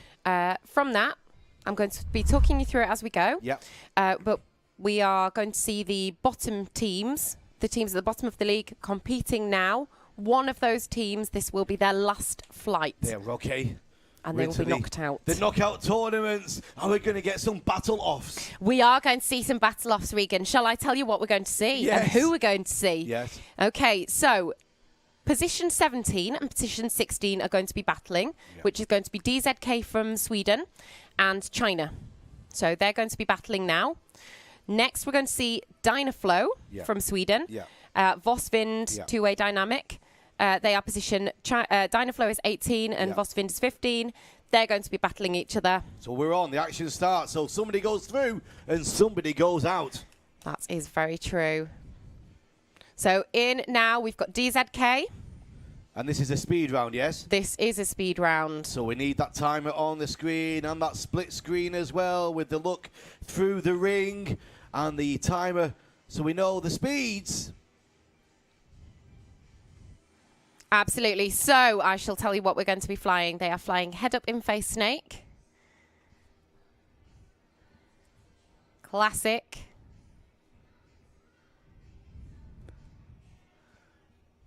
So here's the head up in face snake. Into the classic. Another half turn there. Into head down in face circles. Okay, stalling back to that in-face snake again. And straight out of the door. So DZK. So this is a complete battle between DZK and China D2W. So we need to know who flies the fastest and who goes forward. Absolutely, and who goes Regan. out. So we're going to see 6 teams fly now. Each team is kind of going to be battling each other. The slowest out of all of the 6 teams is then going to be taking position number 19, and that will be their final position. They will not fly again. The next 2 teams up from that will then have a battle to decide positions number 18 and 17. But the 3 winners from this round are going to be back into the tournament, battling the other teams. So next up, we are going to see China. China two-way dynamic are going to be flying. So the Chinese team, we have got Zhao and Li. Looking very focused, these two. This is a huge moment for these teams. Some deep breaths. So that draw again is head up in face snake, classic, head down circles. So we've just seen D2K fly their speed round.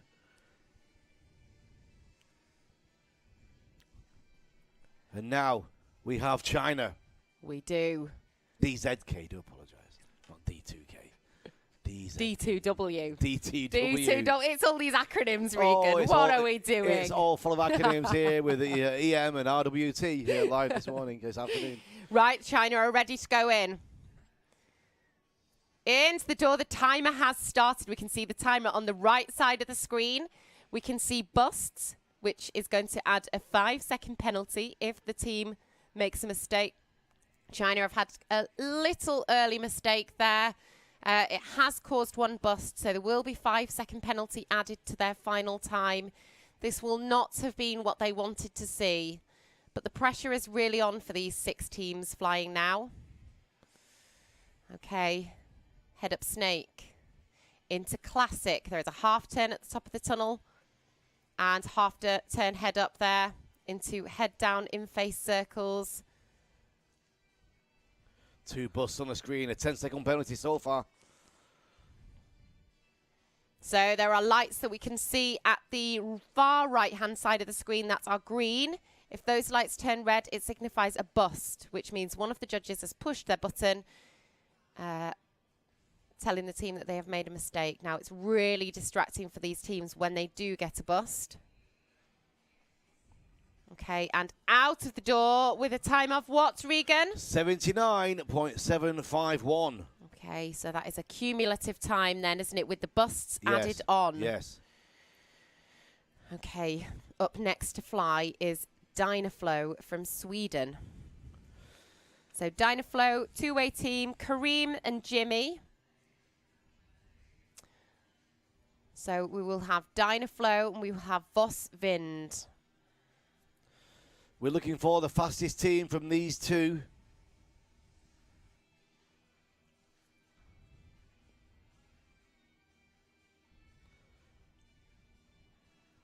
Dynaflow are set and ready. The clock is zeroed.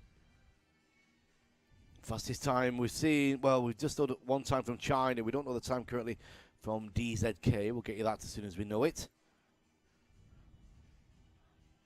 Absolutely. Reassuring pat on the shoulder there. This is where your teammate is so important in dynamic two-way. Lots of support happening. Right. Pat on the shoulder, ready to go. Got the thumbs up from the judges and the driver. And straight in for that head up in-face snake. Perhaps looking a little bit slower than China were. But at the moment, flying clean over that ring, under, being very careful not to let any part of their body through that ring, the ring that you can see on the left side of the screen.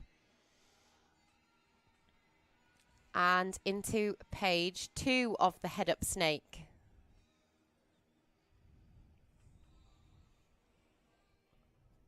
Classic. And half turn head up. So when they do these turns, Regan, they have to turn a certain way. Both performers have to turn the same way, and they have to be turning towards the blue lights, which it is on the left of the screen, left of the right side of the screen. Okay. Okay, 2 busts so far, same as China.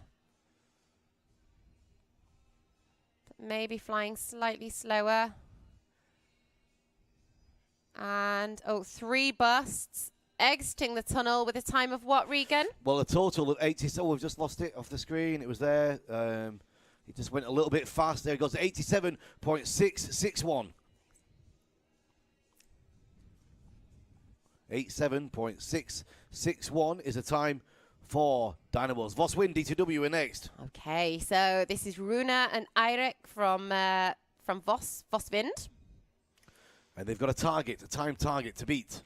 They have. Pressure is on. So out of these 6 teams that are flying, the slowest will be placed in 19th position. Yes. And they will not fly again. Out of these 6 teams. Out of these 6 teams. Yes. So then the next 2 teams up will battle each other. Yes. In a battle off. In a battle off. In a battle off. And that will decide 18th and 17th positions. Right. Runa and Eirik looking very serious now. So out of the 6 teams, the top 3 teams are going to be going through, and they will rejoin all of the other teams from... Just trying to do some quick maths here. So it's just the way the tournament works. We've got to do these 6 first. Absolutely. To find out which 3 join the pack. Okay. So the top 3 out of these 6 teams will join from positions 13 up to 1. Yes. And they will continue on that battle tournament. Slight hesitation there from the Norwegian team. Head up snake. 1 bust there that looked like a centerline bust. And beginning page 2. So this pattern that they're flying, they have to fly 3 times. And that was another centerline bust there. 2 busts so far. We saw that. 3 busts so far. It looks like a lot of centerline problems. This could be a lot of nerves, Regan. Yeah, we had 3 from Dynaflow as well. So this score, well, we saw from Dynaflow 87.661. Yeah. So I think it's all going to be quite tight. Remember, this is the first flight of the day. It's always a bit nerve-wracking for the teams, but especially, looks like we've had a 4th bust as well. Out of the door. What time do we have? We have 87.730. So it's very close, actually. Just hundredths of a second faster than Dynaflow, and that's including 4 penalties. Oh, my goodness. Next up, R&B. R&B, Rick and Bastian. Fresh from the 4-way. Absolutely. I saw them this morning. They were watching the FS as Rick is actually competing in FS. He is. Sending out a little... Bastian sent out a little heart and did a little baby. His partner is expecting a baby in December. Oh. They haven't found out the sex of the baby. No. They look quite calm, actually. They do. Relaxed, calm. Just waiting for the reset of the systems. Then the flyers will get the thumbs up from the judges and from the driver. The driver is the person who controls the airspeed. Okay, visors down. So the draw is head up in face snake, classic, head down circles. Straight into the head up in face snake. And head up is usually slower than head down. Yes. Got the freestyle judges taking their place in front of the tunnel there. You can just see the heads of some of the judges. Right. So yes, the freestyle judges will be getting them ready earlier because this is a shorter round, just the 6 teams. Yes, that's true. Over that ring that you can see on the left. Head down circles. They've got 1 bust.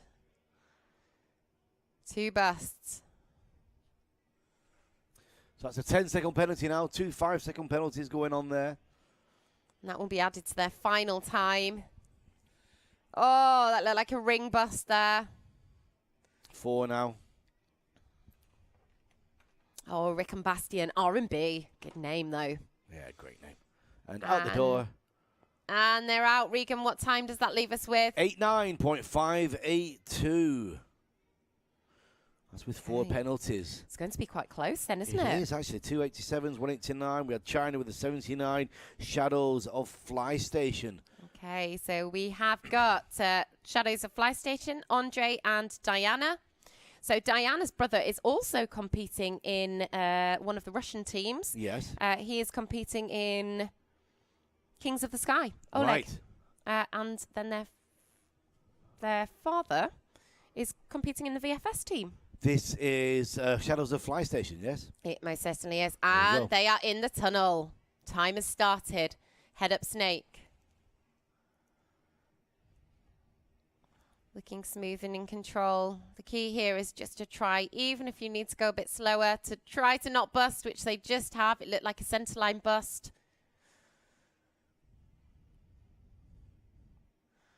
So being able to see this split screen is brilliant. On the right, we can see the yellow line, the center line. Yes. That is exactly lined up with another yellow line behind it, dividing the tunnel in half. On the left, we can see the sideline, which has a ring in the middle, which is used on this move, which is called a vertical. So 1 bust so far. Try not to let that distract them. Into a head-up snake again. Beautiful flyers, these two, both of them. Very controlled flyers. Currently, 2 penalties now. That was the classic. So I'm not sure what happened there. And hopefully a clean exit from the tunnel. With 76.343. Okay, so that looks like the best. Is that the best score that we've seen so far? We didn't get DZK, so we're not entirely sure. But it's of all the rest, it's the best, yes. So we'll just need to find out the time from DZK to see who. You'll get an update on your system, will you? Oh, I do have an update on my system. So these will start going into the system. So it looks like DZK got 78.786. So it looks like the winner there, Shadows of Fly Station. Yeah, so remember, it's the top 3 teams will go through to battle the top 13 teams. And can we see there which teams have gone through? We can't at the moment. Well, we're going to go right now into the solo freestyle junior free round and round 4. Amy Watson is going to start us off from Australia, bouncing into the centre of the picture, getting the speed set. She's ready. She's happy. The first flight of the day of the freestyle. We've been looking forward to this. Yes, we have. Amy Watson, one of the youngest competitors here, actually, aged just 13. So we have a few 13-year-olds. I think 3 13-year-olds in the freestyle junior. Visor down. Music on. Shine on, diamond, don't make me wait another day. 'Cause passion is passion, you know it just as well as me. Now let's stop running from love, running from love. Let's stop, my baby. Let's stop running from us, running from us. Let's stop, my baby. Oh my, my, my. I die every night with you. Oh my, my, my. Living for your every move. Spark up. Buzz cut, I've got my tongue between. Oh yeah, Emma, I do like that. I like those back moves as well with the unsynchronized legs. Beautiful to see. That was really nice. Yeah, the back spins were really good, weren't they? Yeah, I was watching that in training. It's quite unique. I don't think I've seen anybody else doing that move at the moment. No, and the exit, the head-down spin on the net, that exit is brilliant. Reminds me of Martin Dedrick from a couple of years ago. Oh, yes, that was brilliant. That was in Poland, wasn't it? Yeah, straight into the tunnel on his head. Australia, Amy Watson with first mark in the sand for today here in Bahrain with round 4 of the freestyle. And we're going into our second junior flyer, Emma. So this is Matvey Saleyev, currently placing in 9th position from Russia. Amy Watson is in 7th position from Australia. Off we go. What's going on?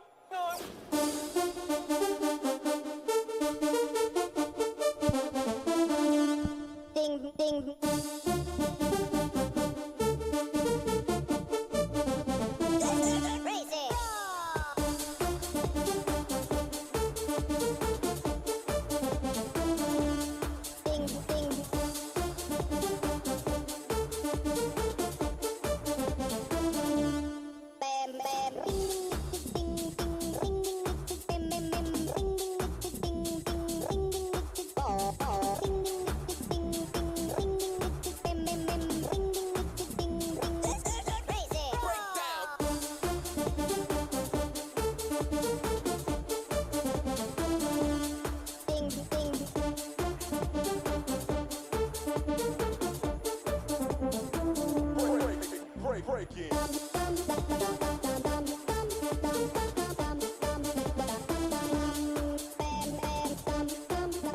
So you've seen that routine a couple of times, Emma. What do you think?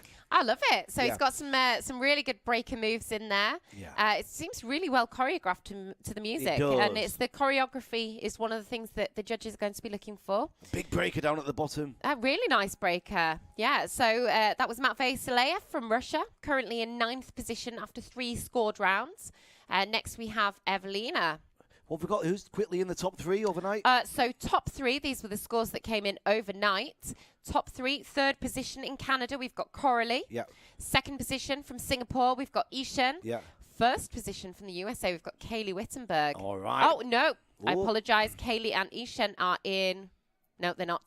Do you think it Second was position tied? is Ishan. I did think it was tied I for a find moment that then. happening a lot. You look at Thompson and you think, oh, is it tied? You Yes. do think it's tied, but no, it is Kaylee Wittenberg in 1st position. So we'll keep our eyes on that as it develops throughout the day. Very good afternoon. Welcome to the action here in Bahrain. Emma Matakola, Artistic Experts, is with us here in the studio. I'm Sports presenter Regan Tetlow, and this is the FAI 3rd World Cup of Indoor Skydiving. Formation skydiving all this morning, and now it's dynamics and it's freestyle. Emma. Right, so up next we've got Evelina Kalagina from Russia. Beautiful, graceful flyer, currently in 12th position. Let's see what she can do.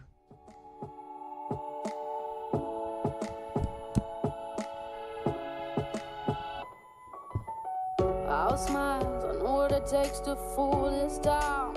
I'll do it till the sun goes down and all through the night time. Oh yeah, I'll tell you what you wanna hear. Keep my sunglasses on while I shed a tear. It's never the right time. Yeah. I put my armor on so you are how strong I am. I put my armor on, I'll show you that I am. I'm unstoppable. I'm a Porsche with no brakes. I'm invincible. Yeah, I win every single game. I'm so powerful. I don't need batteries to play. I'm so confident. Yeah, I'm unstoppable today. Unstoppable today. Unstoppable.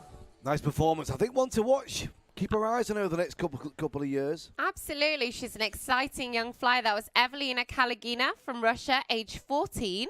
So she was flying at a wind speed of 73% there, which is the lowest that we've seen so far. Some great side flying from her as well. Yes, so she's a very beautiful flyer, isn't she? Delicate, graceful. She's got a big smile. I saw her upstairs. I think it was with her parents. Looks like she's got lots of support from Russia. We've got a lot of Russian teams here this year, haven't we? We have. This is my now favourite name in the competition by far. Elijah Diamante. It's a great name. Sounds like a Bond villain. He is one of the youngest competitors. We've got 3 13-year-olds in the freestyle juniors. That is Amy Watson, Matvey. So Matvey Sileyev, who we saw flying earlier, he had his birthday just 5 days ago. Oh, really? Only turned 13 5 days ago. So this is Elijah from the USA flying his free rounds at 77%, which is sort of somewhere around the middle in the freestyle juniors. But as he's quite small, that's going to be much more power busting him up. What was that on the side of his helmet there, just sticking out?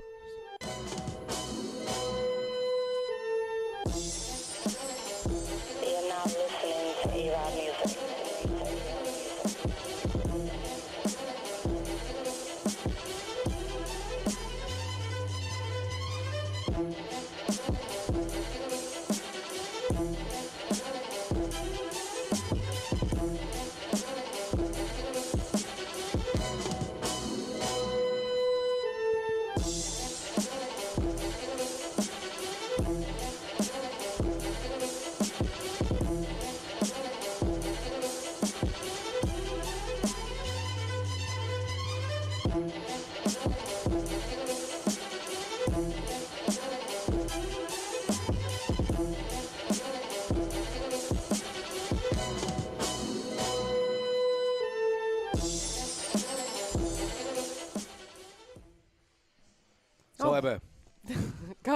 Go on, Regan. No, just a lot of power in that.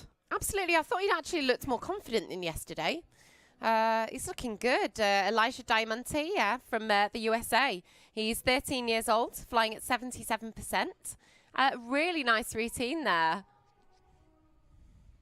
Okay, next is Julian. Julian came to visit us yesterday in the tunnel, didn't he? It should be Chewy, I think, shouldn't it? Macaulay?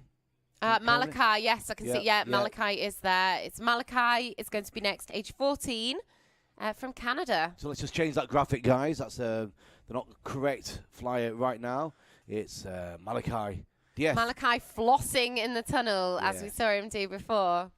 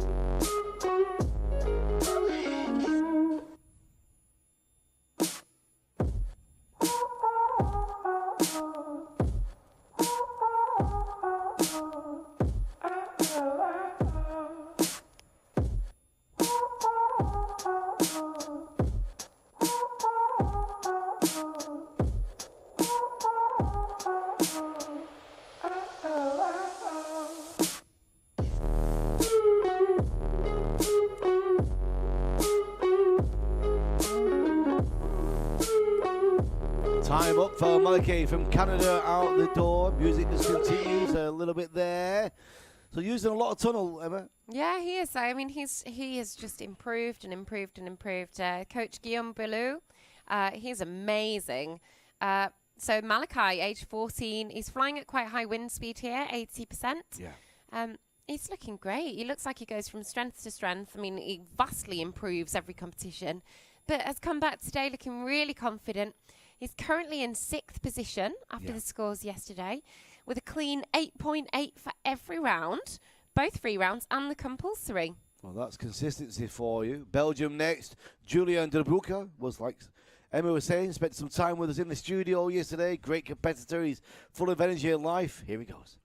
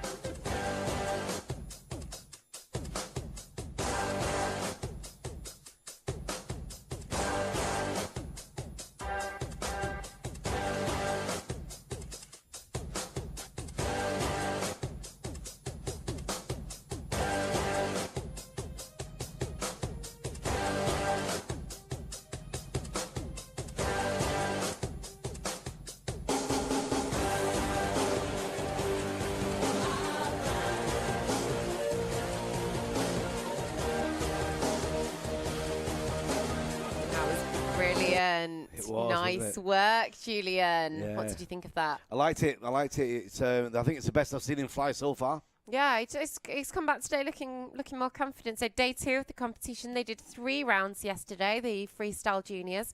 Yeah. 2 free routine rounds and 1 compulsory round. So now we have free routine round, but later today we're going to be seeing the second compulsory round, second and final compulsory round of the competition. So that was Julian, age 14 from Belgium, flies at Airspace. And next up, we've got 13-year-old Saif Nasser from the UAE. Without any music. So nice routine, showing us what he's got. I think all the juniors are looking more confident today, actually, Regan. Must be those first day nerves are kind of out of the way. A nice Manners Space Lab there. That's in the compulsories later. Yes, that's coming up today. Putting in some flip twists there. Some out face carving.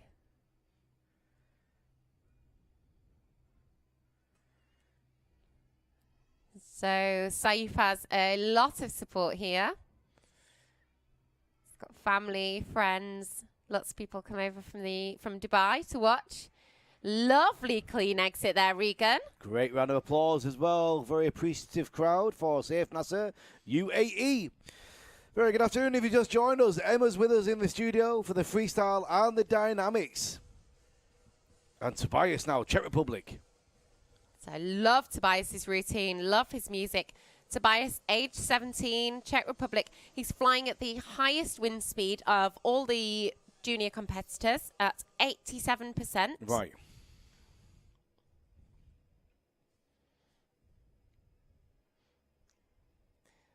Little smile and a nod, just making sure the music is timed up.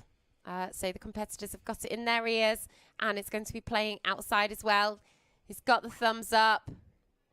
Shortly going to be getting in the door, ready to fly his routine. So these free routines are 1 minute long, created by the competitor or by their coach.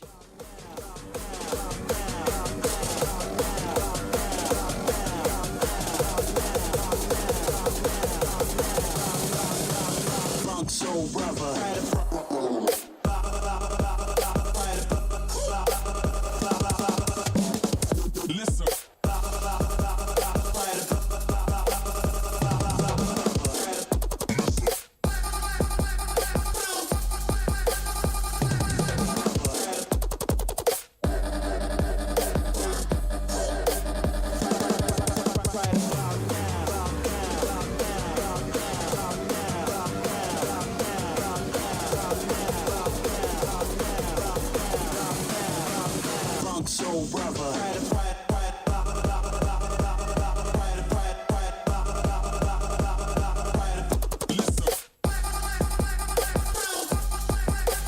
Nice routine from Tobias Chiluka from the Czech Republic. Lots of flip twists there. Regan, what did you think? Lots of flip twists, lots of energy. Come out the door with a lot of speed as well. Absolutely. Well, he's flying at he's flying at the highest wind speed of all the junior competitors. Beautiful routine from Tobias. Very, very powerful. We're moving on with the action. It's all the solo freestyle juniors here this afternoon.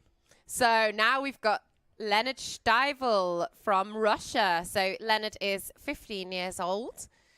Definitely one of the taller competitors. He's flying at the second highest wind speed, 85%. So just 2% down from Tobias. Definitely one of the larger competitors. So beautifully graceful, so controlled.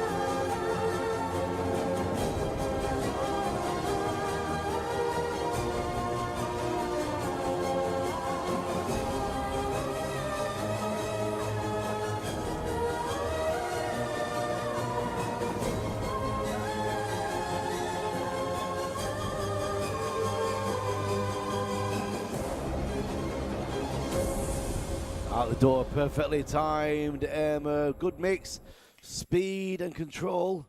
Really, really good mix there.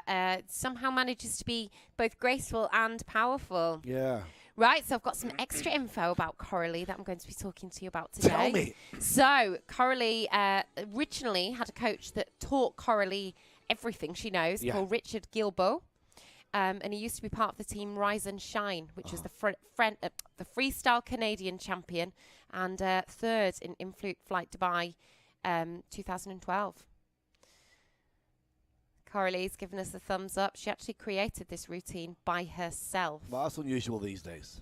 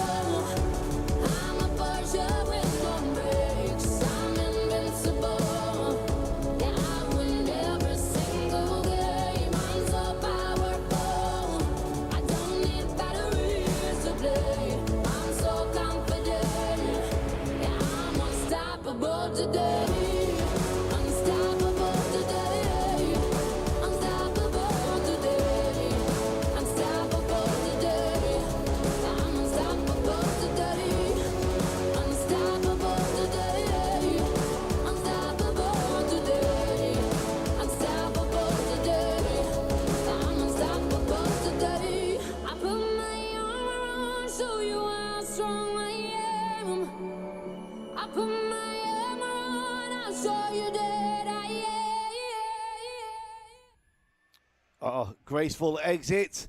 You hear the crowd go wild for that, crazy, Regan. big screams. Absolutely. So, yes, as we were saying, Coralie made this routine by herself with the help of a new coach, Arnaud Gardy. And there was some tuning by Inca as well. So Inca sort of helped her to fine-tune, to perfect some of those moves. That routine is absolutely stunning, though. It's been scoring us some good marks, 9.1 and a 9.1. And it's actually put her currently in third position after day one. So we'll see what happens in day two. Part of the MAD, Modern Air Dance troupe, working on performance, working on that angle of it. Absolutely. And it's Matteo. You're not even speaking to my friends, no. You know all my uncles and my aunts, though. 20 candles, blow 'em out and open your eyes. We were looking forward to the rest of our lives. Used to keep my picture posted by your bedside. Now I see you dress her with the socks you don't like. And I'm rolling, rolling, rolling, rolling with my brothers like it's Jonas, Jonas. Drinking Henny and I'm trying to forget, but I can't get this shit out of my head. You probably think that you are better now, better now. You only say that cause I'm not around, not around. You know I never meant to let you down, let you down. Would've gave you anything, would've gave you everything. You know I said that I am better now, better now. I only say that cause you're not around, not around. You know I never meant to let you down, let you down. Would've gave you anything, would've gave you everything. Out the door he goes. Matteo, you might have a few quick results for us, Emma. Absolutely. I do have some quick results from the dynamic two-way. So China are they've positioned 19th. Yeah. So they've come in 19th position. We will not see China fly again. Yeah. Battling it out for 17th and 18th place is R&B and Vosvind dynamic two-way. Some more results shortly from Emma. In the meantime, Kaylee Wittenberg is set, zipped up, currently in the lead on the freestyle juniors. Yes, she is. So she's currently got 27.4 overall, shortly followed by Ishan Chu on 27.2. It's very, very tight at the top of the junior table. Kaylee looking ready. This routine is absolutely brilliant. She got a 9.2 on it last time she performed it. 9.1 the first time. Will it be 9.3 this time? Well, let's find out. You might have a few moments for a quick more. No, she's in. She's in. Here we go. Any more D2W? We'll try and squeeze it in as best as we can.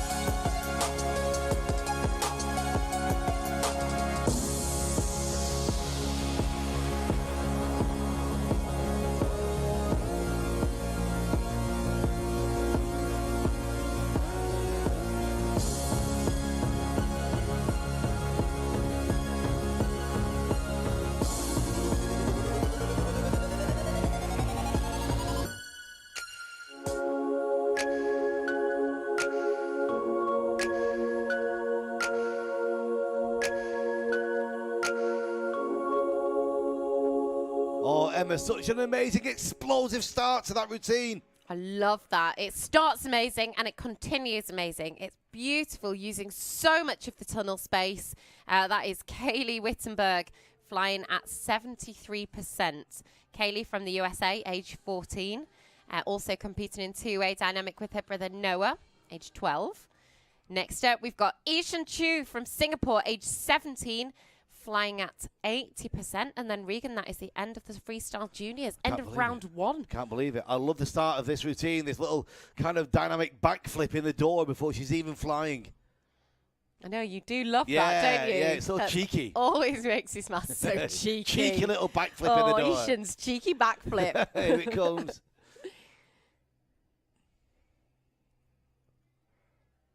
Got the thumbs up.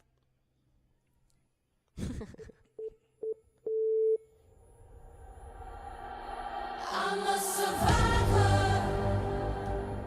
I'm not gonna give up. I'm not gonna stop. I'm gonna work harder. I'm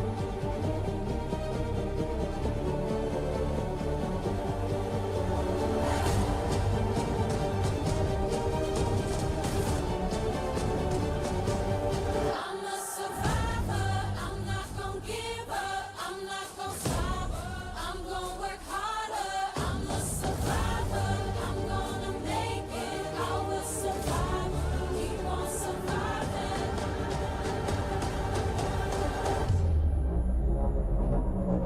I'm a survivor. I'm not gonna give up. I'm not gonna stop. I'm gonna work harder. I'm a survivor. I'm gonna make it. I will survive. Keep on surviving. Oh, Emma, I love that bit in the centre, that going up, that kind of helicopter move. Amazing. She really nailed that. Did you see how much the crowd loved her then? Yes. Isn't it getting busier and busier It's and busier? You can feel the tension a little bit in our air. Let's go back to that quickly. Do T2W results you were telling me. Yes. Okay. So we see that China has taken 19th position. Yeah. Next, we will see R&B and Vosvind battle for 18th and 17th, which means that DZK, Dynaflow, and Shadows of Fly Station have gone through to battle the top 13 teams. Right. Well, the breakers from Blake are on the way. Blake Cullen, USA, taking us into the open category of the freestyle. Absolutely. Infinity Blakers. Infinity Blakers. Amazing. Blake and his biceps. As Leslie termed him. Well, good. A nice out from Emma there. Not me. What a great escape that was.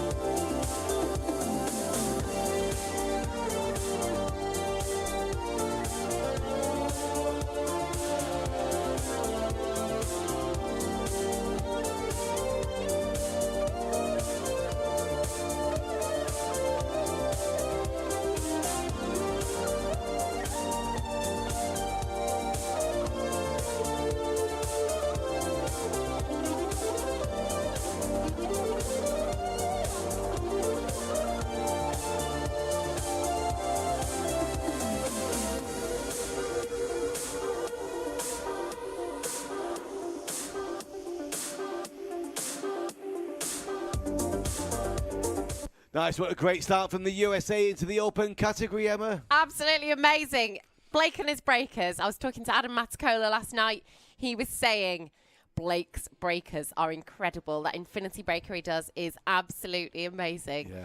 A slight little crash at the end of those breakers. It might be a little bit disappointing, but that routine is awesome, Blake. Have a look at the scores, Emma, overnight in the Open. Let's give us an idea what's going on there as we line up Abraham Al-Hadi from the UAE. Okay, so currently Blake, who we've just seen fly from the USA, yes, USA is in 9th position. Yeah. But in the top of the scoreboard, we have got 4th position, Amalia from Norway. Third, Kira. Second, Maya. And first, Thomas Evans. Great timing there. Here he is. He's in.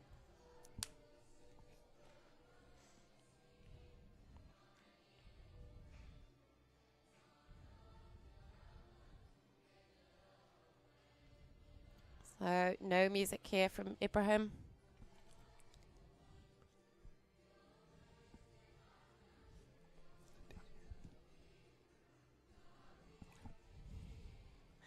So UAE have chosen to not have any music for theirs. Ibrahim looking more confident this time. Yeah. Again, lots of the competitors are looking really confident today. It's so nice to see. Maybe made, sort of thought about their routines, thought about what they wanted to improve overnight, and come back and they're going to smash it today. Nice power-up move right to the top of the tunnel. Looks like hand behind the head when he got to the top. Looking nice, and exiting the tunnel, Ibrahim. Well done. Nice one there. Great stuff. Emma still close at the top, 27.6, 0.8 and 0.9. I know, it's so close. So there is just 0.1 between, oh, hang on, there's, 0.1 between the top two competitors, Maya and Thomas Evans. Now, from Australia, we saw for the first time on the international scene with us yesterday, Elise Brown. Absolutely. Elise Brown, age 18, so one of the younger competitors in the freestyle open category. Flying at 78% for her free routine. Lovely smile, Elise. Getting ready in the door. We cannot wait to see that beautiful routine again. Yeah, this cool opening, this bridge bed back breaker in the beginning here.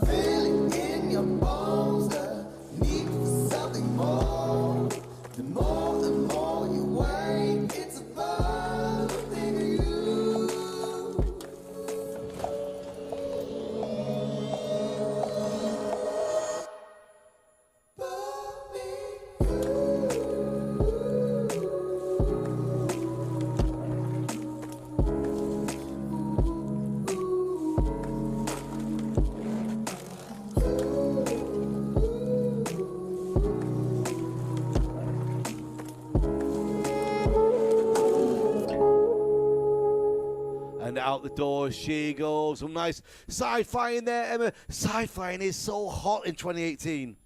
Yes, it most certainly is. Did you see how perfectly centered she was in those head-up spins? Yes. Absolutely. We had a little bit of Zhenwei Gao's music then. So Zhenwei currently in 11th position. Zhenwei from China. Yes. His last routine, his first free routine was scored at an 8.2. And then he had a huge improvement the second time he performed it at an 8.6. This is a rather cinematic, dramatic performance, isn't it? Oh, we love this. We love this music, don't we? Yeah. Really enjoy this music. Zhenwei Gao, he is flying at a wind speed of 81%. So sort of somewhere around the middle of the freestyle open competitors.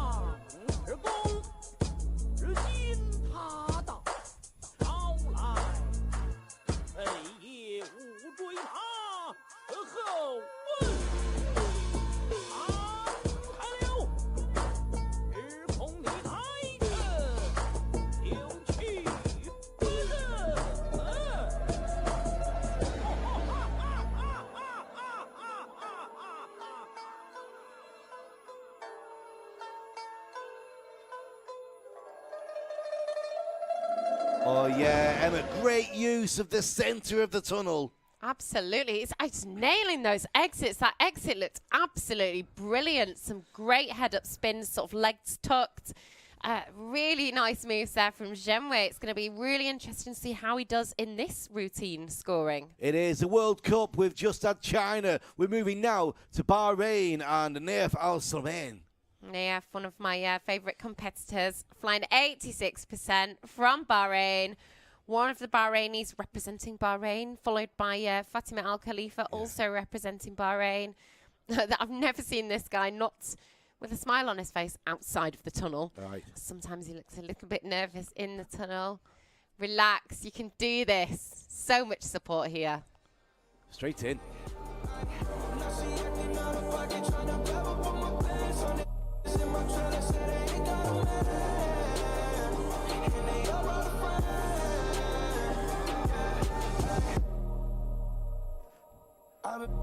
I've been popping pillies, man, I feel just like a rock star.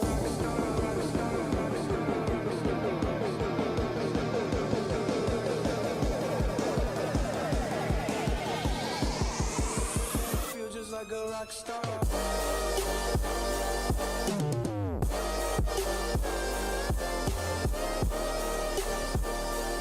I've been popping.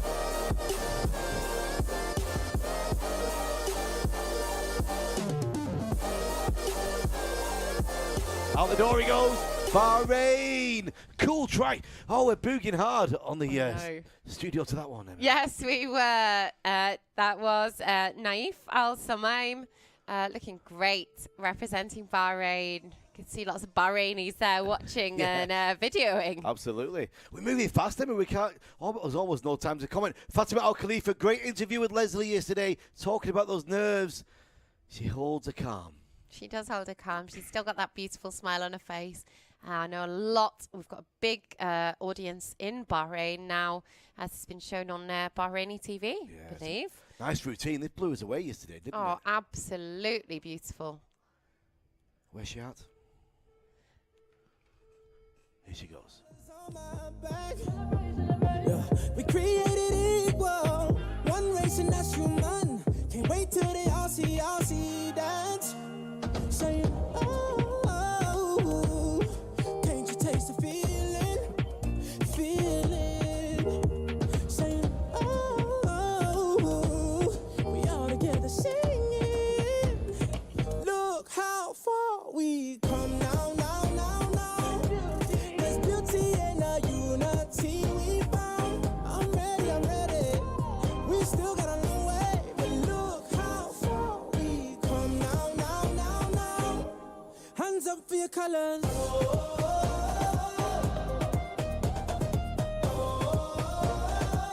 One hand, two hands for your colors, yeah.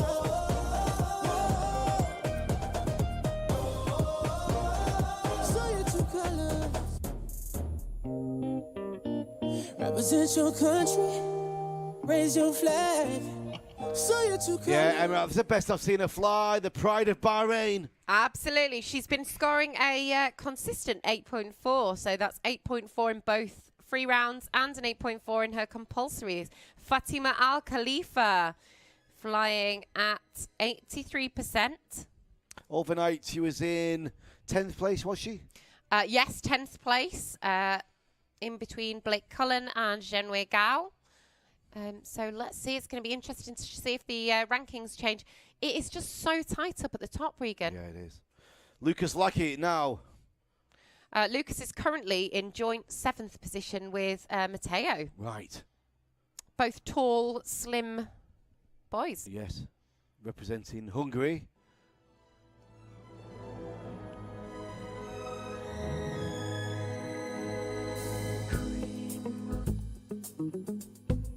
Beyond dreams.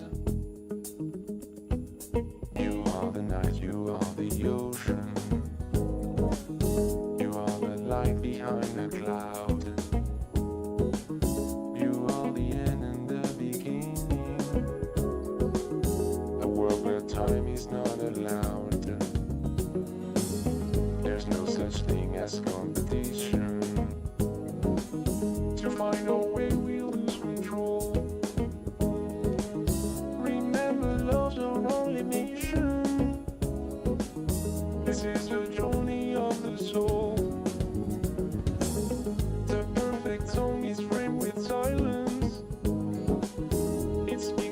places never seen. Your home's a promise long forgotten. It is the birthplace of your Lucas dreams. Lackey working hard on the presentation. A lot of good 45-degree angled flying there, Emma. Absolutely beautiful flying from Lucas Lackey. Apologies there. I did just say he was tied with Matteo. He's actually tied with Katia Toussaint in joint 7th place. Both with a score of 25.7, a great score. This is the World Cup 2018. It is so exciting. We were on the first freestyle round of the day, which is a free round. Yeah. Coming up later, we've got one more round, which will be a compulsory round. Yes. Next up, we've got Smiley Amberley Brown. We have. Does dance, she does jiu-jitsu. Yes, you were saying that. Like, she's an active girl. She is. Always has a big smile on her face. Really, really good to see. Taking some deep breaths there. We love this routine and love this suit. Travelled over here, I think with Blake, no? I think she might have done, actually.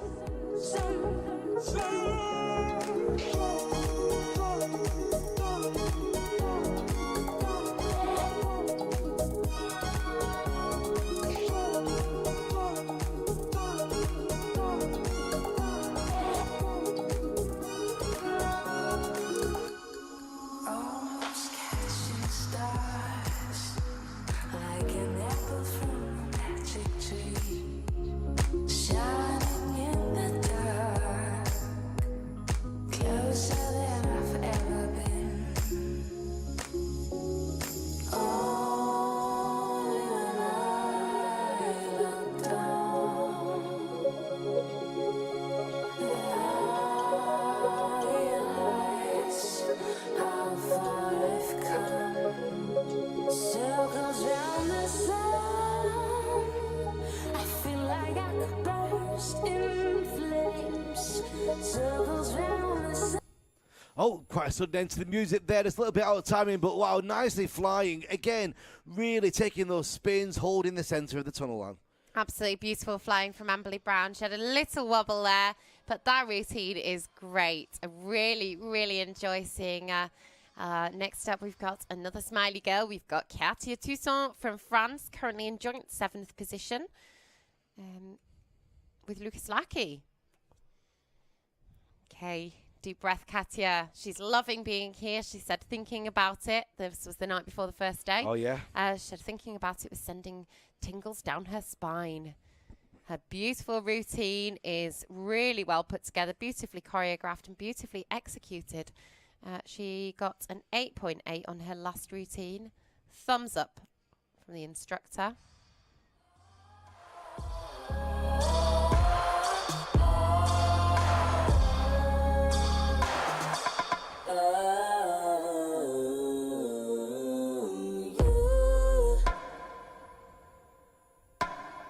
Bitter tongues, they never scan me, fool.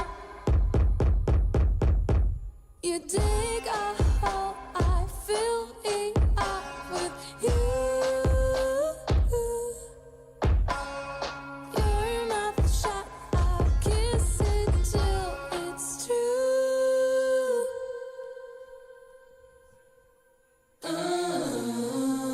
I give all my gold to translucent mind. I give all my gold to translucent mind. I give all my gold. Oh, I like it, Emma. Have you noticed this show's a lot more kind of moody and low-key tracks being used in the freestyle? Yes, it is actually. I mean, we're really enjoying the soundtrack, aren't we? Yeah. If someone can send us in the full soundtrack, we'd be very grateful. Oh. You sent a bit. Is he in the lead overnight, Tom's? Tom's is in the lead. So here is our, after day one, first place competitor, Tom's E-Rounds. We know that everything can change overnight. But Tom's currently is in the lead. Close, hot on his heels is Maya Kaczynska, just 0.1 behind. Tom's Evans. He almost looks like he doesn't believe where he is, doesn't he? He's so genuine.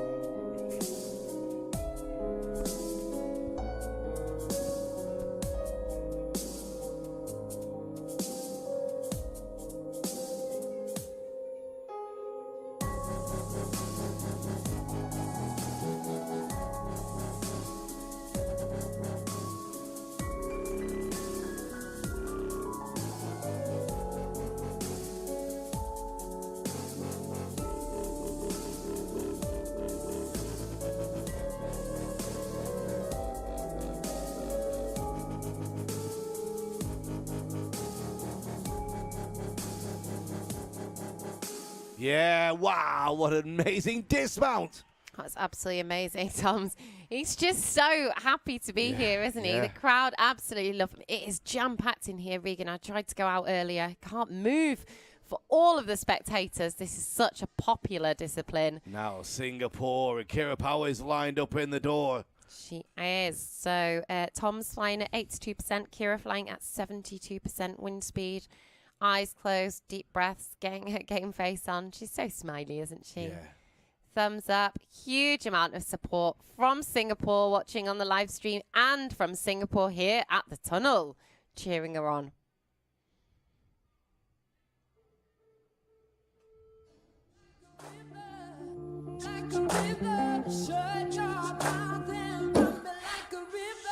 How do we fall in love?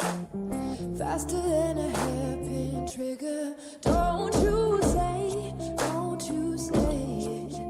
Don't say, don't you say it. So shut your mouth and run me like a river. Shut your mouth, baby, stand and deliver. Holy hands, pull and make me a sinner. Like a river, like a river. Shut your mouth and run me like a river.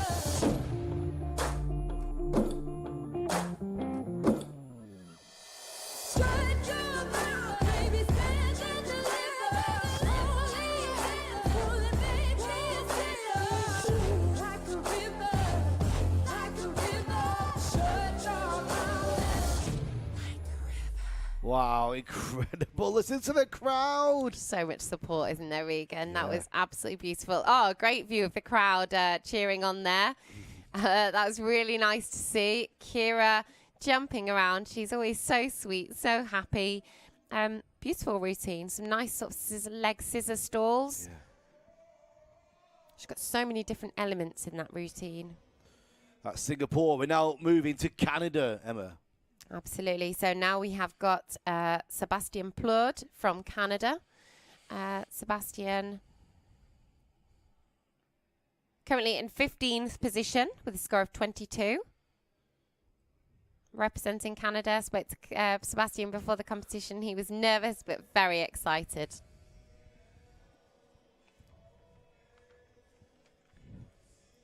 It's a good start. We like this. If I could get up now.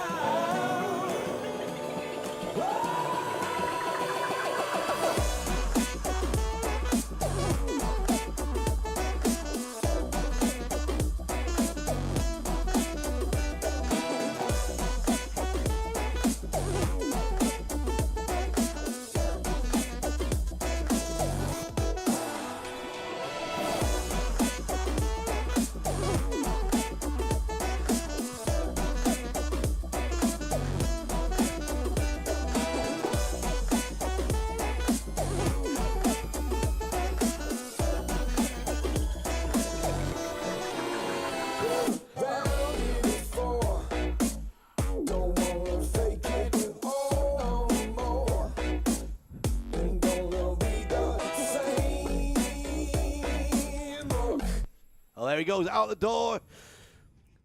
Canada. Sebastian Plourde from Canada, Yes. looking great. So Sebastian is flying on 86%, definitely one of the higher wind speeds of all the competitors. I think Guillaume is flying at the highest at 88, so this is a very high speed that Sebastian's flying. Yeah. Some great moves using the whole of the tunnel. I love the running up the tunnel wall Yeah. higher up. Looking brilliant. Well, this is one of my favourites, the incredible, irreplaceable Sylvia Leitner. This routine gives me goosebumps. Absolutely. Again, lots of sort of leg scissor kicks. Yes. It's at different angles. Really beautiful routine.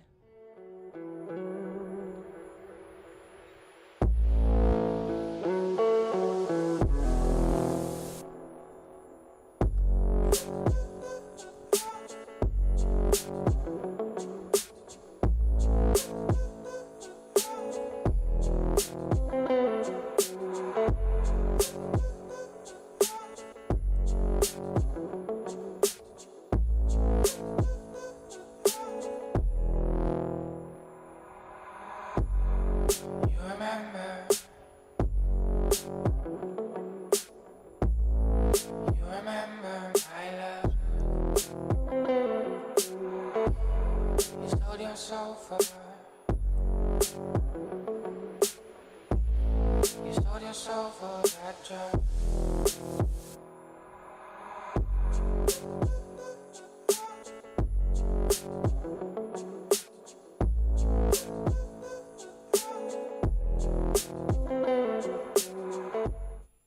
Yeah, Sylvian Lackner finishing there in the centre, taking a great applause from the crowd. Beautiful start and beautiful end to that routine, and what was in between was beautiful as well. Yeah, Slovakia for you. Lots of different angles. She's really up to game, Sylvia Lackner. She's currently in 6th position, actually, with a score of 26.2. Nice. It's very, very close in the junior and the freestyle category at the moment. So 6th place, Sylvia Lackner. 5th, Reese Wilson. 4th, Amalia. 3rd, Kira Poe. 2nd, Maya Kuchinska. And 1st place, Toms Ivan. So a great place for Sylvia Lackner, Slovakia, after day one. Cannot wait to see these scores start coming in for this round. Okay, next up is Guillaume Polou, flying at the highest speed of any of the freestyle competitors. 88%, representing Canada. Amazing suit there with that one arm, almost looks like a tattoo sleeve. Yeah, it's very cool, isn't it? Beautiful. Created this routine himself. He's self-taught.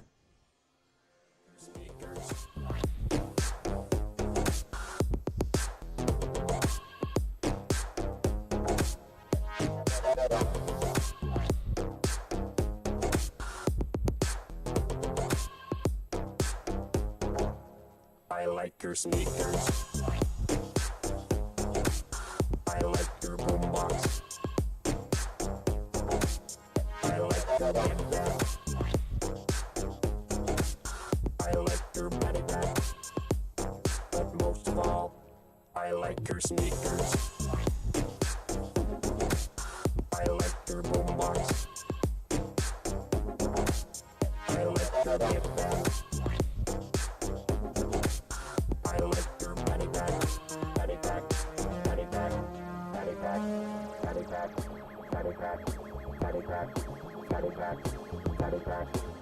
There he goes, out the door, he goes. I like your speakers, I like your boombox, I like that routine. Absolutely brilliant. That was really nice. That was one of my favourite routines, I think, Regan. Yeah. Guillaume, lots of power, lots of variation in the routine. Guillaume currently in 12th position with a score of 24.6. If you just joined us, this is round 4 of the Freestyle Open here at the World Cup of Indoor Skydiving at Gravity Bahrain. Next up, USA, Reese Wilson. Okay, Reese Wilson scored 9 on his first free routine, 8.8 on, it's the same routine but performed again. So the second time he performed it, scored 8.8. So we'll see what he performs this time. Yes. He's got a great smile, great suit. He's got a great attitude. We love watching Reese fly. He's a really exciting competitor. Can't wait to see what Reese does.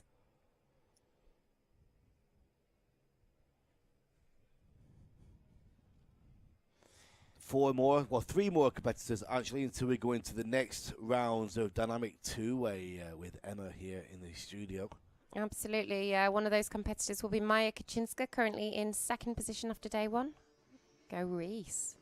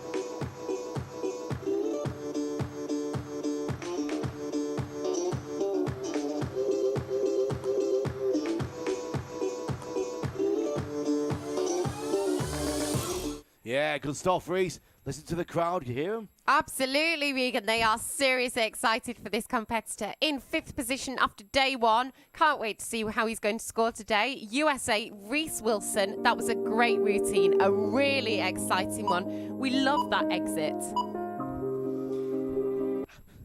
Yeah, it's brilliant. Wow, we're whistling through. Reese Wilson, we're going to Norway now, Emma. Okay, we've got Amalia back for day 2. We want to see her absolutely nail this routine. Yeah. Beautiful girl, beautiful flying, very moving track. Find it quite moving to watch Amalia fly. Another one that gives me goosebumps, this track. Absolutely. It's like a snowy winter morning. It is like a snowy winter morning. Regan, you crisp, are lovely. A crisp meadow with frozen dew upon the ground and snowflakes drifting in the cool morning breeze. Very poetic, Megan Tetlow. That's what I find this routine makes me feel. Beautiful. Cannot wait to see how Amalia deals with this.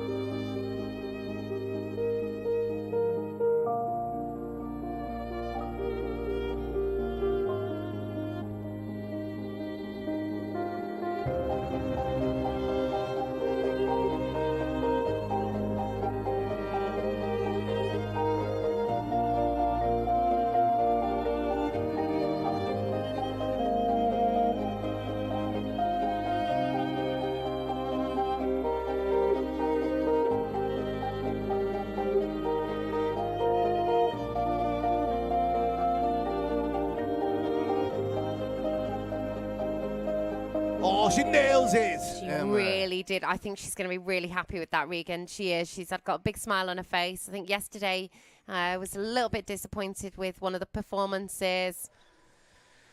Oh, that's the performance she's been looking for. She is such a beautiful performer. I am so pleased for Amalia. You absolutely smashed that beautiful routine.